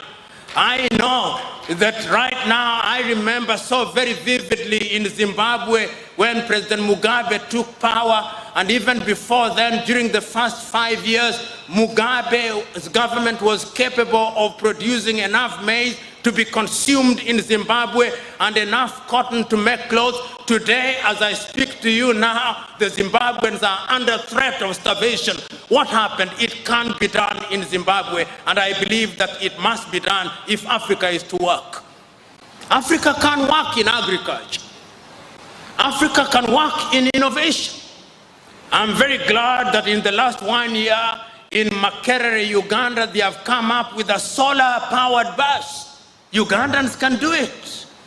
I'm very glad that in Nigeria, only last week they unveiled a car that is made out of hydrocarbons. Nigerians can do it. I'm glad that in Morocco now they have the largest solar plant in the world. It can be done. I'm glad that in my own Kenya they now have one of the largest wind farms which generates power. It can be done. I'm glad that during the president of Akufo-Addo, Ghanaians have now abandoned one of the words they used to have in their vocabulary called "dumso." I'm glad. In other words, if you look very keenly, there are things that can be done. And I'm suggesting to us that in order to do these things, we must ask ourselves how it can be achieved. As I draw to the conclusion of my intervention, I now want to talk of the new threats. How can we make? A lot of writing has been done in the recent past about Africa. There are certain things that Africa must do, and there are certain things that Africa must not do. The belief that we can borrow money from multilateral institutions and become rich is misguided. Zambia's Dambisa Moyo in a book, Dead Aid, tells us it cannot be done. That is the route not to take. The belief that we will follow a model that is conceived on our behalf by European universities is misguided. I want you to read the book written by a Korean called Ha Jun Chang, The Bad Samaritans, in which he argues that each country must find a model that suits our own circumstances. It can be done. I want also to remember a book which all of you must have read, written by my own Kenyan friend, Dr. Kalestas Juma, The New Harvest, in which he says that Africans must invent and innovate.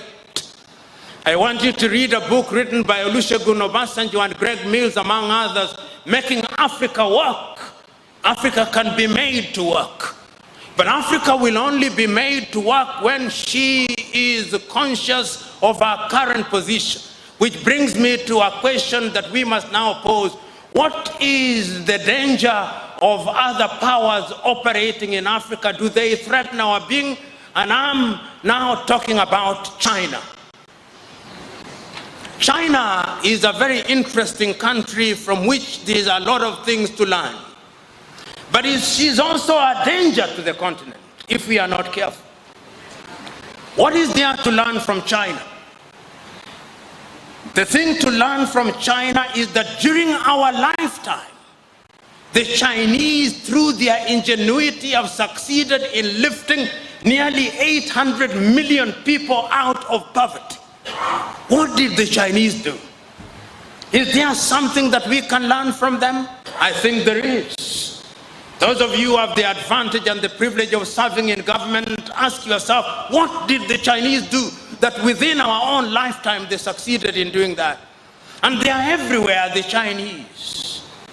They know what they want. I think the first thing that you must do, you must know what you want. You know, last year I was sitting and watching a Chinese news channel, and if you want to understand what others who are potentially your friends and enemies are doing, you must listen to their news.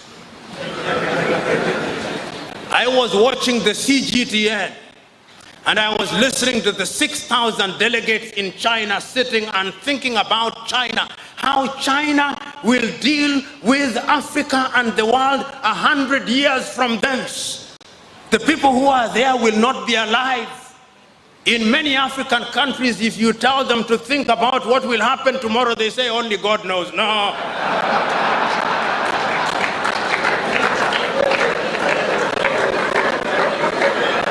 I hold the view that when you are planning, you plan as if you will never die. And if you are prayerful, you pray as if you'll die the next minute.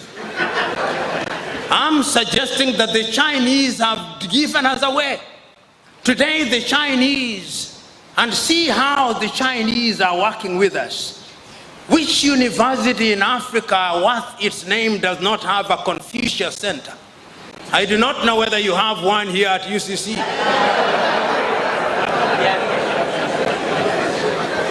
Why do the Chinese have a Confucius Center? Because the mind is the standard of the man. Once you influence the mind, you can sit pretty because you can predict what the mind will do. How many of you who are the middle class today, in addition to asking your children to read French and German, are now asking and encouraging their children, go ye and learn Mandarin? How many of you? Confucius Center to work on your mind. On our mind. And then, how many countries in Africa don't you find a stadium built by Chinese? And if it is not a stadium, it is your state house. And if it is not the state house, it's the African headquarters. And if it is not the African headquarters, it's infrastructure, is the road or the railway. And if it is not the railway, it is 4 lorries. And if it is not those, in the next 10 years, out of every 10 phones used by you will be Chinese. If it is not Techno, it is Infinix. If it is not Infinix, it's Huawei. No African country produces a phone, none. It's only Rwanda that is beginning to assemble some. There is something to admire about the Chinese. But if we want to benefit from the Chinese, we must be strong. We must be weak. We must not be weak. We must negotiate continentally. The Koreans are also small but strong. But if we are not careful, and I'm saying this, if we are not careful, in the next 25 years, all of us will be speaking Mandarin. If we are not careful. If we are not careful. Because the Chinese here are not here for charity. The Chinese are here to do business. And in the world of business, it is a cruel world where throats are literally cut. I'm reading a small book written by a young Chinese girl called Arin Yuan Sun, The Next Factory of the World. And the young Chinese girl is saying exactly what I'm saying. He says that Africa can benefit from China. Africa can be the next factory of the world. But it's not just going to happen. Something must be done about it. Which is what brings me to the last segment of my conversation, Africa Agenda 2063. I remember on that day in Addis Ababa, Ethiopia, Nkosazana and Lamini Zuma, the then chairman of the Organization of the African Union, writing and reading an imaginary letter to Osagyefo Kwame Nkrumah. I will not remember the words exactly, but I'll remember it in substance. And in substance, he was saying, by the year 2063, we Africans, having recognized that we may have lost the last 50 years of our independence, will not lose the next 50 years of our independence. I'm adding a few things in order to make it relevant. But she was saying, in effect, the Osagyefo, in the year 2063, Africa will be different. There'll be an electric rail running from Addis Ababa in Ethiopia to Dakar in Senegal. In the year 2063, Africa will be feeding herself, and the bread basket of Africa will be Zimbabwe in Southern Africa and the Democratic Republic of Congo. Africa will be making her own furniture, and we will do so in a sustainable manner, with the equatorial forests of Congo being the source of our products. I will remember in those years to come, what you now see as the Sahara Desert will have been greened. Africa will be covered in forests. The Democratic Republic of Congo will become the equivalent of the Silicon Valley. There will be rare earth. Africa will use phones made by Africans. Africa will refine their own oil. Africa will use our own copper. Africa will have excess electricity. Africa will have the Inga Dam in the Democratic Republic of Congo. Africa will have built the Grand Renaissance Dam. And indeed, at that time, Sudan will not quarrel with Ethiopia, and Egypt will not quarrel with Ethiopia. They will be using these resources well. Africa will not be importing fish, tilapia from China. The fish will be produced in Lake Victoria, Lake Tanganyika, Lake Tana, and all these other places. That was the reason of Africa Agenda 2063. It was a dream. But is it not true that we must all dream? We must dream. The only thing that we must do once we have dreamt, we must wake up. The problem is sometimes we dream and we don't wake up. We must wake up and now begin to implement. Do I think that Africa woke up? I think Africa woke up. And that is how I understand the Africa Continental Free Trade Area. The Africa Continental Free Trade Area is a demonstration that beyond dreaming in a very amorphous manner, we now want to give form and character to our dream by operationalization, so that we begin to bring down the tariff and non-tariff barriers, so that we are able to ensure that Africa will do things that will make Africa great. Intra-African trade will be 80%. And that is why it gladdens my heart that Accra, Ghana was chosen to be the secretariat of the ACTF. I look forward to the day when the protocols are now being made, that we shall begin to take advantage of innovation. You remember Africa lost out in the first industrial revolution. Africa lost out in the second industrial revolution. Africa has started gaining a little from the third industrial revolution. We are now in the fourth industrial revolution, where we are talking about artificial intelligence, we are talking about robotics, we are talking about the Internet of Things. We are saying that Africa must now find her pride of place in those areas, so that Africa can be great in agriculture, Africa can be great in education, Africa can be great in value addition, Africa can be great in utilizing our fossil fuels, so that young Africans will not cross the Mediterranean Sea. When I look at Africa, I think that she can be made to work. But the last thing that we must do is to ensure that we introduce hygiene in our politics. Because it all begins and ends with leadership. History has demonstrated, not once, not twice, but times without number, that when you have men and women who are good leaders and they know what they want, they can catapult their countries within a short time into the higher orbits of development. We must now begin to ask ourselves, how do we govern ourselves? How do we create a political environment where all these things can happen? I'm suggesting to us, without being arrogant, and speaking hopefully with the humility that will not sharpen the anger of leaders in this forum, but will open their eyes. When you are in a position of honor and privilege, remember that your duty is to serve.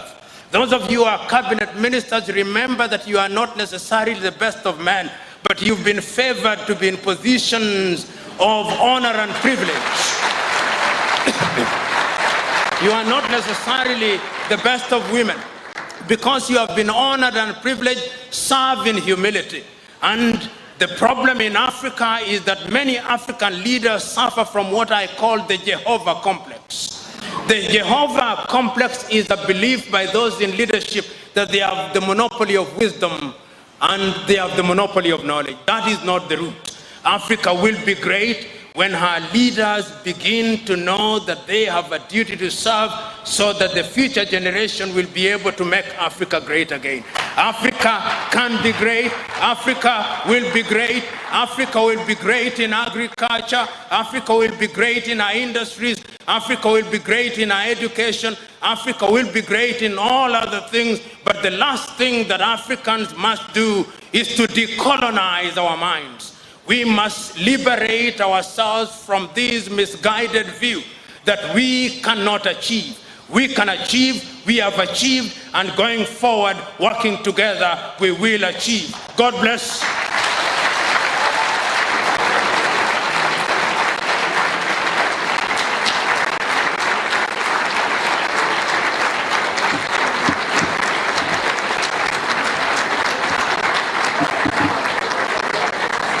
Ladies and gentlemen, thank you very much. My advice to all is that we must appreciate everybody so that nobody is left behind in the scheme of things. And I said yesterday that there are 3 T's that should guide us. And one is thankfulness, to appreciate the work everybody does. The farmers, we have to appreciate them. Cleaners, people who are removing our fecal matter, people who are sweeping the streets, people who are providing health service, everybody is important. And we must acknowledge this and thank them. The second is truthfulness. We must have a sense of integrity. It's very important. Without that, we can't make any progress. Africa must have a sense of integrity so that we speak the truth and do truthful things so that we can be trusted. And the last one is teamwork, and it's based on unity. We all have to unite and work together. And I will end by saying that if we don't work together and we behave like Kwekwa Nancy, then we have a problem. Anansi was carrying all the wisdom in his head on his stomach, and as he was climbing the tree, his son in Tukuma saw him and said, "Father, why are you carrying the thing on your stomach to climb a tree?" And he remembered that he has forgotten some of the wisdom on the planet. So he decided to come down, and the pot got broken. And that is why we all have some of these wisdom. My prayer is that this continent will grow, will be strong, and work hard with discipline, integrity. And this continent will be great and greater again. Thank you very much for your attention. I must tell you that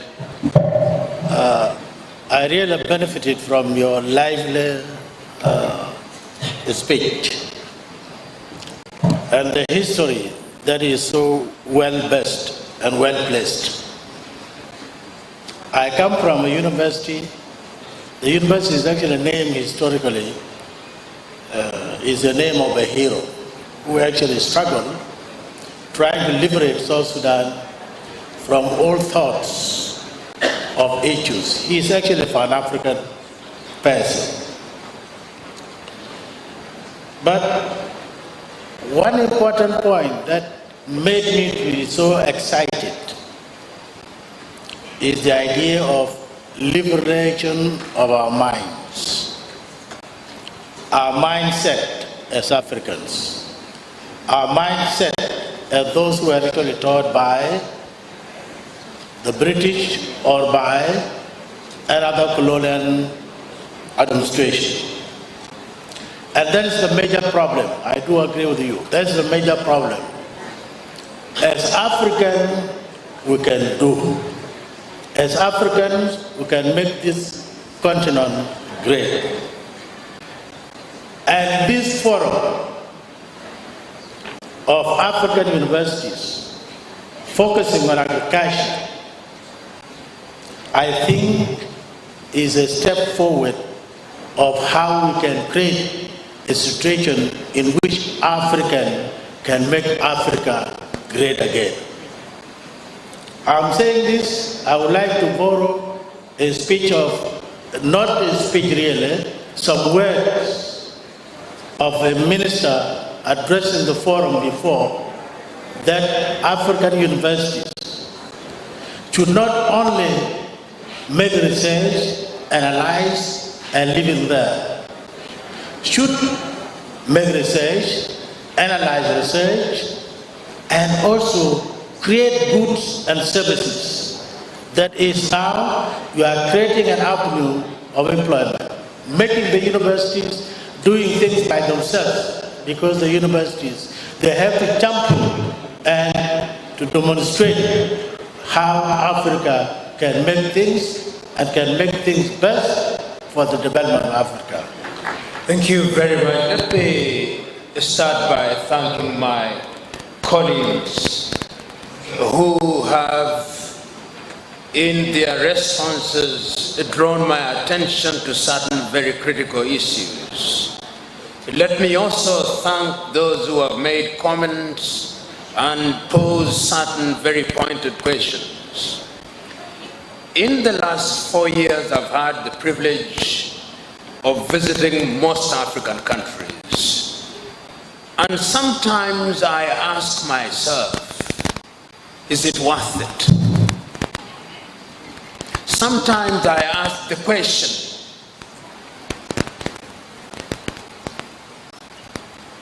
is my voice and others like mine voices in the wilderness? But then I'm energized, particularly by the young Africans that I meet across the continent. Whether it is in Monrovia, in Liberia, or Freetown in Sierra Leone, or in Kampala, Uganda, or in Windhoek in Namibia, and you get the feeling that they want to do it. In my younger days, I used to be a little impatient, taking the view that everything must happen in my lifetime. I no longer think like that. I now hold the view that you can only play your role. And once you've played your role, the others will play their role. And perhaps it is our children and children's children who will realize and see the fruits of this dream. I see some of our Chinese friends here, and I want to talk to you very positively. Today, when we talk about China, and when the Chinese talk about China and the opening of China, they remember a man called Deng Xiaoping. I'm sure if Deng Xiaoping were to wake up today, he would be shocked at what has happened in China. I want us to think long term so that the things we do must not happen just in our lifetime. And if you hold that view, you will not be disappointed. If you think that everything must happen now, then you will be disappointed. I do not think that we ought to be disappointed. I also agree with you when you say that these things we say here, are we preaching to the converted? Are we saying anything new? I suspect not. The things that we are saying here and now, some better minds have actually thought about them. There is a book I was reading by a South African who has written a book, Why Africa is Poor and What They Can Do About It, Greg Mills. And he has thought about it and has major prescriptions. And when you talk about my good friend who talked about the gender question, sometimes we don't talk about it as directly as you would want us to. But we are conscious, 52% of the African population are women. Last night when we were driving from Accra to Cape Coast, it was not lost on me that 90% of the street vendors were women and young girls, working at 9, up to 9 in the night. It is not that Africans don't work hard. They work hard at 9 and then they will be awake. The only thing is that we don't work smart. So I have no doubt in my mind that going forward, what we are doing here must have and make meaning to people in rural Africa. And there is something to learn also from India. India went into cottage industries. And one of the things that I was reading in the book that I've referred to as the next factory of the world, look at the area of pharmaceuticals. Today we have trials of vaccines of Ebola in the Democratic Republic of Congo and vaccines of HIV/AIDS, which are being tried by pharmaceutical companies from the United States of America and Germany. And I was reading that China has over 6,675 pharmaceutical factories. Germany, with a population of 81 million, has 920 pharmaceutical companies. Nigeria, with a population of 250 plus, has only 8 pharmaceutical companies. If you look at the area of electricity generation, Iran generates 70,000 megawatts of electricity. That is more than the entire sub-Saharan Africa, excluding South Africa. We cannot industrialize, I agree with you, without research and development. But many universities find themselves in a very sorry situation. The Honorable the Vice Chancellor and the Vice Chancellors here will remember in Lagos in 1980, it was decided that every African company would dedicate 1% of their annual budget to research and development. Today, which African country does that? Perhaps only South Africa does that. The rest of the public universities in many African countries can barely pay statutory deduction for staff salaries. I'm saying that universities must also find a way, easier said than done, I am aware, easier said than done, of having a connection between the universities and things happening in the villages. Before we came here, we passed through the exhibition center. And I saw the exhibits from the University of Gulu in Uganda. The honey that is being produced, the groundnuts that are being produced. I went to another university also from Uganda where the students are coming up with certain rudimentary equipment. Professor Mabel Imbuga was the Vice Chancellor of Jomo Kenyatta University of Agriculture and Technology in my own country in Kenya. I went to their university at one time, they were producing juice and other things. But how do we upscale that so that we can have the numbers? And many other universities. The other thing that I think is very important going forward is that we must ask ourselves, today, Europe and America are in the arena of making hybrid cars, electricity cars. For some reason, it is at this time when Europe and America are discovering this thing that every other African country is discovering oil. One may think rather late in the day. Uganda will start production in 2023. Kenya will start proper production in the year 2023. I think we have natural gas. What are we going to do in order to make sure that fossil fuel remains relevant in this scheme of things? Because we may be holding the short hand of the stick. If you look at many Arab countries, you see the Saudi Arabia, you see the Kuwaitis, you see the Qataris, the Bahrainians, the Brunei. They are beginning to divest out of oil. What are we going to do? Are we going to be told by Total and Shell and ELF that all these gas stations must now have chargers instead of petroleum? These are things that I think we must look at going forward. And the young man who posed the question, what do we do with our politics? You know, governance is very critical. And there is some ideas are invading my mind lately. And they are very dangerous ideas. I even fear them myself, these ideas that I have. Because I have examined Africa since 1992. And what I've discovered is that we are running something called democracy. That democracy is defined to us by the West.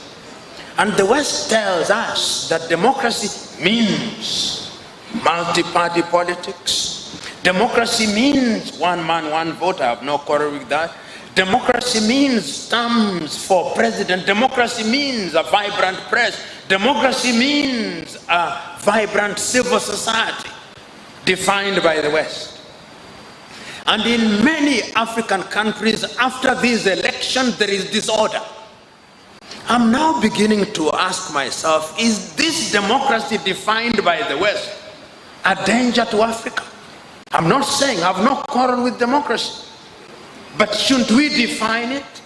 Shouldn't we define our own governance systems that deal with our realities? I have no answer, but shouldn't we?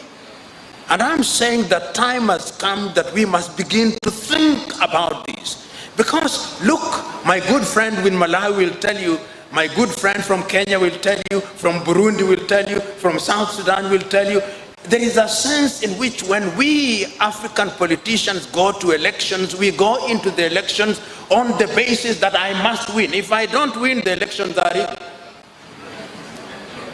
I'll not accept the elections. So how do we deal with that? Because I think if we don't have sound governance system, all the beautiful things that we are doing will be undermined by the chaos and the mayhem that comes about every so often. And I'm saying that there is wisdom in beginning to think about. This is why I understand the Chinese have been very slow in embracing this thing. They are opening the space very slowly, very slowly, very slowly. They are picking up people into the middle class. People have a stake so that when they vote sensibly. Perhaps there is something to learn about that going forward. The last question that has been asked and which I want to respond to, when I walk across Africa, do I see good things? I see. I see good things. Others may not agree with me, and I don't expect them to agree with me all the time. But I can pick a few countries. I can pick Rwanda. People have a problem sometimes with Rwanda, but why do I pick Rwanda? In 1994, the obituary of Rwanda was written. They said that this, in fact, it was a fulfillment of some prediction that these people can't govern themselves in my lifetime. I've gone to Rwanda and I've seen what they have done in the healthcare system. I've seen what they have done with infrastructure. I've seen what they are doing in agriculture. I've seen how they are dealing with the question of women in governance. I've seen how they are dealing with rural poverty through the production of goods and services. And I'm convinced that if they continue on that trajectory for the next 50 years, we'll be talking about another Singapore. I have gone to Ethiopia in the recent past, and I've seen Ethiopia, and I've seen that Ethiopia is doing certain things well. Look at the Ethiopians did have their problems during the Derg regime. Ethiopian airline is the only profit-making airline in Africa. No other airline makes profit. They have succeeded in running their airline in a profitable way. And I saw when the new prime minister came, he came and there was a conflict between Ethiopia and Eritrea, and very quickly they resolve. My only problem with the Nobel Prize for anything, I think that the Eritrean president should also have been named as a co-winner of the Nobel Prize, because it takes two to tango.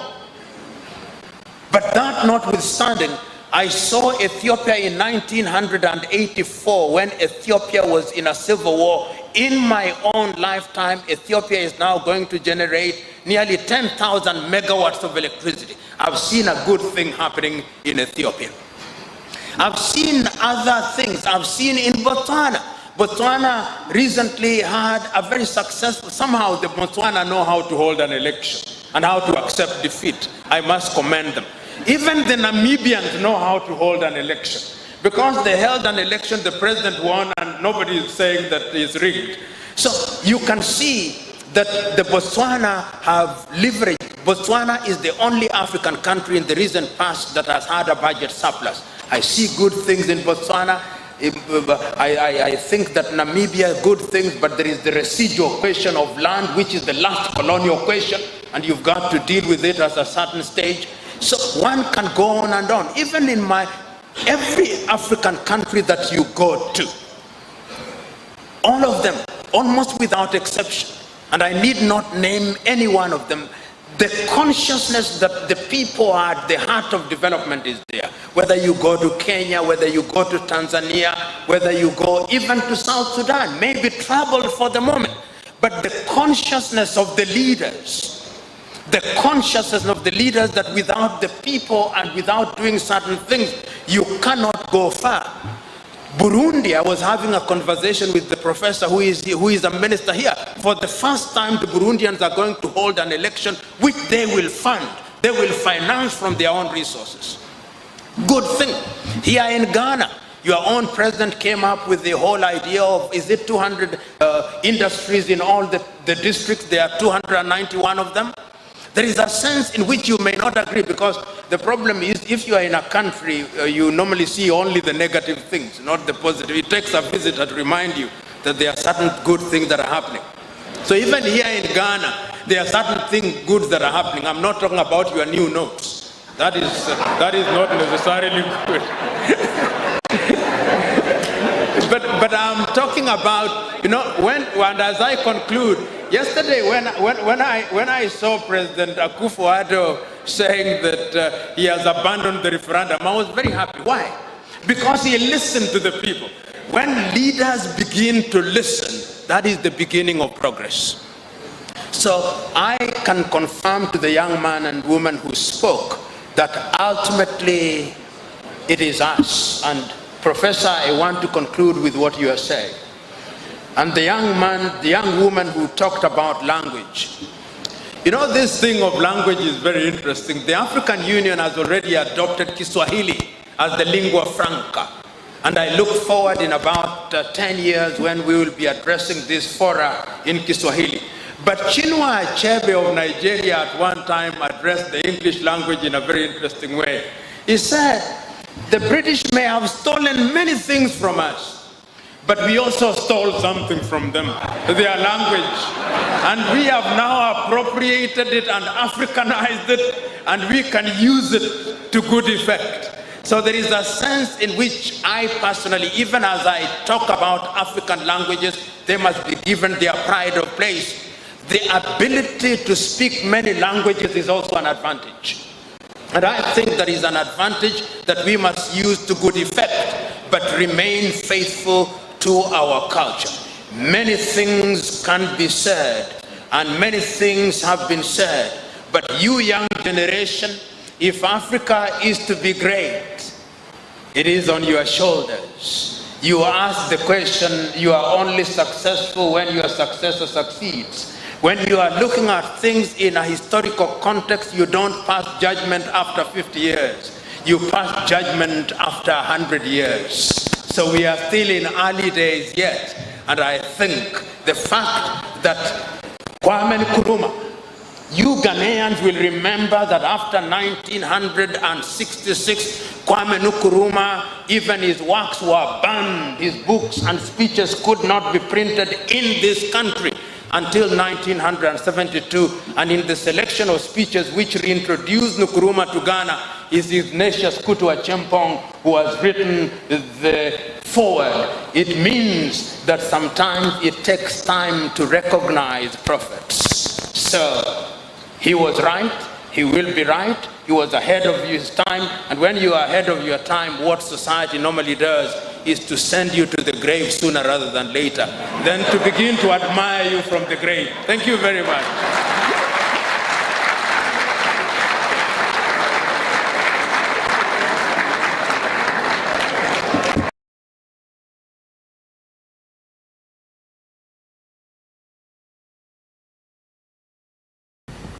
Let me enter into this conversation by giving a historical context.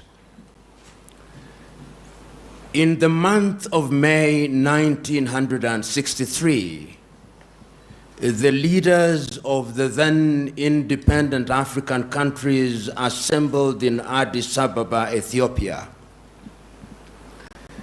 And many speeches were delivered, and the thrust of all the speeches was that African countries, having regained their independence, their primary focus and objective was to ensure that they exercised their regained mandate for the benefit of the people, to ensure that the people were liberated from ignorance, disease, and poverty. On the 24th day of May, perhaps the most powerful speech ever made by an African leader was delivered by Ghana's Kwame Nkrumah. And he reminded the leaders who were present on that day about a number of things. One, he told them that not to delude themselves, that by regaining their independence, the erstwhile colonizer would recoil and remain inactive. That in fact, the erstwhile colonial master was going to be more pernicious, but in a very subtle way. Kwame Nkrumah was right. He reminded his audience that going forward, it was necessary and indeed urgent that Africans should begin to think as one whole, because if they remained in disunity, they would remain weak and vulnerable and therefore susceptible to manipulation. Kwame Nkrumah was right. He reminded his audience that because many of, if not all, of the African countries were artificial, they were created in Berlin, and the boundaries were artificial. But he urged his audience that they should respect the inviolability of the boundaries, because if they tried to redraw the boundaries, conflict would never end. And that was reinforced in 1964 in Cairo on the doctrine of inviolability of inherited boundaries. I remind us of this particular incident 58 years ago because in 2013, the African Union came with Agenda 2063. And if you look at the text of Agenda 2063 and the speeches that were given around it, it was the rehash of what Kwame spoke about and the other leaders spoke about. And it's not lost on me last year that one of the themes of African Union was the silencing of the guns by the year 2020. I'm not a Jewish prophet, but the guns will not be silent next year. In fact, there are more guns that are emerging in Africa, which means that peace is still very elusive. And then we have been given the history. The founding fathers of the African countries took the view that because we are states made out of many nations, there was wisdom in having a style of politics that was different. So that In the early days of many African countries, many leaders held the view. Whether they were mistaken or not is another debate for another day. But they held the view that one of the things that they had to do was to have single-party states, so that if you went to Zaire then, or Congo before it became Zaire, or Zambia, or Malawi, or Kenya, or Uganda, or Tanzania, everybody believed that in order to hold the many nationalities together, you needed a single party under whose aegis organization of state affairs would be undertaken. Mistakes were made. And then the conceptual West convinced us that our salvation could only come from something they call democracy. And I'm using the word very deliberately, something they call democracy, which they defined. And they defined it in English, if you are colonized by the English. And they defined it in French, if you are colonized by the French. And they defined it in Portuguese, if you are colonized by the Portuguese. And they defined it in Spanish, if you are colonized by the Spaniard. We never defined it in Kinyarwanda. No. It was never defined in Igbo or Yoruba. And we were told after the collapse of the Soviet Union that democracy was equals to 1, multi-party politics, 2, periodic elections, 3, limitation of terms of the presidency. That is how the conceptual West defined it for us. And we who have had the advantage, if it is an advantage at all, of being educated in the West, there is a sense in which our thought processes are also confined by those definitions. However much we want to free ourselves, we find our default mode being how we were trained. So when we define democracy, we are also caught up in this box. Sometimes we tell ourselves to think outside of the box, but the true north of our thought processes still remains the box. We never think without the box. So when we talk about peace in Africa, and we talk about adversarial politics, we are not talking about anything that is African. The political party is not African. It is something that we inherited. You know, in the United Kingdom, they talk about the loyal opposition, loyal to the monarchy. Because there is a process. Permit me to say at this stage that Africa deals with diversity much better than Europe. Much better. If you look at your typical European nation, the Dutch is the Dutch, largely. The Swedes are the Swedes, largely. The Norwegians are the Norwegians, largely. The Finns are the Finns, largely. And where they have many ethnicities, they don't do very well. Ask the Spaniards if you doubt me. Where they had many nations in Yugoslavia, ask them. They created many nations to create pure ethnicities. But African nations have succeeded thus far in working with diversity in very unique circumstances where the conceptual West, despite their protestation to the contrary, are always interfering in our affairs in a very subtle manner. When we are holding election, they will deny it. But there is a way in which they are always moving in a subterranean fashion. Because the thesis still is that you divide them in order to rule them. That is the thesis. We don't say it as loudly as we should because we want to be politically correct, and I refuse to be correct. And this is exactly what Kwame Nkrumah warned us about. And the political party therefore lends itself to that manipulation. We will be persuaded, because it is us who have gone to school who form political parties, we will be persuaded to form outfits.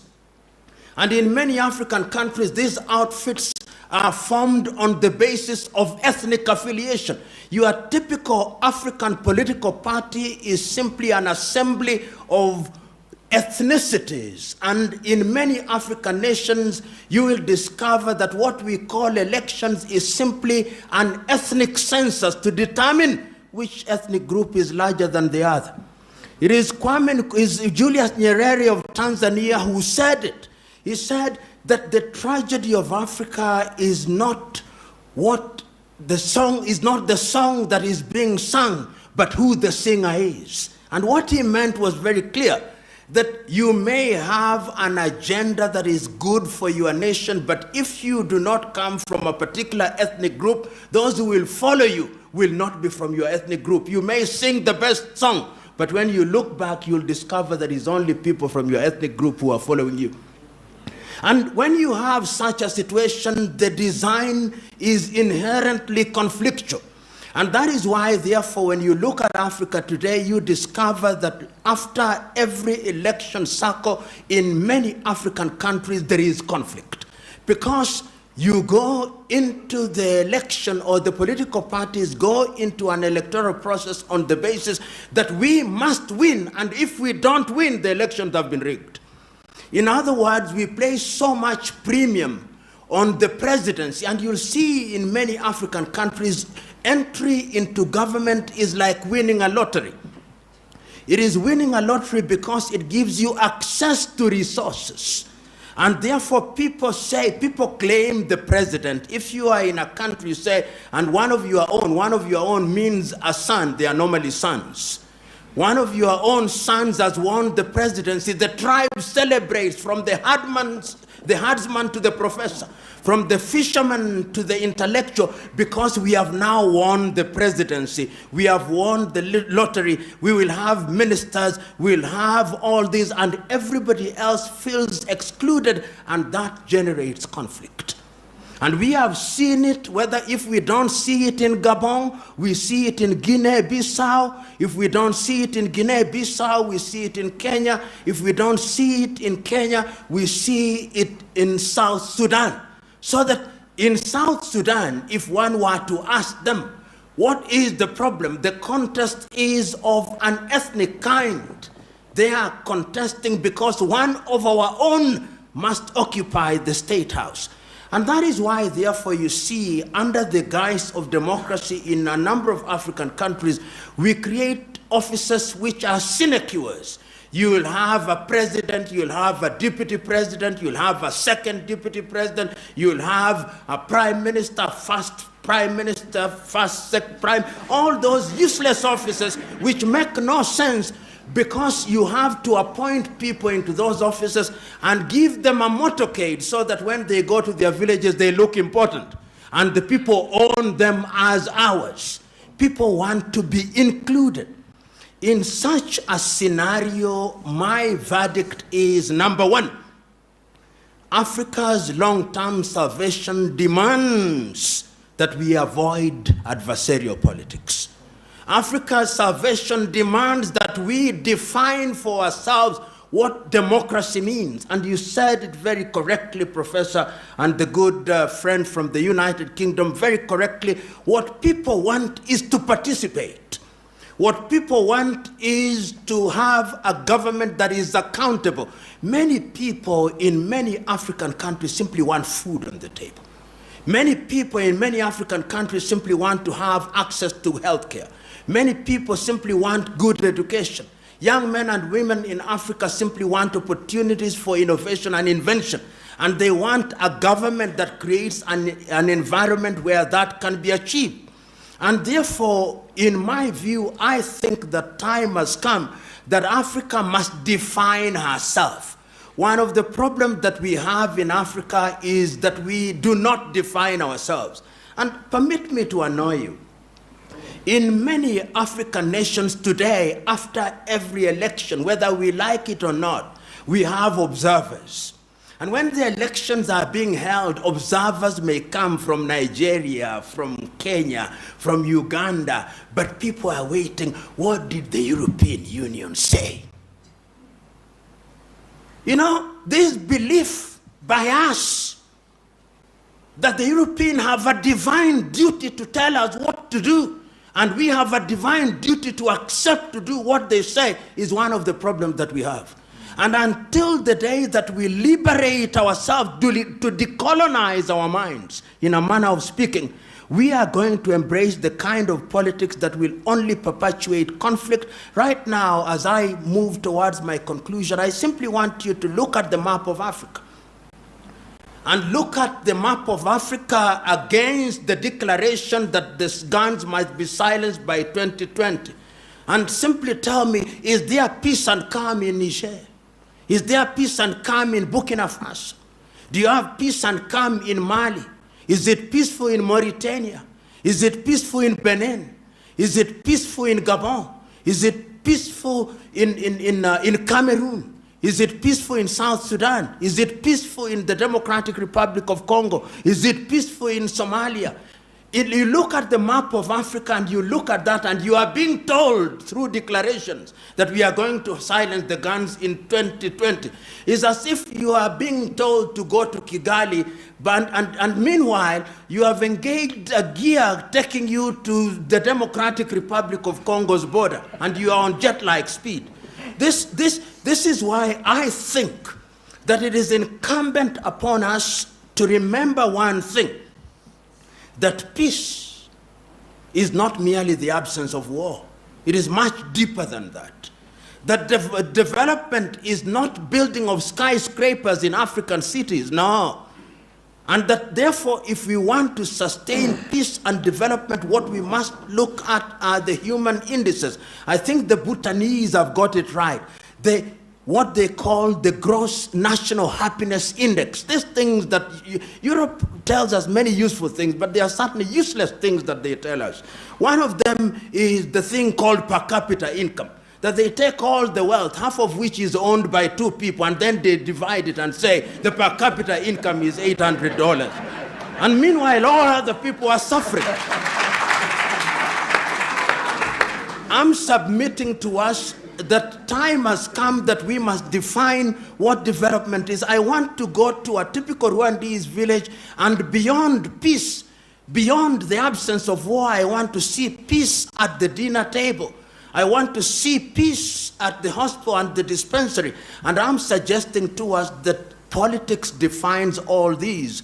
And one of the things that we must do, and Professor, I can't agree with you more, is that there is no one size fits all. There is no one size fits all. What works for Rwanda is not necessarily what works for Uganda.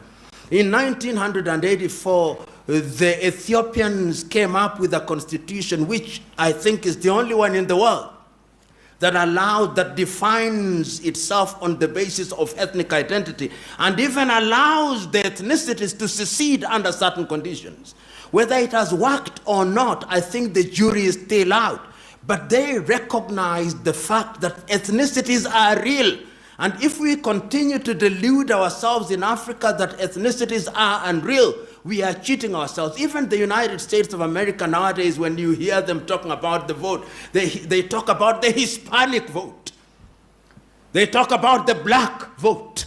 They talk about the Caucasian vote. They are beginning to recognize that those blocks are critical. How then do you use them in a manner that is positive? Because look at the Democratic Republic of Congo with over 233 ethnicities. Look at Nigeria with over 200 languages. Look at Kenya with over 56. Look at Tanzania with 136 plus. These are the realities in the African nation. And I am convinced that going forward, number one, we need to have peace. But we will not have peace by declaring that peace will come and reign. We must do things that move us in the direction of attaining peace. And until we introduce what I've called elsewhere hygiene in our politics, we are moving nowhere. And part of the introduction of hygiene is to recognize the environment and the context in which we operate. One of the areas in which we must move is to recognize that going forward, we are different nations in single states trying to create mega nations. And unless we have inclusivity so that people feel they belong. And I want to give this example. In Kenya, it happens, and I believe in other countries. When an individual is elected as a member of parliament, in many African countries, they have things they call homecoming parties. These homecoming parties is an attempt to demonstrate to the village by the newly elected member of parliament or newly appointed minister that we went to hunt. We have come back with a prize. That prize is membership in parliament or a ministerial post. Let us eat and celebrate. So that when you want to punish that individual, you are not punishing the holder of the office, but you are punishing the whole village. People own these positions. And I'm suggesting to us that politics must be of such a nature that allows ethnicities and groups to negotiate. I do not as yet have an answer, which I think I can pin on the ground, but I have the following things: that it cannot be uniform, that it must be specific to the circumstances of each country, that it is us who must define it, and that we must have a vocabulary for it, and that we must warn ourselves that the erstwhile colonial master is alive and well, subterranean and pernicious to the core. Don't delude yourselves. And remember that sometimes the disunity of Africa is big business. And if we forget that, we will once again be manipulated. Lastly, I saw the African National Congress winning an election in South Africa last week. Not that is a bad thing, but somebody sent me a clip that was very telling. It was a clip where all the celebrants were Chinese, and they were celebrating, "Hail African National Congress," Chinese in Johannesburg. That laughter suggests to me that you have understood my message. Thank you. Let me start by warning myself that when I talk about Africa, I'm not blind to the fact that there are 55 African countries. And sometimes it is very easy to assume that I'm talking about a homogeneous thing. It is not. I'm alive to the reality that what I'm saying about Rwanda is not necessarily what I would be saying about Senegal. But there are certain things that I think are unique to the African nations, and I'm talking about African nations in the narrow sense. So that when we talk about democracy, and I prefer the word accountability and people's involvement in governance, I'm simply warning ourselves that nobody should define for us what democracy is. If we choose as the people of Rwanda to embrace a governing system that is satisfactory and which the majority of the people think is right, that is our system. We should not be in the business of pleasing others who define for us and have a litmus test which they dip into some democratic bottle, and then if it turns green, then we are democratic.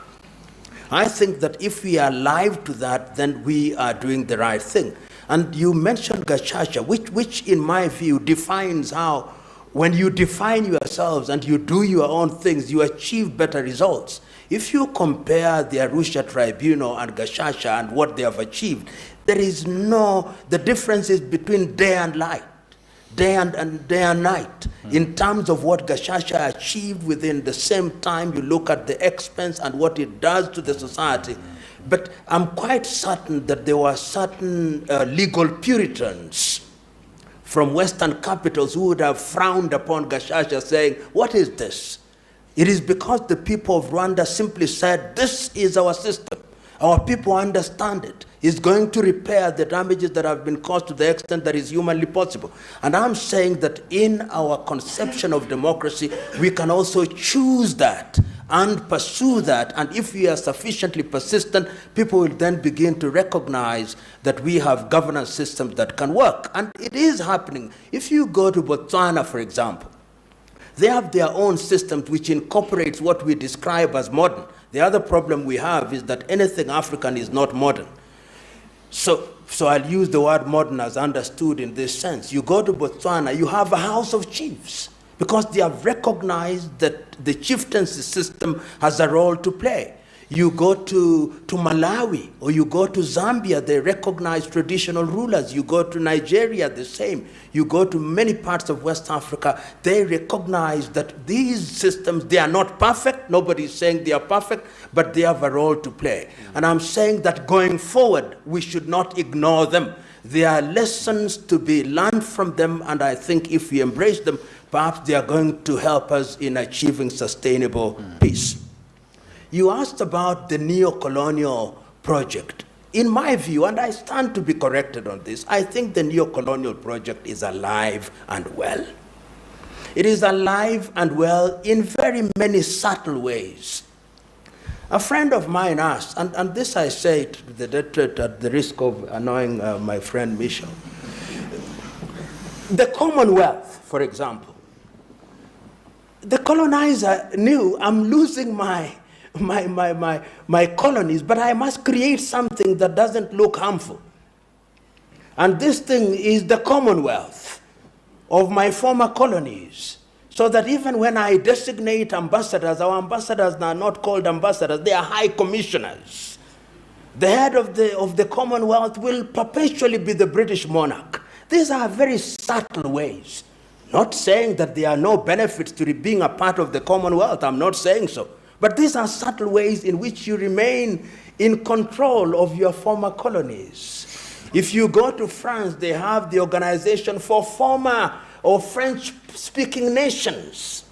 And they bring you together so that if there is a problem, the first port of call, if there is a problem in Côte d'Ivoire, the first port of call is not Addis Ababa, the African Union, no. It is the former French colonies. When you are giving, they gain independence, you give them a currency, the CFA, which is regulated from Paris. These are very subtle ways. And you know, when I look at, because we have gone to school in this system, even the education system is very deliberate. When I am thinking as one trained in the English way, my inclination is to think essentially like an English person. And I think that these are the things that Nkrumah was warning us against. And there are many writings to this effect. I want you to read, for whatever it's worth, just read Ngugi wa Thiong'o's Decolonizing the Mind. Ngugi is telling us, learn the ways, because they are beautiful things to be learned from other civilization. But absorb that which is useful to you and discard that which is detrimental. What we have succeeded in doing is that we have learned, and the bad things that are not useful to us are the things that we embrace. So Nkrumah was right in that regard. And you can see it in many of our countries. You go to any of our countries, go to Angola. When there is investment, what we call foreign direct investment, 95% it will be from Portugal. You go to Equatorial Guinea, is the same. You go to Côte d'Ivoire, it is the same. We may deny it, but it's the truth. Can I? And then the question of the boundaries. The boundaries, Nkrumah warned us, and I think that Nkrumah and those who are there were simply saying, all these things that we have created called countries are artificial. And somebody, I think, put it very well. I don't know whether it was Uganda's President Yoweri Museveni, and he was just being melodramatic, but he made the point. He said that when they created Uganda, with the Kenya-Uganda border, if you had a wife, you slept, you are on both sides in a place, and the following day you woke up with your wife in Uganda and your husband in Kenya. And you have communities divided in that way. And if you are to start to redraw these boundaries, then there would be conflict. So he said, let us retain them. But we have seen that in the recent past, for some reason, we have created other countries. Out of Sudan, we now have South Sudan. And you could also see the very deliberate act of the colonizer, that almost on the eve of independence, the countries were put together. In Nigeria, almost on the eve of independence, the countries were put together. In Cameroon, which is now a problem, and it allows me, Cameroon allows me to tell you how the neo-colonial countries still work. Only 2 days ago, I think there was a vote on the issue of Cameroon. everybody acknowledges that what is happening in the southern Cameroons is something that ought to have the world attention. See who voted against it. France, with the rest of the other countries. All the other permanent members and others voted in favor of the right thing. But France chose a position that is in support of the current administration for good reason. And see how southern Cameroon is defined, to tell you how the neo-colonial project works. Francophone and Anglophone. If you go to the so-called Anglophone, I suspect that 95% of the population cannot speak English, but they are defined as Anglophone. You go to the Francophone, 95% of they cannot say anything beyond we and no, but they are defined as Francophone. In other words, even the manner see even right now, which continent is defined in linguistic terms? It is Africa. Anglophone, Lusophone, Francophone. And I'm submitting, therefore, that the whole idea of boundaries was, let us do the best. And that is why Kwame was saying, let us unite, because when we unite, then we dissolve the boundaries. The boundaries simply become administrative, and they don't become things that would lead us to war. And I look forward to the day that that will be achieved, so that we have these porous boundaries where I fly to Rwanda 1 hour and 30 minutes, I have a different currency. I go to Uganda 25 minutes, I have a different currency. I go to Sudan, I have all other currency. And that is why 55 of us, the 1.5 billion of us, all our currencies are not defined. If they are not hard, then they must be soft. All our currencies are soft currencies. Systems and changes. You talked about the changes that we have seen in the last few years. It is now in the public domain that the first coup d'etats that were mounted in Africa were at the behest of the erstwhile colonizers. We know Lude de Witt, he's not a Congolese, has written that Patrice Emery Lumumba was murdered at the behest of the Belgians. We know that Kwame Nkrumah was overthrown at the behest of the Americans and the British. We know that Sylvanus Olympia was eliminated at the behest of the French. We know. Because we know that Modibo Keita of Mali was eliminated at the behest of France. Much more recently, we know that Thomas Sankara was eliminated at the behest of the French. We know all these. And it is because if anybody emerges who is articulating a vision which is in danger of compromising the pernicious role of these erstwhile colonizers, then he has to be neutralized. These are contentious views, but they are views that are there nevertheless. And then, of course, we know that there were proxy wars that were being fought. Everybody knew, for example, that Mobutu Sese Seko was running something that was improper. But it was in the interest of certain powers, which are not African, that Mobutu remains. We know that Jean Bedel Bokassa was running something that was not proper, but it was in the interest of certain powers that he remains. And we are therefore saying that it took the people themselves, and this brings me to the final limb of this question. It took the people themselves to begin to liberate themselves from such method. It took Meles Zenawi in Ethiopia to overthrow the system. It took Paul Kagame and RPF to solve the problem in Rwanda. It took Yoweri Museveni to solve the problem. It took Robert Mugabe to solve the problem. It took Samora Machel. It took Agostino Neto. Because the people are now saying, nobody is going to solve our problems. We've got to solve our problem. The tragedy is the leaders of the revolution ended up being the abusers of the revolution. And that is where we now find ourselves when the people are now coming up. The Arab Spring is a product, in my assessment, and I may be mistaken, of the people saying, you have betrayed us. And if you see what is happening in Khartoum, they are saying, no, this time round we are not going to do what they did in Egypt, leaving the street too early. We want to leave the streets only when we are guaranteed that we, the civilians, will be in control, because you, the men and women in uniform, have cheated us once before. And therefore, they are saying the people are the guarantors of power, that power springs from the people, not from the barrel of the gun, a la Mao.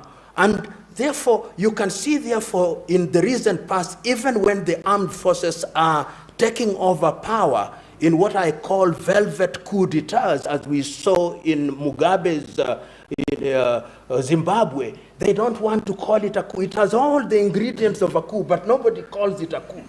Nobody calls it a coup. But you know it is a coup. Because you want to have the people behind you. I think that is a good thing.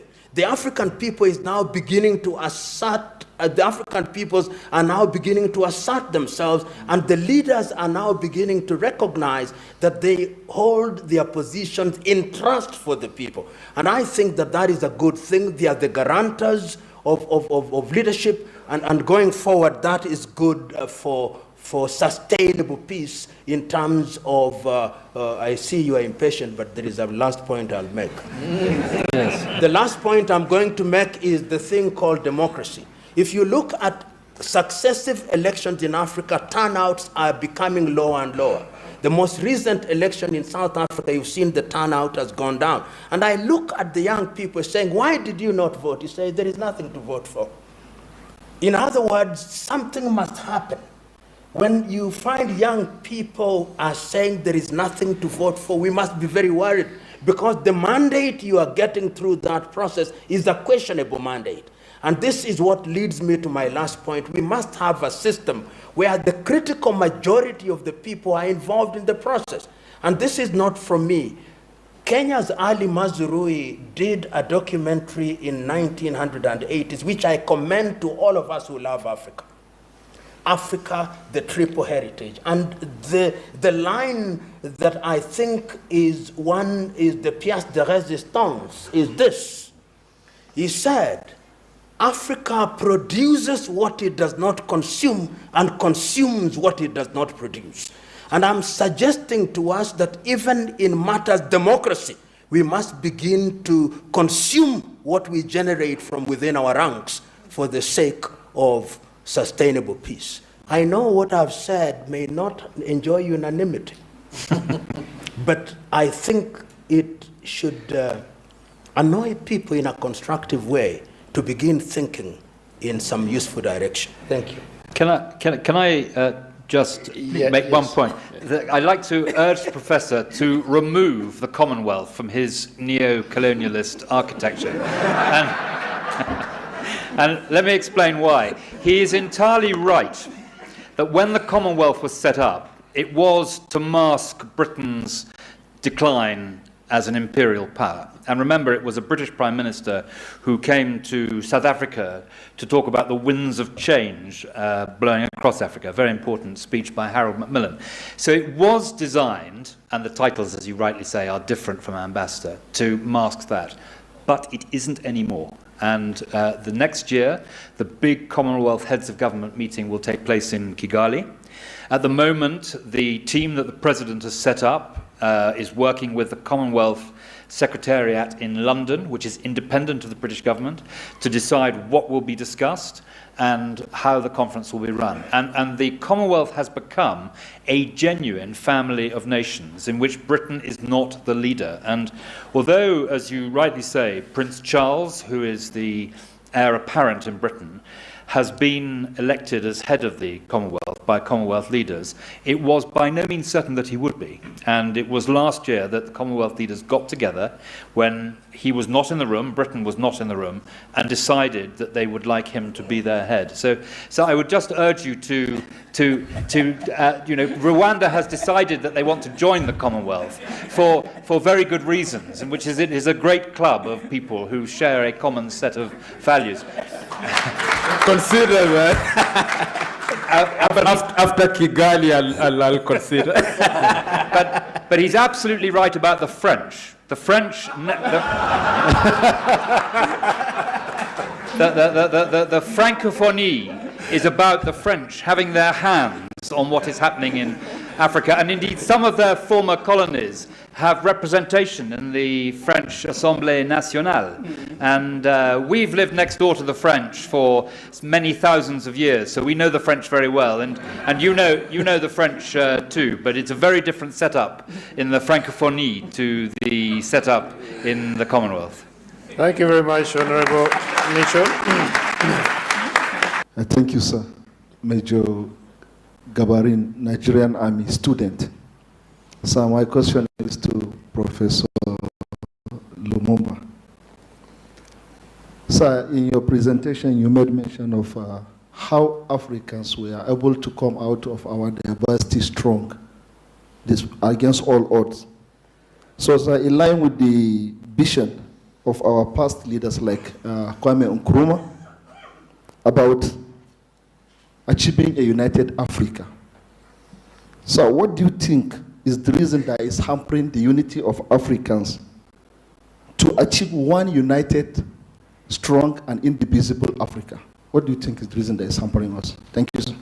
Very quickly, number one, the question of the chief traditional systems. It is true that traditional systems are inherently, some of them are inherently very dictatorial and do not allow participation. But what is important is to recognize that progressively the African peoples are becoming very assertive. And I can say without fear of contradiction that the safety of what we define as democracy demands that the people are eternally vigilant. And if people are vigilant, then those who are in positions of authority will know that if they don't make the right moves, then the people will rise, they'll remain in the streets, and they will not leave the streets until they themselves leave. And I think that is beginning to happen in a number of African countries. As to models, these are very young countries. After many African countries, after we regained our independence, we are very young. But one can begin to see, and I agree with the Honorable Minister here, he says that the people of Rwanda are beginning to lay a foundation for a model, which is uniquely Rwandan.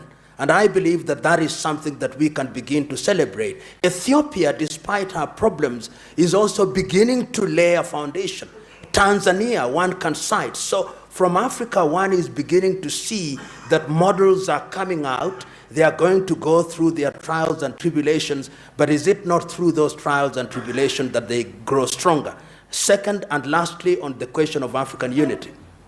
I believe that achieving African unity is now much more difficult than it was 50 years ago, but it's going to happen. Not in your lifetime, not in mine, perhaps in 100 years. And I can begin to see the building blocks. When people meet in Kigali and they talk about the African continent free trade area, one is beginning to recognize that when you begin to trade and Rwanda, DRC becomes much more important via trade to Rwanda and Burundi and Central African Republic, in 50 years' time, then those boundaries are going to be dissolved and they are going to become irrelevant except for purpose of administration.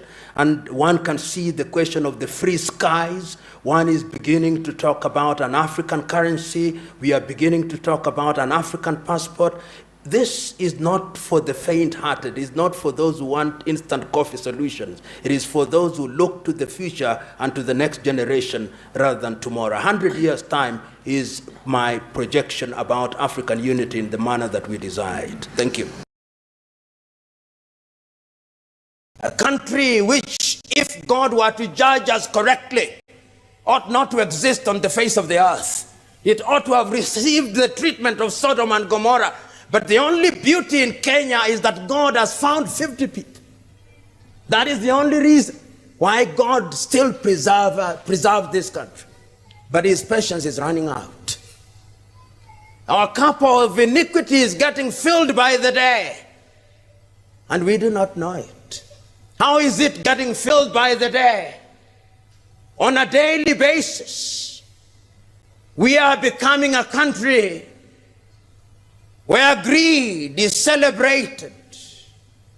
We give men and women opportunity to serve, and they steal from us. We give men and women the opportunity to preside over our health services. They acquire expired drugs, and women die, and children die. We are accusing Adolf Hitler of Holocaust. That is Holocaust of another kind. We are giving men and women the opportunity to preside over our transport department. They take the money, compromise the quality of our roads, and men and women die on those roads. And then we say that that is not genocide. It is genocide. And those men claim to be Christians. We give men and women the opportunity to preside over our counties.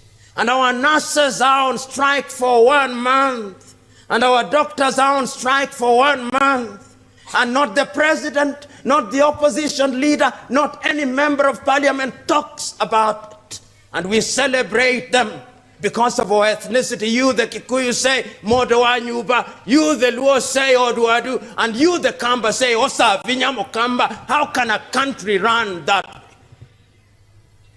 How can a country run that way?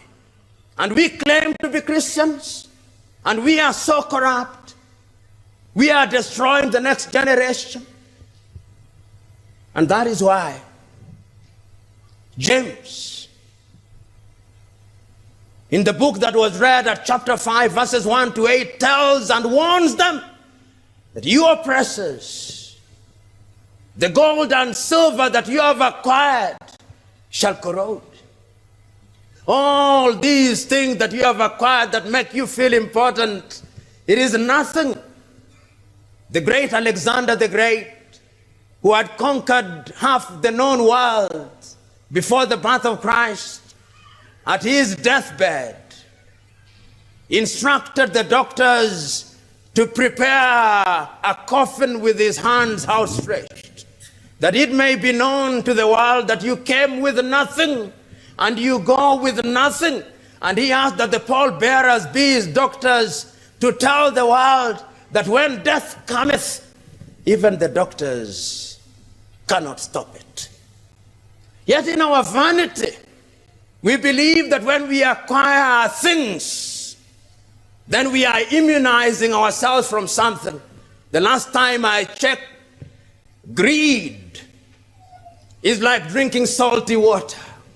The more you drink, the more you want, but your thirst will never be sated.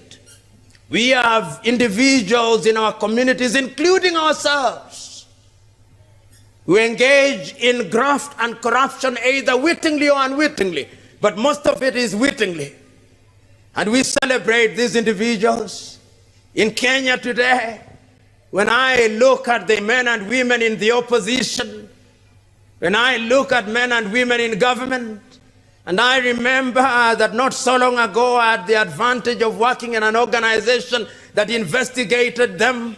I'm bound by the oath of secrecy, but I can generally say, I look at them and say, God save Kenya. God save Kenya. These are the individuals who will save Kenya. These are the individuals, the pharaohs who have acquired the garbs of Moses, cheating out that they are Moses and they are pharaohs in disguise. God save Kenya. The tragedy is that the Kenyans either do not know or do not care. But I suspect that they know, and they have simply chosen to do what was described by the prophet Isaiah. They have eyes, but they do not see. They have ears, but they do not hear. They have a form of Christianity, and Christianity has only become a fig leaf with which we hide our moral nakedness. We must interrogate our Christianity, because if it were true that being Christians immunize us from greed, then this country would be one of the countries with the least corruption in the world. It cannot be right that we are 80% Christian, we claim, and we are one of the most corrupt nations in Africa and on earth. This corruption that is alive and well in us. It is alive and well in us because we think that corruption and the things that we have acquired illegally are going to save us. But when you read the book of Luke, that conversation between Christ himself and that rich man, the young rich man comes forth and said, "Good teacher, good teacher, what do I do to go to heaven?" Follow the commandment, Christ says in his divine soft voice. And he says, I've followed all those commandments from my boyhood. But then Christ said, but there is one that you have not done. Go out and sell your things. Once you have sold them, distribute them to the poor. Then you shall, having unburdened yourself, go to heaven. And the young man goes out, possibly shaking his head and saying, now I cannot go beyond that point. And Christ possibly pointing at him and telling his disciples, I tell you, how difficult shall it be for a rich man to go into the kingdom of God? It would be easier for a camel to pass through the eye of the camel, of the needle, than for a rich man to get into heaven. Christ is not condemning wealth. Christ is simply condemning the worship of wealth. Because the same Bible says that you should have enough for your children's children up to the 4th generation, but by the sweat of your brow, by the sweat of your brow, not by taking things that belong to others. What we are condemning and what Christ is condemning is that we should not use our position to acquire things that don't belong to us. And I'm submitting to us that one of the reasons why Africa and Kenya will never realize their potential is that our appetite for that which is evil has been sharpened.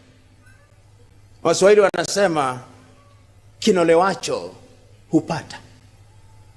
Our appetites are so sharpened that our conscience is seared.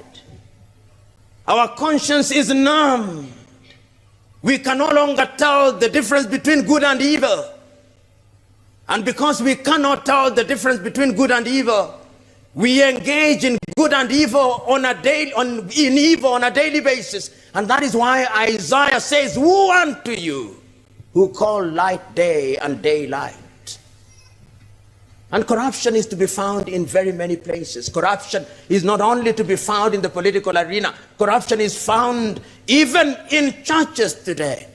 You know, a friend of mine with whom we don't agree on many things, but we agreed on this one, once told me, the church has become so mechanical, so structured in form, that there is no space for Christ and God. And that I thought was very deep. We have structured our worship services in such a way that God is only mentioned occasionally, that God is only worshipped occasionally. And I normally sometimes ask myself, how was Christ worshiping? Christ was an itinerant preacher who engaged in dialogue on a daily basis. Christ would come and find a few people and engage them in a discourse on matters of the heaven. When he talks about the parables of the unleavened bread, when he talks about the parable of the sower, when he talks about the parables of the wheat and the tares, Christ is an itinerant preacher. He did not have a title. Today we are hankering after titles. There is no shortage of apostles and bishops in this part of the world. Woe unto them on the day of judgment, they'll be told, we know you not. So the question is, we who are seated here, we who are Kenyans, we who know what is good and right, are we the salt of the earth or we are the light of the earth? This is the question that we must ask. What is our contribution? I'm told at one time by a friend, whether this is a true story or is an apocryphal story, I do not know. But in some airport in the Middle East, that there was a signpost saying, you can leave your goods here, there are no Christians.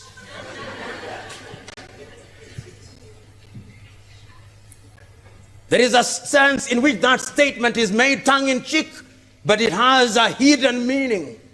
I'm sure that even in this church, when you are making an altar call, the pastor finds it fitting to say, as you come for the altar call, you ladies, take care of your bags. Because even within our ranks, Satan is alive and well. Within our ranks, Satan is alive and well. Every corner we turn, Satan is alive and well. Remember that temptation is always there. Even Christ himself was tempted. So that what Christ is telling us to do, he also went through. He had the agony. I keep on saying, before Golgotha, there was the agony at Gethsemane. There is no Golgotha without Gethsemane. And there is no resurrection without Gethsemane and Golgotha. So there is no triumph without temptation. It is your ability to resist temptation that defines who you are in these matters of corruption. And I know many thieves in this country. There is no shortage of thieves in Kenya. There is no shortage of thieves in parliament. They are there, and they are also good men there, but few. Recently, on national television, a member of parliament from a place called Sirisia, I do not know his name, that member of parliament, but he was asked about corruption, and he said on national television that we normally receive bribes between 10,000, 100,000 and 50,000. All of us, he said on national television. And he was asked a direct question, do you yourself receive bribes? He says, I do. And even right now, he said, there is a matter in which I'm involved, in which fellow members of parliament have asked for 56 million.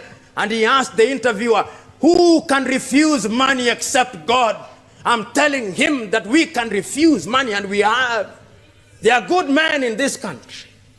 I subsequently sent an SMS to the ESCC telling, arrest this individual. I'm still waiting for the answer.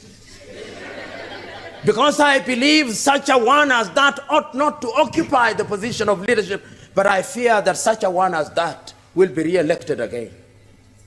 And when you elect such men and women to come to parliament, we can pray and fast all we want. But the last time I checked, if you elect Lucifer and his angels, there is only one thing that is going to happen, something satanic.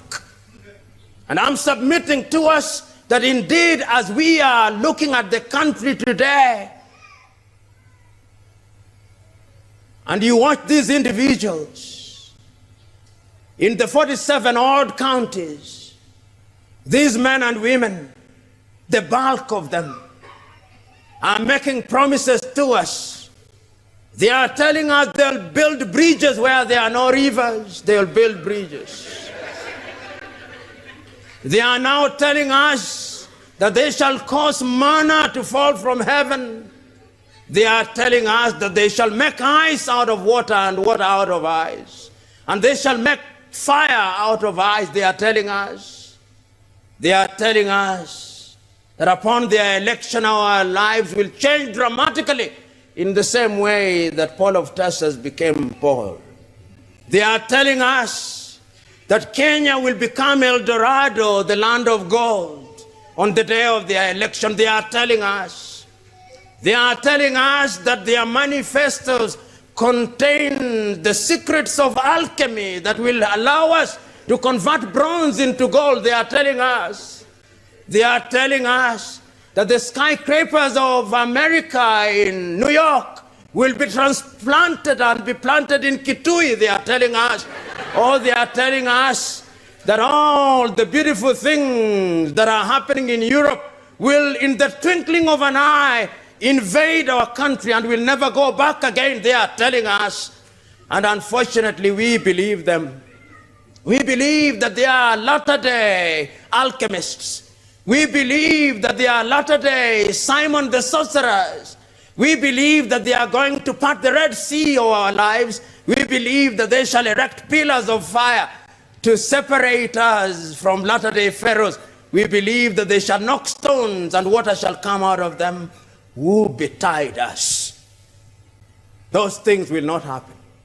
Because the last time I checked, an elephant only begets an elephant. How can it therefore be that a rabbit tells me that he'll beget an elephant? How can it be that hyenas are now telling me that they shall give forth lions? It cannot happen. It will not happen. And we believe it. We are co-authors of our own misfortune. We are co-authors of our own misfortune.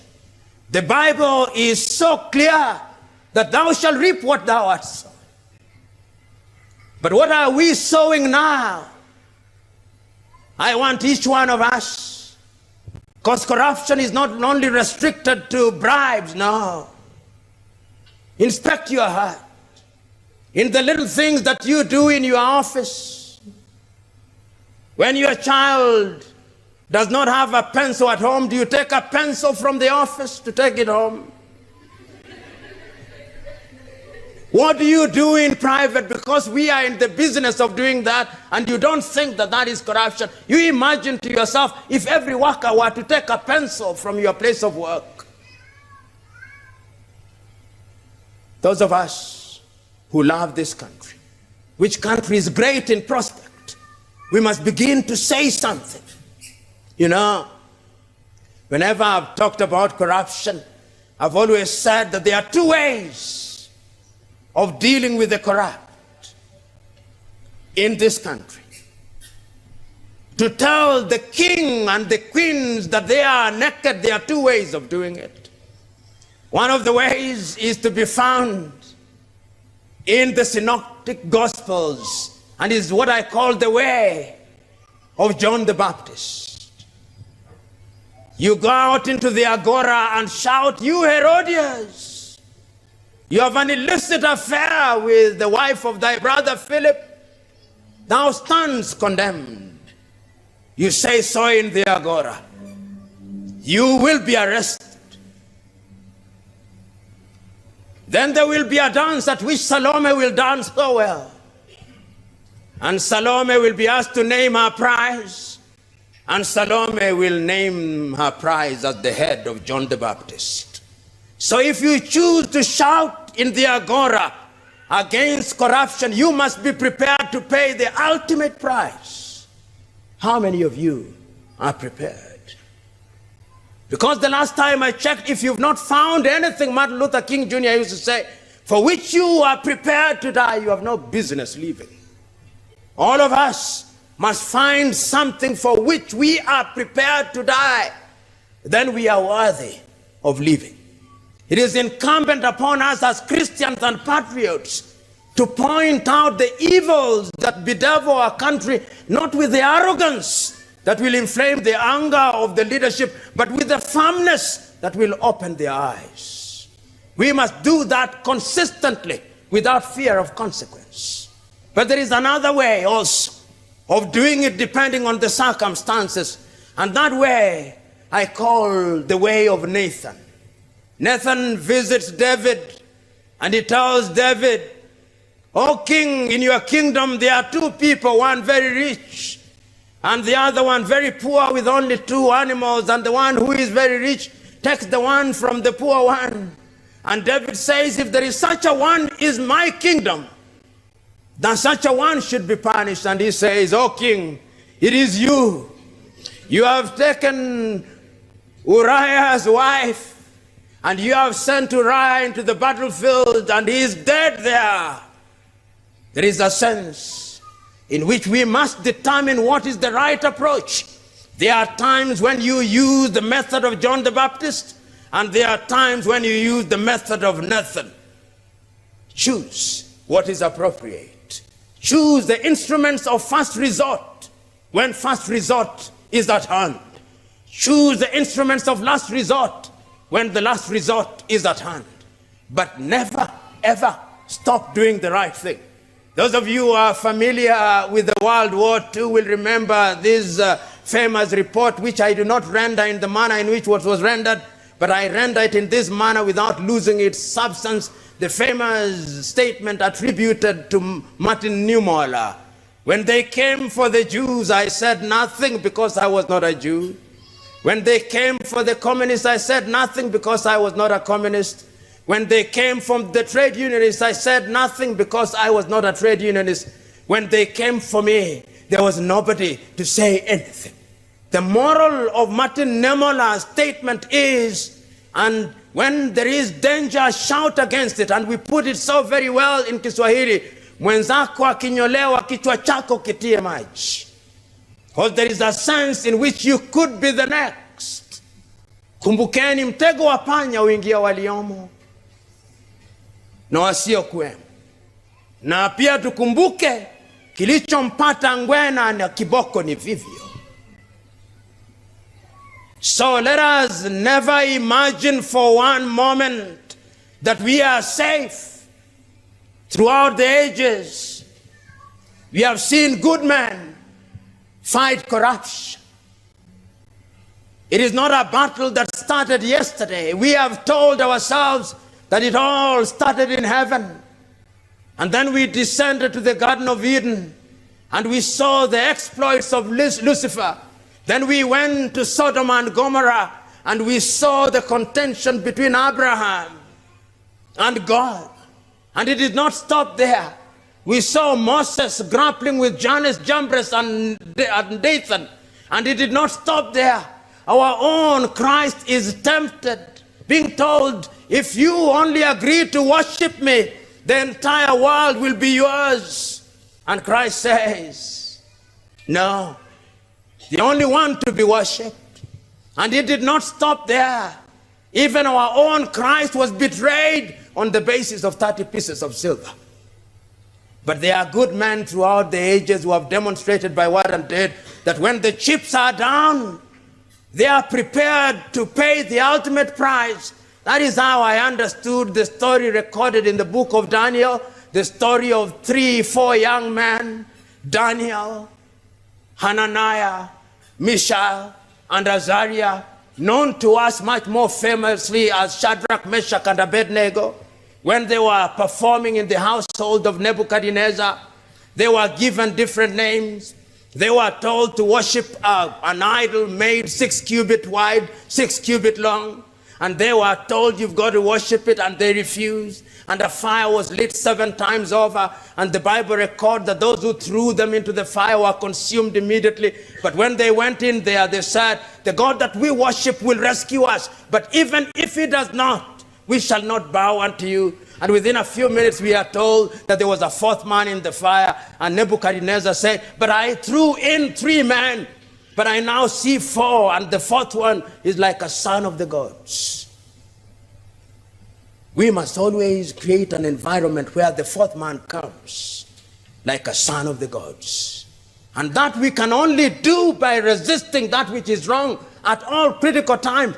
But like Luther King used to say, before the victory is won, men who are righteous and women who are righteous will be called all manner of names. But do not be deterred. Is it not Winston Churchill who said, you can never realize your goal if you turn to throw a stone at every dog that barks? Let the dogs bark, but you move forward ever, backward never. We are being told that there is something happening in Sodom and Gomorrah, but the divine injunction to the wife of Lut is that you shall not look back, because if you look back, you shall become a salt of stone. The choice is ours. The choice is as clear as it was in the day of Joshua. When it is recorded in the book of Joshua chapter 24, it says, when you were across the river, your grandfathers worshipped idols, Terah, Nahor. And when you came into the land of the Amorites, you also found their gods. Choose you now, whether you shall worship the God of your fathers across the river, or the God of the Amorites in whose lands you live. As for me and my house, I shall worship the Lord. That question is an eternal question. We must make a choice. The choices are not easy, but I know men and women who have made those choices. Stephen, the first Christian to be martyred, made such a choice. The question is, you who are here today, what choices are you making today? Are you making the difficult choice of doing that which is right and good because it is just good to do that which is right and good? Are you enticed by the latter-day things that we see on a daily basis? Because I know that I have many friends who have helicopters. But the beauty of it, that when the helicopter flies, it must stop, comes down. I know many friends who have cars such as Lamborghini and Porsche and Mercedes-Benz. But the last time I checked, the Mercedes-Benz stops and he gets out of it and gets into his house of gold and goes into his bed of gold. But even in the bed of gold, there is no sleep. He has to induce sleep by using tablets, and even then sleep refuses to come. I know many friends who can afford all the good food in the world, caviar and all the good meat, but their appetite since disappeared. They've got to eat things to induce appetite, and even when they induce it, it does not come. But I know other friends who are not so materially endowed, or they don't need soup to sharpen their appetite. No. They were born ready.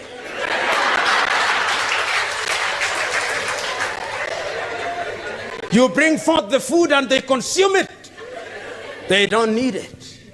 I know poor friends who do not have beds of gold, but even when they sleep on the floor, they sleep soundly for 8 hours. And they don't have nightmares, they have sweet dreams which they have forgotten in the morning. I know friends who have nothing, they have no television, they only play drafts, and they enjoy it so thoroughly. They don't take out an insurance, no they don't. God is their insurance. And there is a way in which the God that we worship has a way of turning all these things in a positive way. And that is why I look forward to the day when we shall have in leadership men and women who love this country. I remember an old man with whom I had the privilege of working for a short time, former president of Tanzania, Julius Kambarage Nyerere. On the day that he left office, after 24 years in office, it is reported he had only 8,000 equivalent of United States dollars in his account. That is just about the amount that our MCA uses over a weekend.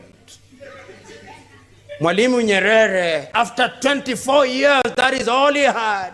With a single house in Dar es Salaam and another one in Butiama, our MCAs and our governors within 4 years have 80 and 40 houses. And if you look at them, they have expanded so exponentially that even suits can no longer fit some of them.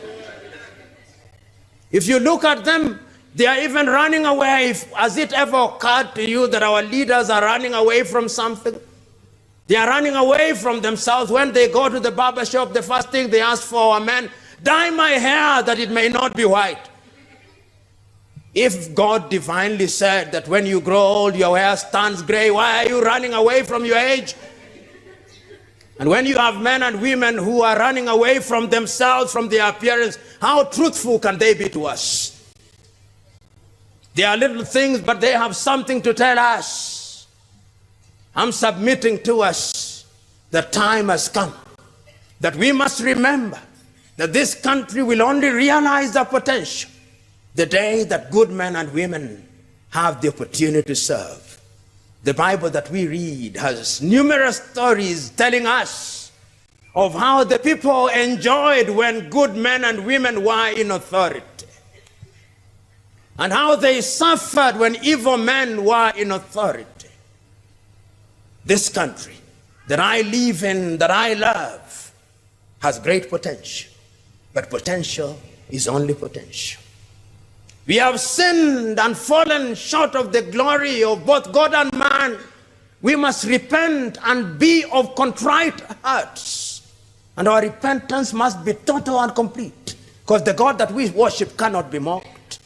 He knows in advance whether our hearts are contrite or not.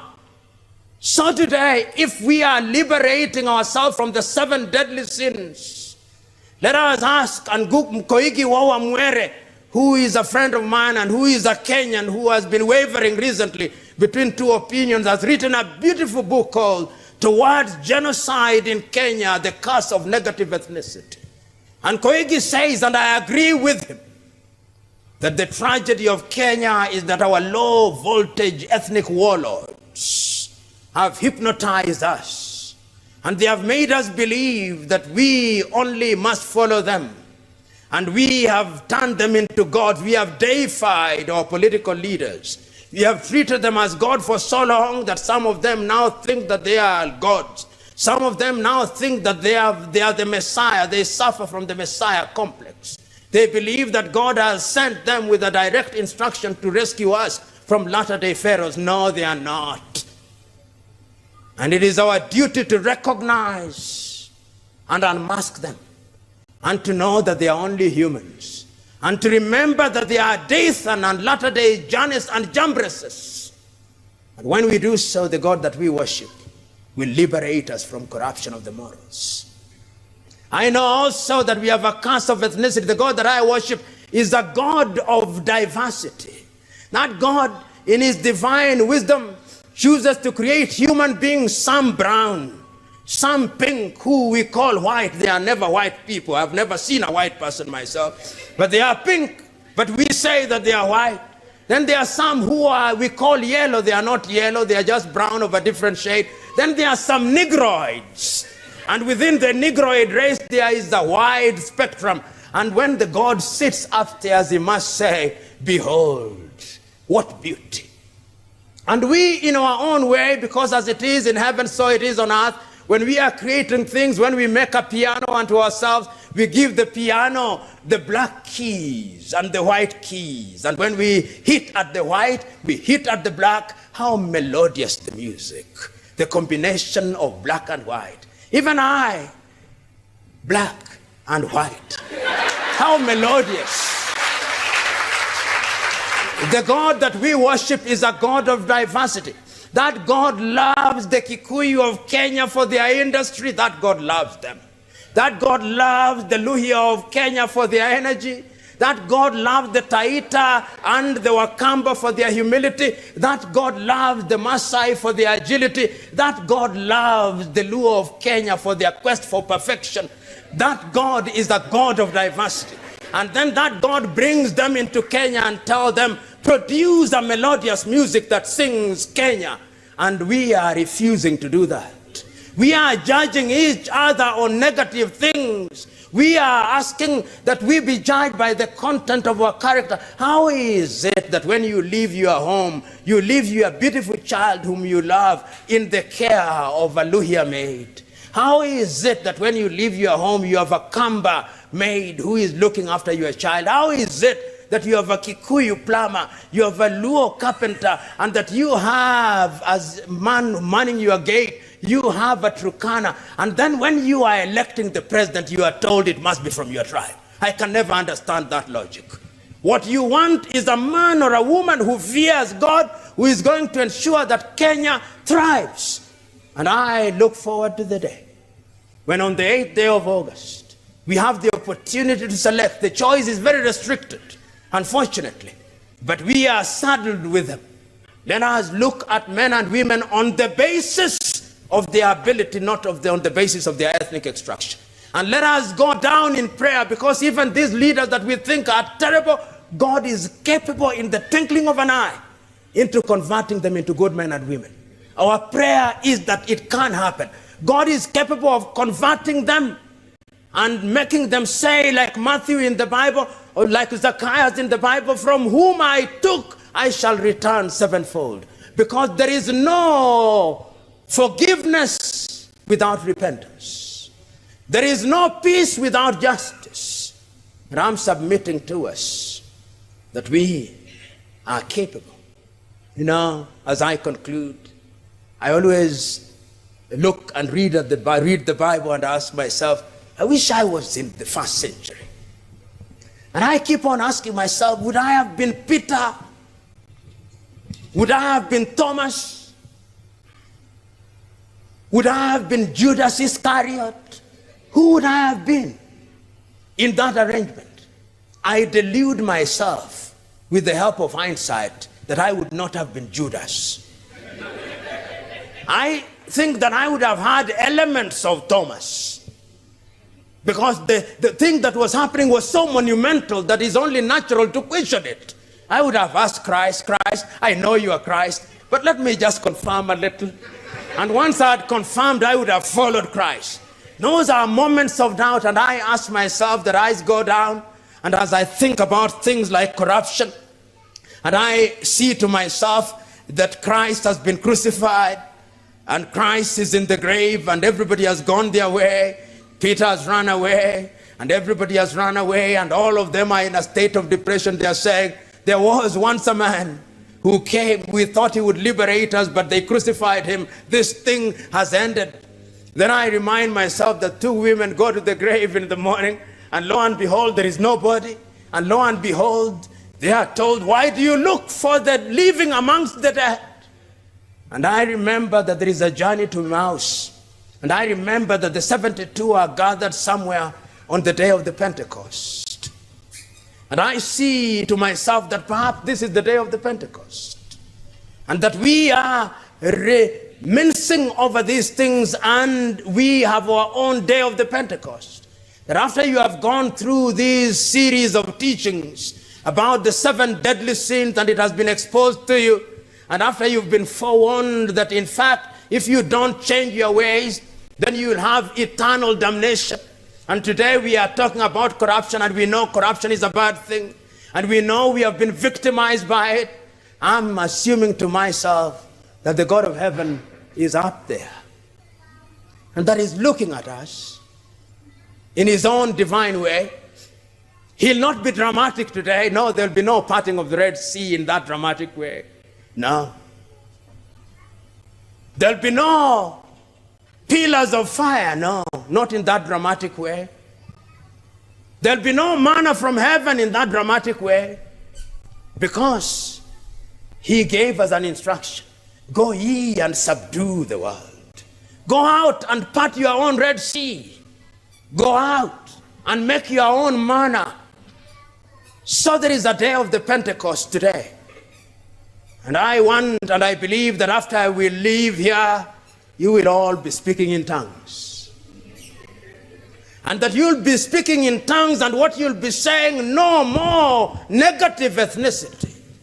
That if I am from the Kikuyu nation, from today henceforth, I shall not refer to the Luos as Nyamoyaro Gorwai not.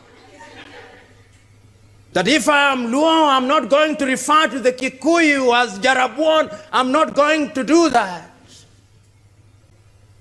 And that if I am Kamba, I'm not going to say Mekamba Kevindio. I'm not going to say Osa Vinya Mokamba. But I'm going to say, like the Luhias, Vinduba Chenjanga. Things can change. Ladies and gentlemen, it can be done. We must do it. Let us live our Christianity.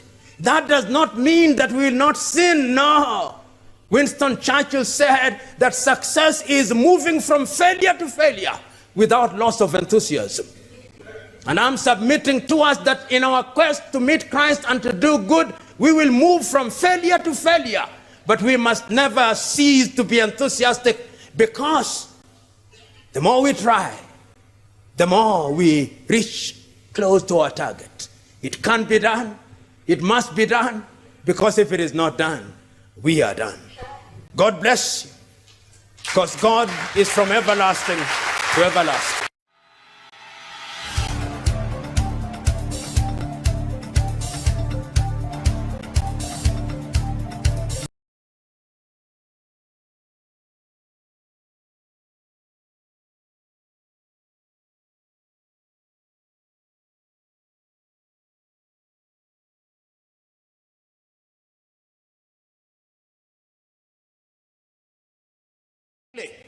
Ought not to exist on the face of the earth. It ought to have received the treatment of Sodom and Gomorrah. But the only beauty in Kenya is that God has found 50 people. That is the only reason why God still preserved this country. But his patience is running out. Our cup of iniquity is getting filled by the day, and we do not know it. How is it getting filled by the day?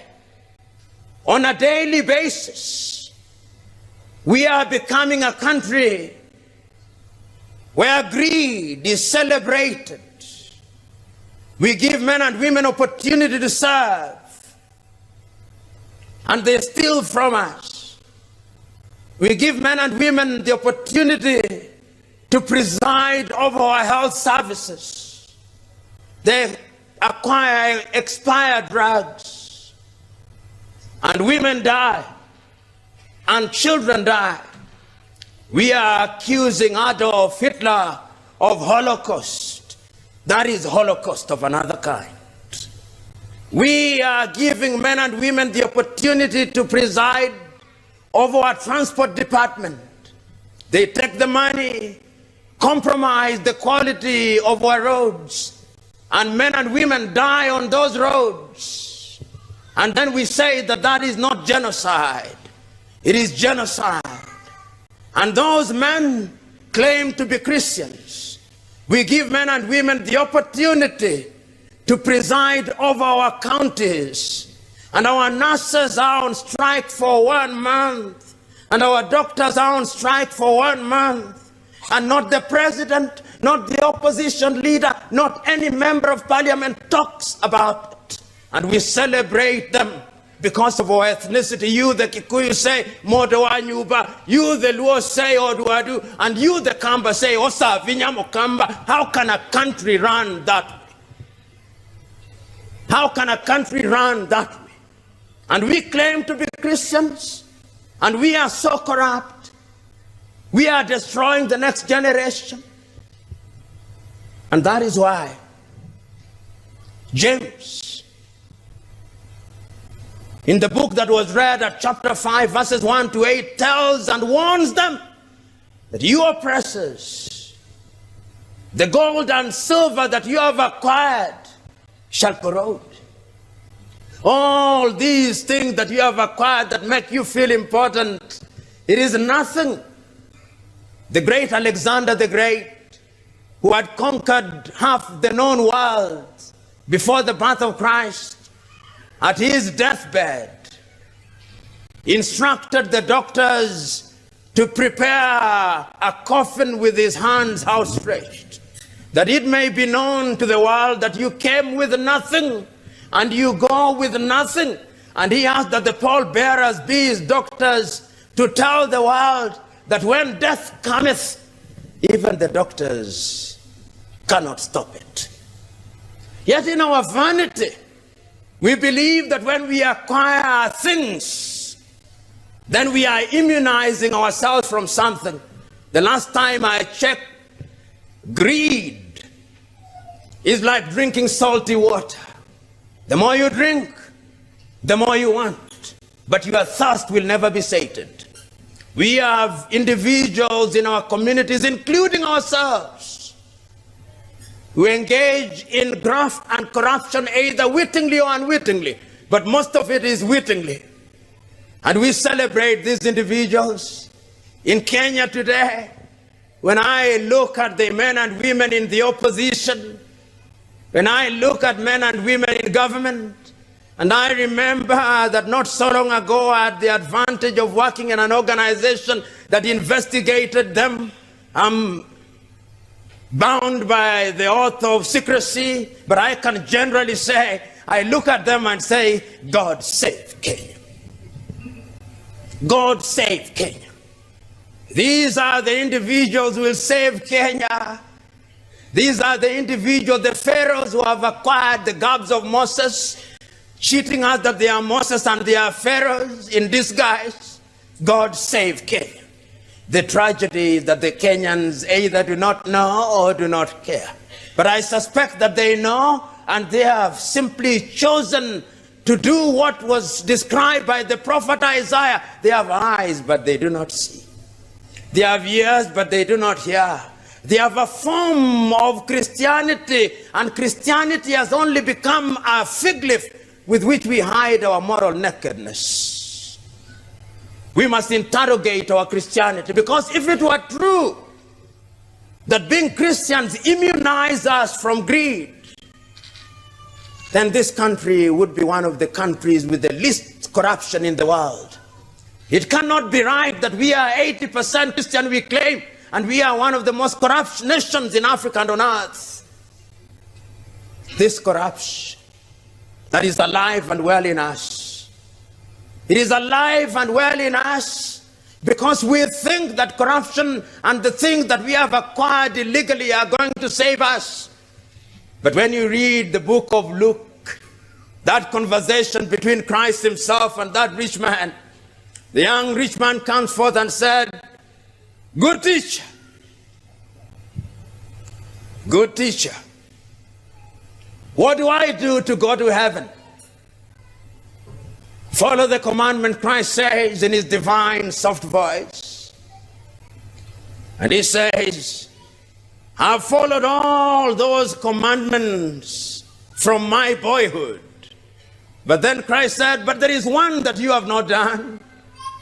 Go out and sell your things. Once you have sold them, distribute them to the poor. Then you shall, having unburdened yourself, go to heaven."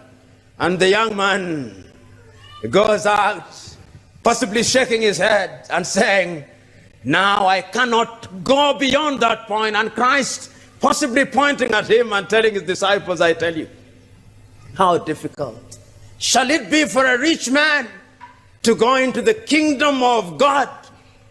It would be easier for a camel to pass through the eye of the camel, of the needle, than for a rich man to get into heaven." Christ is not condemning wealth. Christ is simply condemning the worship of wealth. Because the same Bible says that you should have enough for your children's children up to the 4th generation, but by the sweat of your brow, by the sweat of your brow, not by taking things that belong to others. What we are condemning and what Christ is condemning is that we should not use our position to acquire things that don't belong to us. And I'm submitting to us that one of the reasons why Africa and Kenya will never realize their potential is that our appetite for that which is evil has been sharpened. Waswahili wanasema kinolewacho hupata. Our appetites are so sharpened that our conscience is seared. Our conscience is numb. We can no longer tell the difference between good and evil. And because we cannot tell the difference between good and evil, we engage in good and evil on a daily basis. And that is why Isaiah says, "Woe unto you who call light day and day light." And corruption is to be found in very many places. Corruption is not only to be found in the political arena. Corruption is found even in churches today. You know, a friend of mine with whom we don't agree on many things, but we agreed on this one, once told me, the church has become so mechanical, so structured in form, that there is no space for Christ and God. And that I thought was very deep. We have structured our worship services in such a way that God is only mentioned occasionally, that God is only worshipped occasionally. And I normally sometimes ask myself, how was Christ worshiping? Christ was an itinerant preacher who engaged in dialogue on a daily basis. Christ would come and find a few people and engage them in a discourse on matters of the heaven. When he talks about the parables of the unleavened bread, when he talks about the parable of the sower, when he talks about the parables of the wheat and the tares, Christ is an itinerant preacher.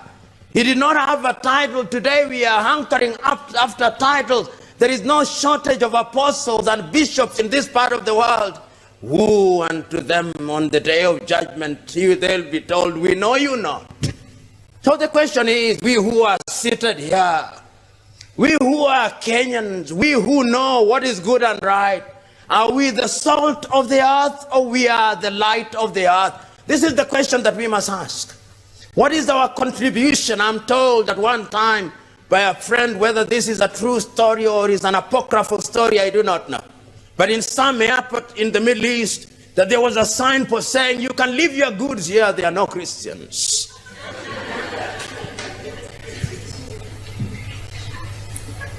There is a sense in which that statement is made tongue-in-cheek, but it has a hidden meaning.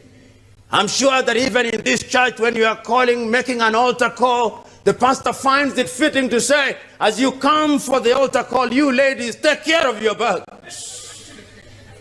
Because even within our ranks, Satan is alive and well. Within our ranks, Satan is alive and well. Every corner we turn, Satan is alive and well. Remember that temptation is always there. Even Christ himself was tempted. So that what Christ is telling us to do, he also went through. He had the agony. I keep on saying, before Golgotha, there was the agony at Gethsemane. There is no Golgotha without Gethsemane. And there is no resurrection without Gethsemane and Golgotha. So there is no triumph without temptation. It is your ability to resist temptation that defines who you are in these matters of corruption. And I know many thieves in this country. There is no shortage of thieves in Kenya. There is no shortage of thieves in parliament. They are there, and they are also good men there, but few. Recently, on national television, a member of parliament from a place called Sirisia, I do not know his name, that member of parliament, but he was asked about corruption, and he said on national television that we normally receive bribes between 10,000, 100,000 and 50,000. All of us, he said on national television. And he was asked a direct question, do you yourself receive bribes? He says, I do. And even right now, he said, there is a matter in which I'm involved, in which fellow members of parliament have asked for 56 million. And he asked the interviewer, who can refuse money except God? I'm telling him that we can refuse money, and we have. There are good men in this country. I subsequently sent an SMS to the ESCC telling, arrest this individual. I'm still waiting for the answer. Because I believe such a one as that ought not to occupy the position of leadership, but I fear that such a one as that will be re-elected again. And when you elect such men and women to come to parliament, we can pray and fast all we want. But the last time I checked, if you elect Lucifer and his angels, there is only one thing that is going to happen, something satanic. And I'm submitting to us that indeed, as we are looking at the country today, and you watch these individuals in the 47 odd counties, these men and women, the bulk of them, are making promises to us. They are telling us they'll build bridges where there are no rivers. They'll build bridges. They are now telling us that they shall cause manna to fall from heaven. They are telling us that they shall make ice out of water and water out of ice. And they shall make fire out of ice, they are telling us. They are telling us that upon their election, our lives will change dramatically in the same way that Paul of Tarsus became Paul. They are telling us that Kenya will become El Dorado, the land of gold, on the day of their election. They are telling us that their manifestos contain the secrets of alchemy that will allow us to convert bronze into gold. They are telling us that the skyscrapers of America in New York will be transplanted and be planted in Kitui. They are telling us, that all the beautiful things that are happening in Europe will, in the twinkling of an eye, invade our country and will never go back again. They are telling us, and unfortunately we believe them. We believe that they are latter-day alchemists. We believe that they are latter-day Simon the sorcerers. We believe that they are going to part the Red Sea of our lives. We believe that they shall erect pillars of fire to separate us from latter-day pharaohs. We believe that they shall knock stones and water shall come out of them. Who betide us? Those things will not happen. Because the last time I checked, an elephant only begets an elephant. How can it therefore be that a rabbit tells me that he'll beget an elephant? How can it be that hyenas are now telling me that they shall give forth lions? It cannot happen. It will not happen. And we believe it. We are co-authors of our own misfortune. We are co-authors of our own misfortune. The Bible is so clear that thou shalt reap what thou hast sown. But what are we sowing now? I want each one of us, because corruption is not only restricted to bribes, no. Inspect your heart. In the little things that you do in your office, when your child does not have a pencil at home, do you take a pencil from the office to take it home?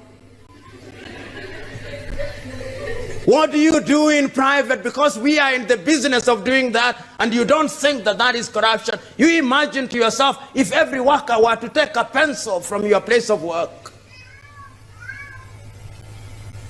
Those of us who love this country, which country is great in prospect, we must begin to say something.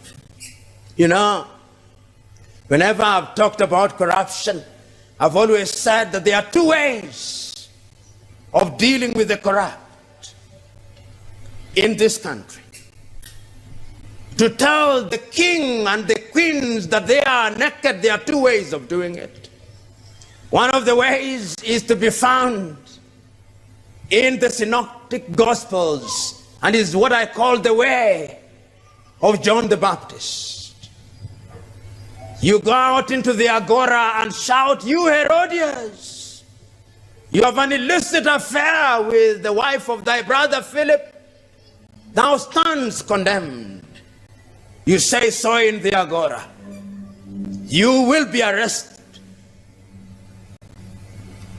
Then there will be a dance at which Salome will dance so well. And Salome will be asked to name her prize. And Salome will name her prize as the head of John the Baptist. So if you choose to shout in the agora against corruption, you must be prepared to pay the ultimate price. How many of you are prepared?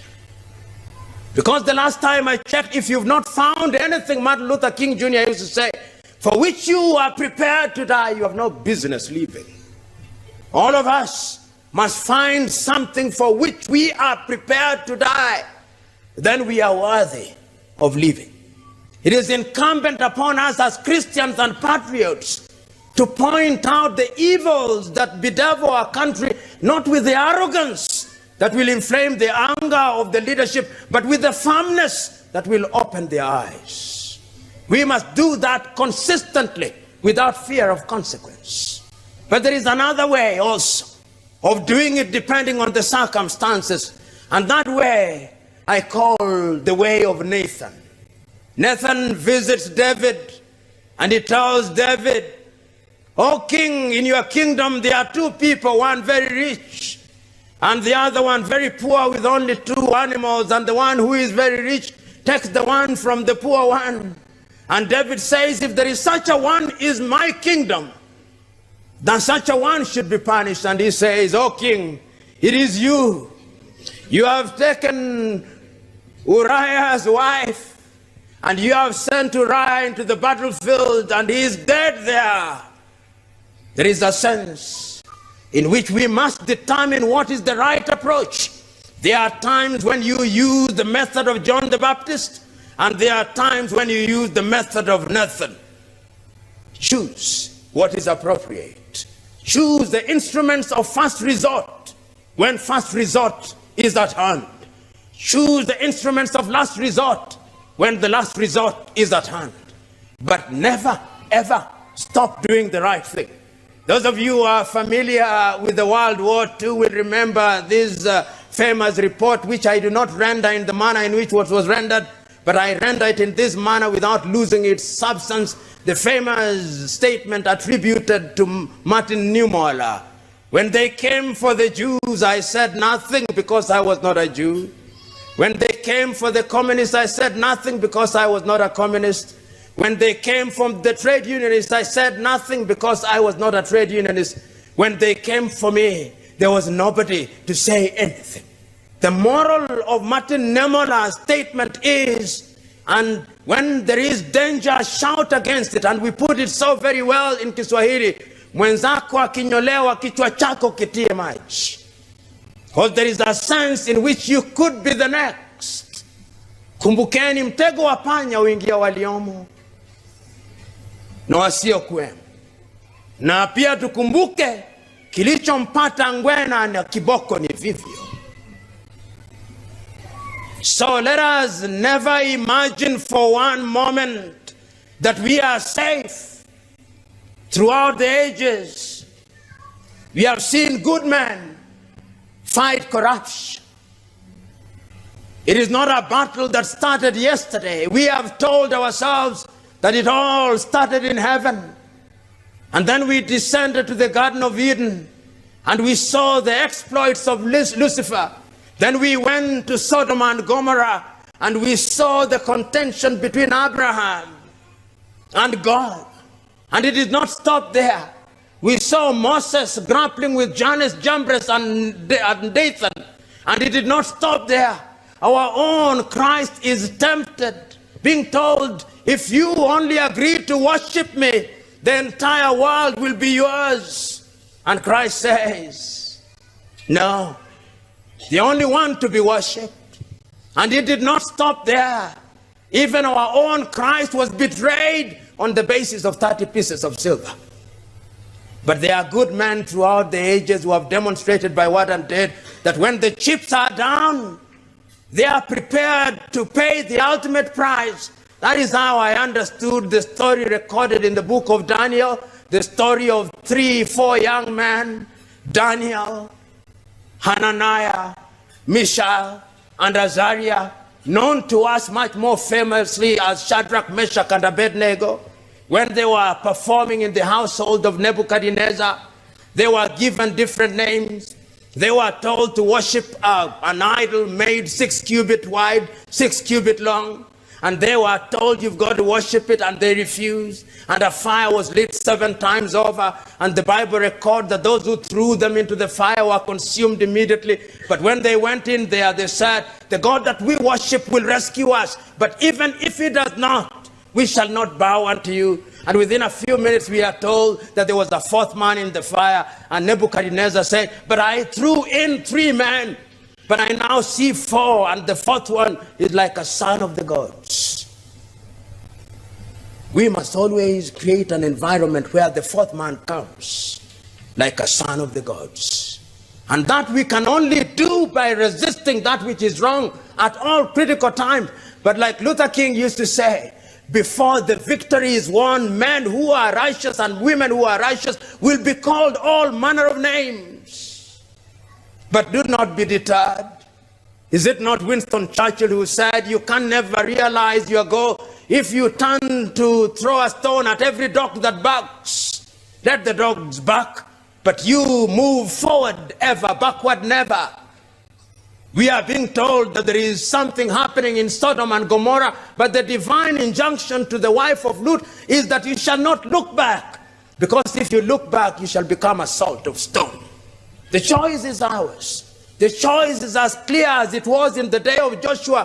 When it is recorded in the book of Joshua chapter 24, it says, when you were across the river, your grandfathers worshipped idols, Terah, Nahor. And when you came into the land of the Amorites, you also found their gods. Choose you now, whether you shall worship the God of your fathers across the river or the God of the Amorites in whose lands you live. As for me and my house, I shall worship the Lord. That question is an eternal question.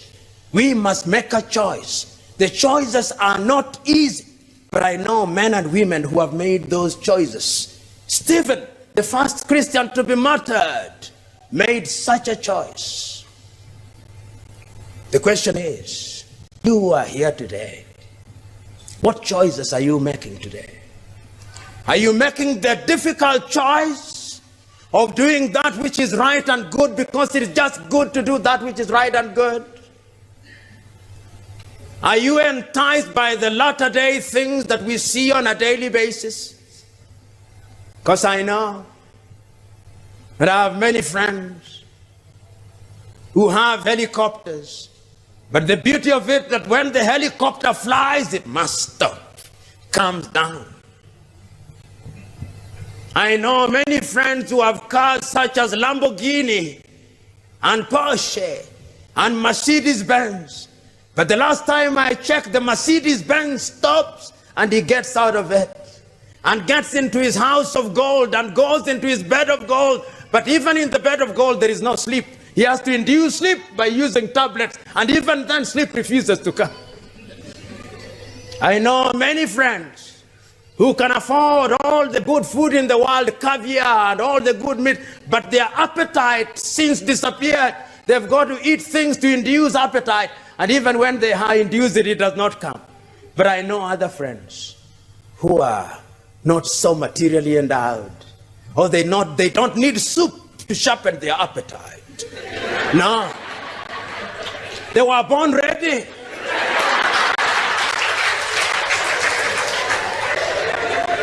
You bring forth the food and they consume it. They don't need it. I know poor friends who do not have beds of gold, but even when they sleep on the floor, they sleep soundly for 8 hours. And they don't have nightmares, they have sweet dreams which they have forgotten in the morning. I know friends who have nothing, they have no television, they only play drafts, and they enjoy it so thoroughly. They don't take out an insurance, no they don't. God is their insurance. And there is a way in which the God that we worship has a way of turning all these things in a positive way. And that is why I look forward to the day when we shall have in leadership men and women who love this country. I remember an old man with whom I had the privilege of working for a short time, former president of Tanzania, Julius Kambarage Nyerere. On the day that he left office, after 24 years in office, it is reported he had only 8,000 equivalent of United States dollars in his account. That is just about the amount that our MCA uses over a weekend. Mwalimu Nyerere, after 24 years, that is all he had. With a single house in Dar es Salaam and another one in Butiama, our MCAs and our governors within 4 years have 80 and 40 houses. And if you look at them, they have expanded so exponentially that even suits can no longer fit some of them. If you look at them, they are even running away. Has it ever occurred to you that our leaders are running away from something? They are running away from themselves. When they go to the barber shop, the first thing they ask for, a man, dye my hair that it may not be white. If God divinely said that when you grow old, your hair turns gray, why are you running away from your age? And when you have men and women who are running away from themselves, from their appearance, how truthful can they be to us? They are little things, but they have something to tell us. I'm submitting to us that time has come, that we must remember that this country will only realize their potential the day that good men and women have the opportunity to serve.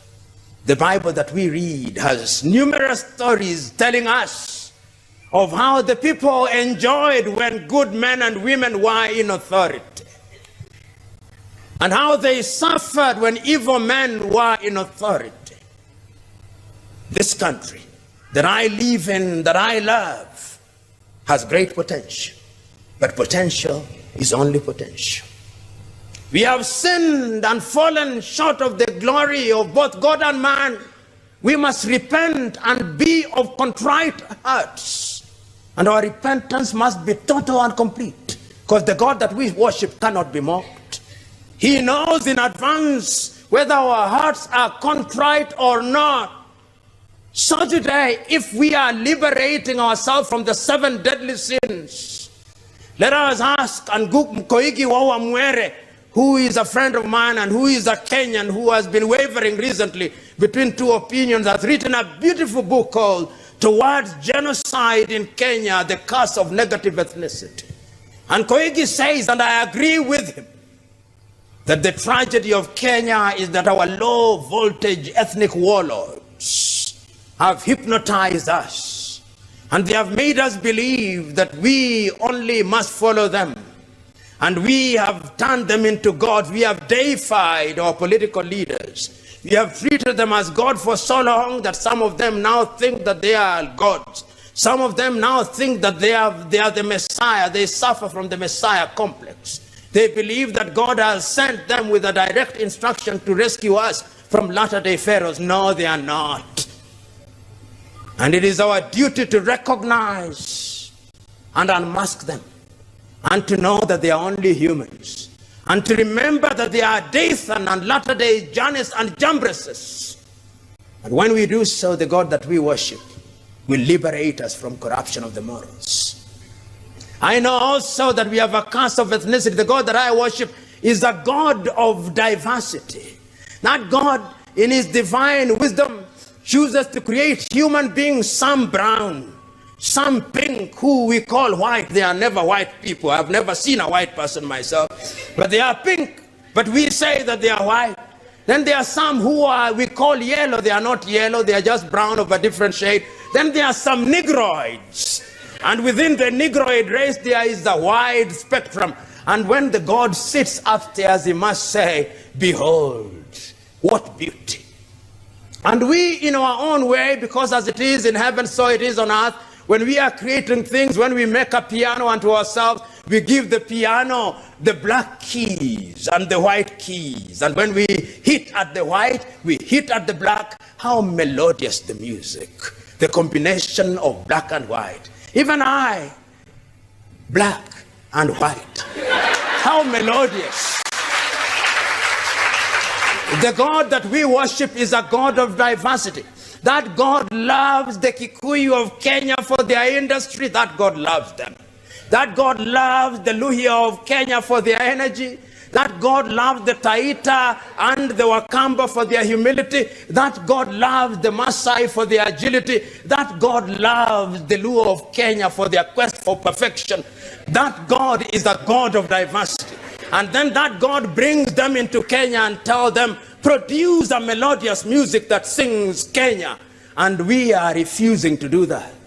We are judging each other on negative things. We are asking that we be judged by the content of our character. How is it that when you leave your home, you leave your beautiful child whom you love in the care of a Luhya maid? How is it that when you leave your home, you have a Kamba maid who is looking after your child? How is it that you have a Kikuyu plumber, you have a Luo carpenter, and that you have, as man manning your gate, you have a Turkana, and then when you are electing the president, you are told it must be from your tribe? I can never understand that logic.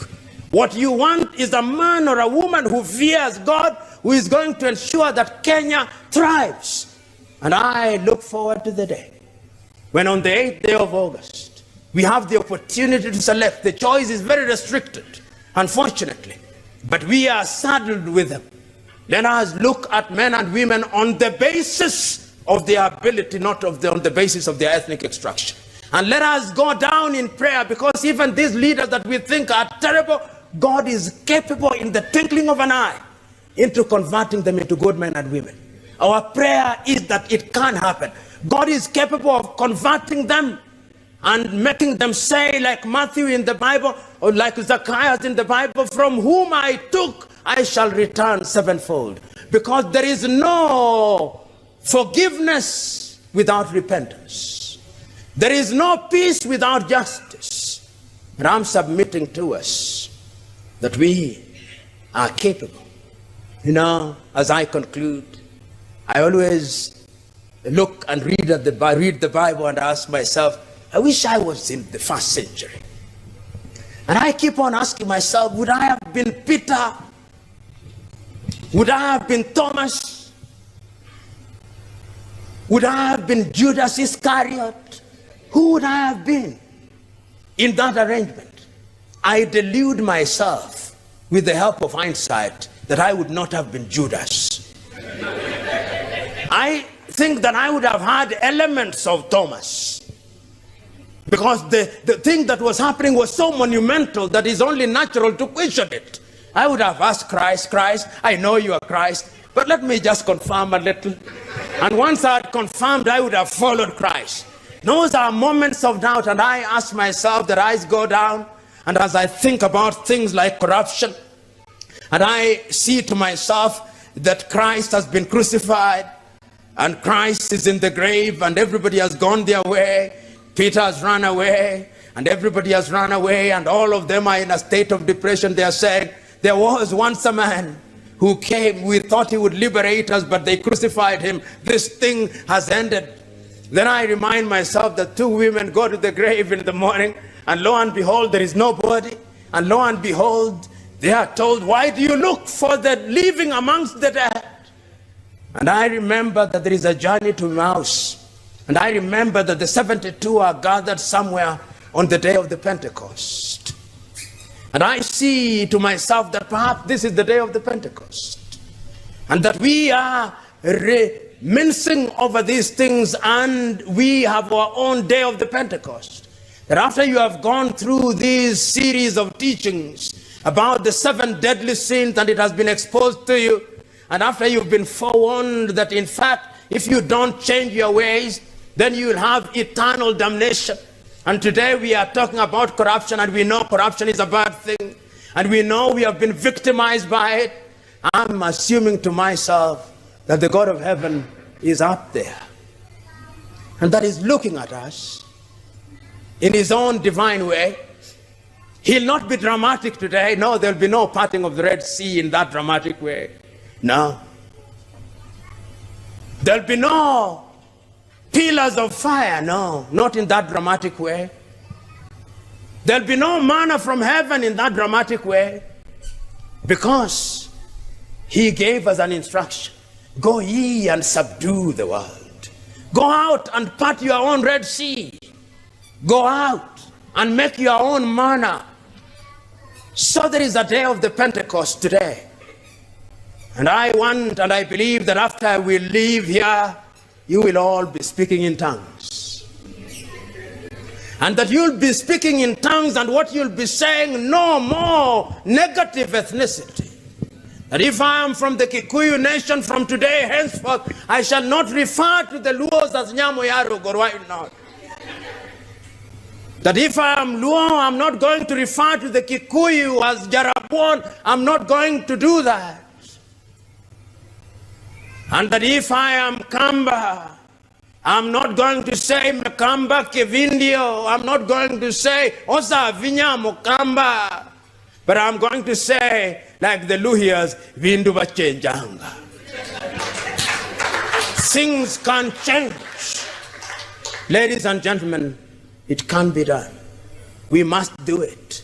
Let us live our Christianity. That does not mean that we will not sin. No. Winston Churchill said that success is moving from failure to failure without loss of enthusiasm. And I'm submitting to us that in our quest to meet Christ and to do good, we will move from failure to failure. But we must never cease to be enthusiastic, because the more we try, the more we reach close to our target. It can be done. It must be done, because if it is not done, we are done. God bless you, because God is from everlasting to everlasting.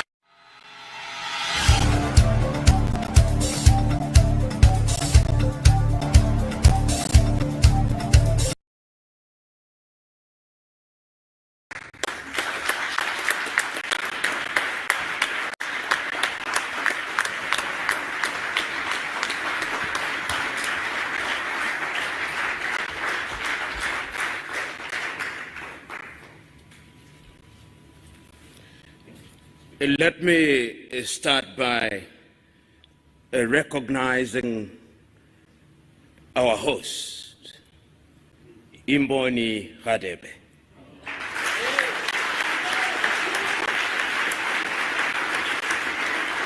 Let me also recognize that we are assembled here on the occasion of the 6th Memorial Lecture of Slabat Steve Mbiza. And let me recognize Your Majesty, the good doctor, my very good friends who have had occasion to speak before me, and those who are present in this assembly to listen to us. In your absence, our speeches would mean little, if not nothing. Let me say how glad I am to be present here to talk about a subject that is as topical as it is evergreen. The topic of decolonization of African culture to include Africa's religion and Africa's economy. I remember so very distinctly several years ago when a young African stood up on the 6th day of March in 1957, on the occasion when his country regained independence, a country then known as Gold Coast, which was then renamed Ghana. And he said on that day that the independence of Ghana meant nothing if Africa was not free. The question that we ask is whether Africa is indeed free beyond the flags that we made for ourselves. 1 year later, that young man stood up again in Accra, Ghana, in the presence of the freedom fighters of the African countries which were still under the colonial yoke, and reminded his audience that Africans had to free themselves. 2 years later in Casablanca, Morocco, that young man stood again and reminded his audience of the significance of freedom. 3 years later, on the 24th day of May, in 1963, that young man stood again in the presence of 32 heads of states and governments of African countries that had regained their independence. On that day, he reminded his audience that their independence newly acquired would mean nothing if they were not united, that their independence would mean nothing if they did not decolonize their minds, that their independence would mean nothing if they did not act with a sense of urgency to liberate Africa. He reminded his audience on that day that while in 1958 he had said, "Seek ye first the political kingdom and the rest will be given unto you," there was a sense of urgency in regaining our independence in all its dimensions. His audience listened to him not. And as I speak to you today, our continent is not at ease. Our continent is not at ease spiritually. Our continent is not at ease economically. Our continent is not at ease in our health. Our continent is not at ease in our education. We live in a continent which has great prospects, but is now in monumental difficulties. And that is why it is legitimate to engage in an inquiry such as this. We have been victimized many times, and those who spoke before me had the occasion to narrate to you how we were enslaved and commodified by the Arabs. The Arab colonization project was a project not only of Islamization, but also a project of Arabization. And when the Arabs were done with us, the European tribes came. If it was not the Portuguese, it was the Dutch. If it was not the Dutch, it was the Italians. If it was not the Italians, it was the French. If it was not the French, it was the Germans. If it was not the Germans, it was the English. We were victimized. That is our history. And when slavery had lost its luster, some from within their ranks pretended that they were abolishing slavery. They introduced yet another thing, the thing called colonization. They came into our continent and claimed that they had discovered us. They came, and while we were here, they discovered the Cape of Good Hope. They discovered us, they claimed. While we were here, they came and pretended to discover all lakes and all rivers. That is how they came.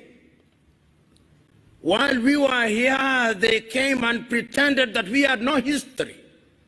But let us assess history, if only to demonstrate to ourselves that the African continent is the cradle of human civilization. You know, when Europeans were still living in caves, the Dogon in Mali had already recognized the stars. When the Europeans were still eating raw meat, the Africans had discovered fire. The Africans were the pioneers. And even if you look at all religions and their creation, and I'm a keen reader of the Bible, and the Bible records, and the God said, let us create man in our own image, and that he took soil and formed man out of it. The last time I checked, soil was brown or black, not white.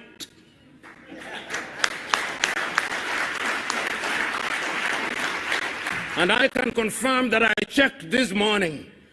The soil is still black, the soil is still brown, and if therefore anybody is created in the image of God, it is we who are of the black race.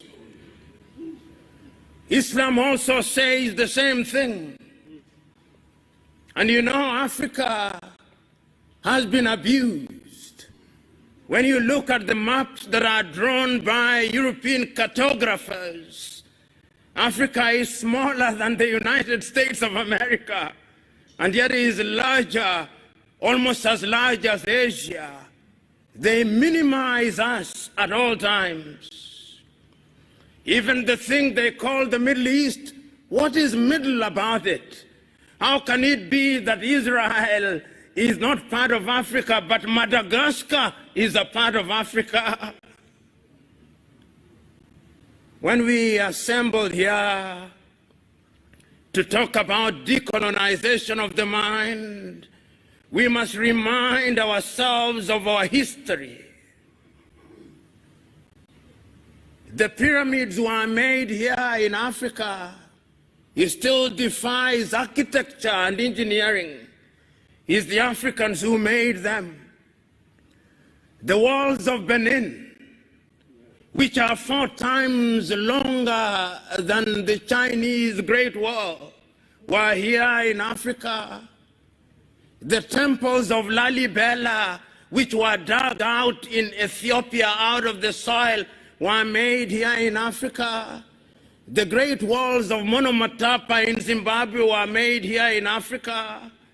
And when you go to the warriors of the world, the Monis or the Amazons of Dahomey were found in present-day Benin.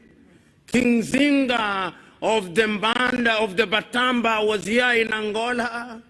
Africa is the cradle of human civilization. You know, as a young man, I read Ghana's Jody Graft's play, Muntu, in which he says in part, some things we know and some things we do not know. But this one we know, that Ottoman Koma created the world, and that Ottoman Koma is God, and that God is neither Christian nor Muslim nor all these things, because God is a spirit.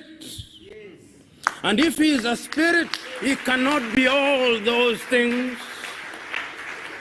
Your own Desmond Mpilo Tutu writes in a book, God is not a Christian. And he is not. Even for those of us who are of the Christian faith, Christ was not a Christian. Christianity is a post-Christ religion. And you can see that God has been appropriated by civilization, and over the years they have been whitening God. When God was in the Middle East, even Christ was in the Middle East, he was not as white as he is now presented to us. They took Christ to the Greeks. They made him white, and they made him speak Greek.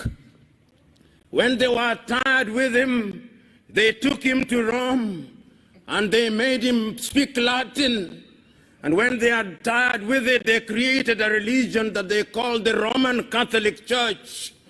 God was not a Catholic and is not a Catholic. When they were tired with him, they took him to England to allow King Henry VIII to marry, and they named the Church of England, and made the Queen and the monarch the head of that church. God is not an Anglican. And when they were tired, they took him to Scotland, and they made him a Presbyterian. And when they were tired, they made God a Methodist. And when they were tired, they took him to Germany, and they made him a Lutheran. And when they were tired, they went to the United States, and they made him an Episcopalian. God is not all those things. The God that I worship is worshipped in truth and in spirit. And let me tell you, throughout the ages, ask yourself a few fundamental questions. Despite the fact that they have done everything to erase Africans from the face of this earth, even in their own history, they acknowledge that all their great men came to Africa. Why? And what did they come to do to Africa? Socrates was in Africa. And when he came to Africa, he met Orunmila of the Yoruba tribe, who was a greater philosopher than him. Pythagoras was in Africa. What did they come to do to Africa? You pay homage where knowledge resides. Moses was in Africa and was born in Africa. What did he come to do in Africa? You pay homage where knowledge is. Muhammad was in Africa. Why do you come to Africa? You pay homage where knowledge is.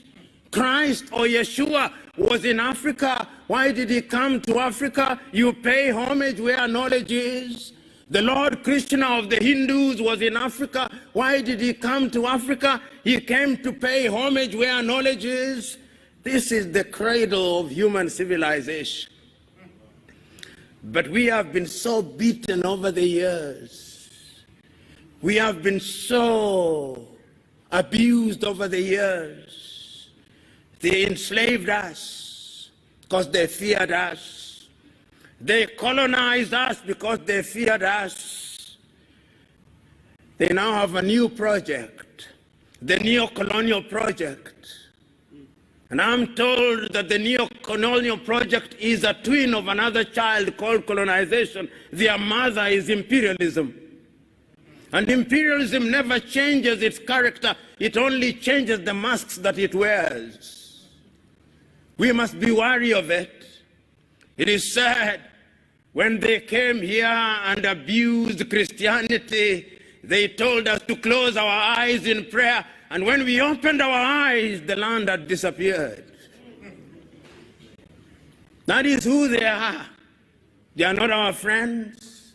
I can still hear through the vicissitudes of time your own Robert Mangaliso Sobukwe saying, there is only one race in the world, the human race, but the whites have forgotten that. The Arabs have forgotten that. The Chinese have forgotten that. It is only we Africans who know that there is only one race, the human race. It is our duty to remind them that that is indeed the divine instruction. Because the God that I worship cannot be bottled in little religions. The God that I worship cannot be contained in little books. The God that I worship is immanent and omnipresent. He is resident in our minds and in our hearts and in our very veins. It is only we Africans who know him in truth. And in order to appreciate him, we must understand him differently. We must understand him in spirit, you know. When I look at the world, and I look at it often, and when I look at Africa and I look at her often, when I think of Africa and I think of her often, and when I imagine her and I imagine about her often, I say with the famous Sudanese poet Alpha Ituri, "O Africa, why hast thou not realized thy potential?" And the reason is simple. They came here and did something to our mind and to our spirituality. Many men have tried to understand what they did to us. I'll not refer to all of them, but I'll refer to a dramatization which some of you will be familiar with. The African-American Alex Haley produced a film called Roots. And in Roots, he dramatizes the life of a young man uprooted from Jufure village in what is now known as the Gambia, Kunta Kinte. And they take Kunta Kinte to the United States of America. And when they take Kunta Kinte to the United States of America, the first thing that they do to him is to beat him up, that he may change his name, so that Kunta Kinte is beaten out of him, and they introduce a new being called Toby. That is what they do to us. They beat our Africanness out of us. And when we are all empty, they fill us with something that is alien. And then we begin to think like them. We begin to think that our hair is not good enough, so that our women must buy wigs from dead women in Asia, so that our women must reject their skin, they bleach it, that they may become whiter, so that our women can remove their eyebrows and eyelashes, so that our women can paint their lips red. They do that to us, so that our women can stop eating, that they may become slender. They do that to us. And they do that to us because they know that our women are the fountain of life. And that when they change our women, we men who are weak will be changed. We must stop that.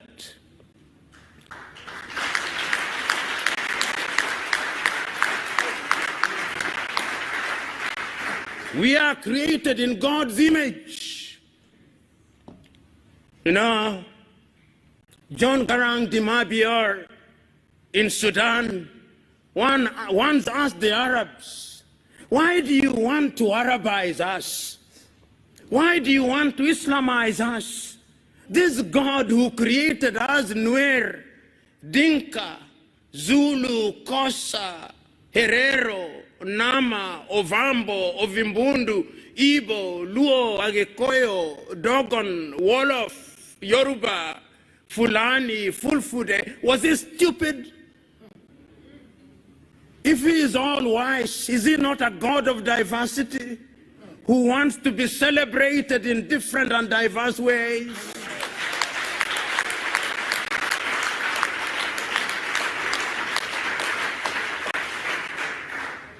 We must not accept. We must, in the nature of things, change ourselves.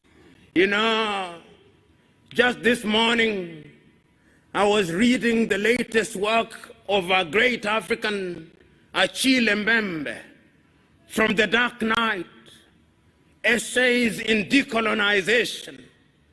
And he says that the only place that we must start decolonizing is the mind, because the mind is the standard of the man. I was thinking about the writings of my own countryman, Ngugi wa Thiong'o, decolonizing the mind. All battles are fought in the mind. René Descartes was right because knowledge is universal. Cogito ergo sum, I think, so I am. So we must think. Because once our minds are changed, then our spirituality is energized. And once our spirituality is energized, then we exercise the ghost of low self-esteem. And once we exercise the ghost of low self-esteem, then we begin to discover our potential. Then our economies begin to grow. Then we mine our gold and improve them. You know, how can it be that Africa is the richest continent on the earth and our gold is mined by De Beers? How can it be that Africa is the richest continent on the world and our diamond is produced in South Africa, in Botswana, and Namibia, and in Sierra Leone, and in Liberia, but the price is determined in Antwerp, in Belgium? How can it be? How can it be that Africa produces cocoa in Togo, in Cote d'Ivoire, and in Ghana, and chocolate is then made in Switzerland and in Belgium, who have not even a bush of cocoa? How can it be that tea is produced in Ethiopia and in Uganda and in Kenya, and when it is taken to the United Kingdom, they now call it English tea? How can it be? How can it be? How can it be?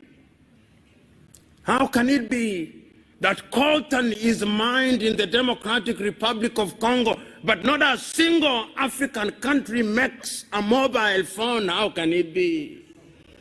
How can it be? It can only be because we have allowed our minds to be captured. It can only be because we have allowed ourselves to be spiritually confused. It can only be because we have allowed ourselves to be slaves of others. And the God that we worship, knowing that we are confused, has turned his head on the other side, so that when we pray and fast, he does not listen. Or if he listens, he does not care. He's waiting for us to realize ourselves so that we can worship in truth.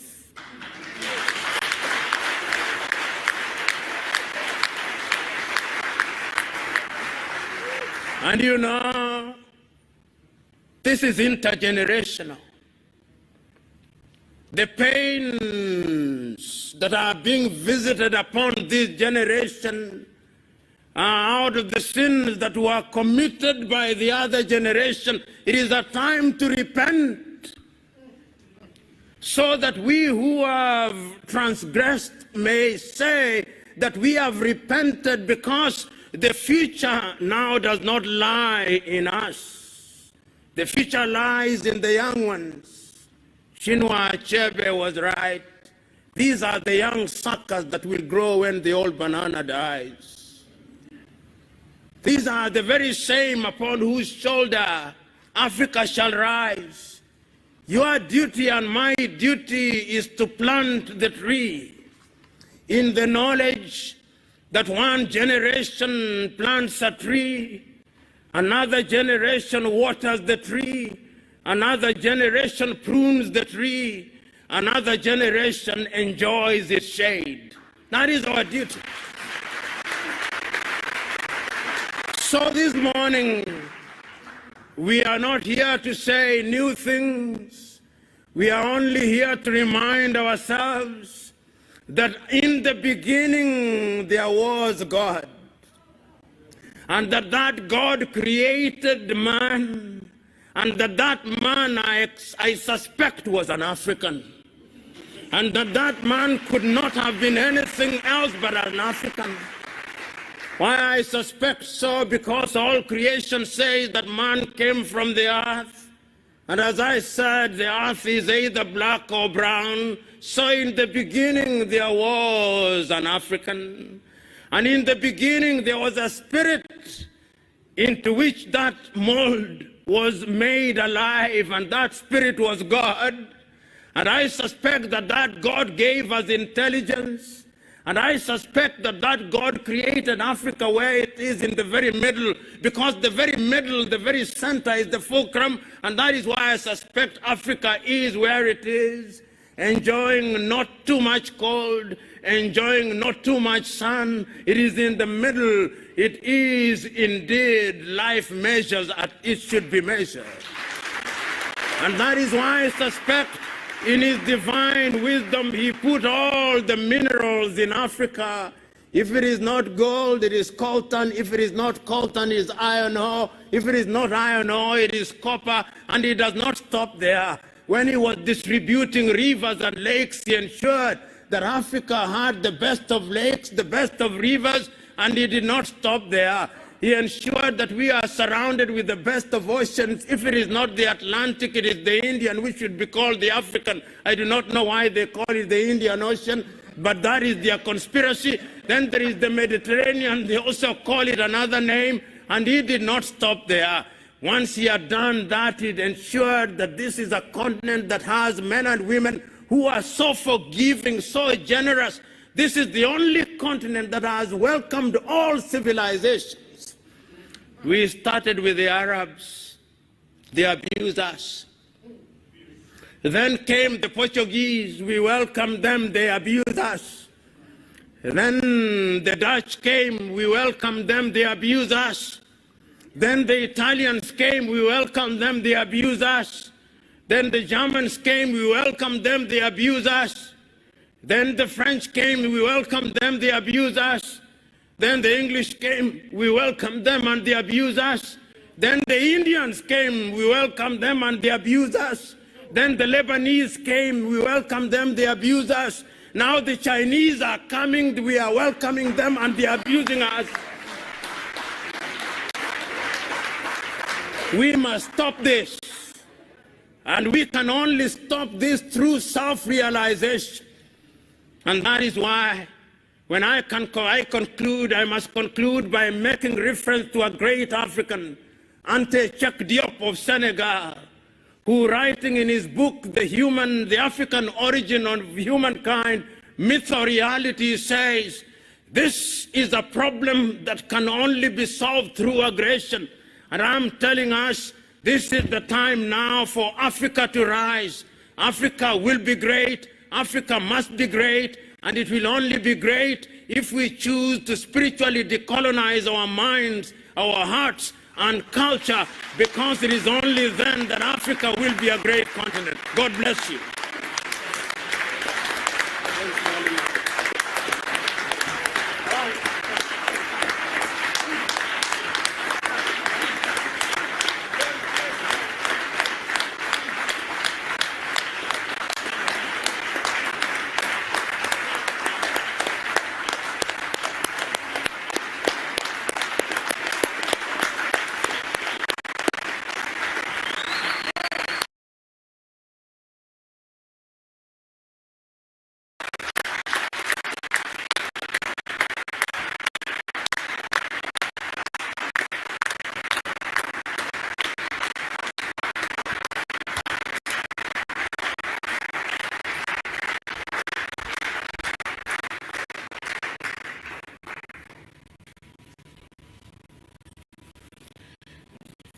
Let me start by recognizing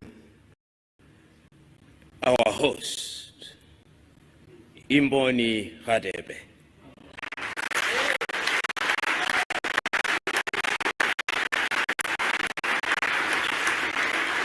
Let me also recognize that we are assembled here on the occasion of the 6th memorial lecture of Slabat Stephen Biza. And let me recognize Your Majesty, the good doctor, my very good friends who have had occasion to speak before me, and those who are present in this assembly to listen to us. In your absence, our speeches would mean little, if not nothing. Let me say how glad I am to be present here to talk about a subject that is as topical as it is evergreen. The topic of decolonization of African culture to include Africa's religion and Africa's economy. I remember so very distinctly several years ago when a young African stood up on the 6th day of March in 1957, on the occasion when his country regained independence, a country then known as Gold Coast, which was then renamed Ghana. And he said on that day that the independence of Ghana meant nothing if Africa was not free. The question that we ask is whether Africa is indeed free beyond the flags that we made for ourselves. 1 year later, that young man stood up again in Accra, Ghana, in the presence of the freedom fighters of the African countries which were still under the colonial yoke, and reminded his audience that Africans had to free themselves. 2 years later in Casablanca,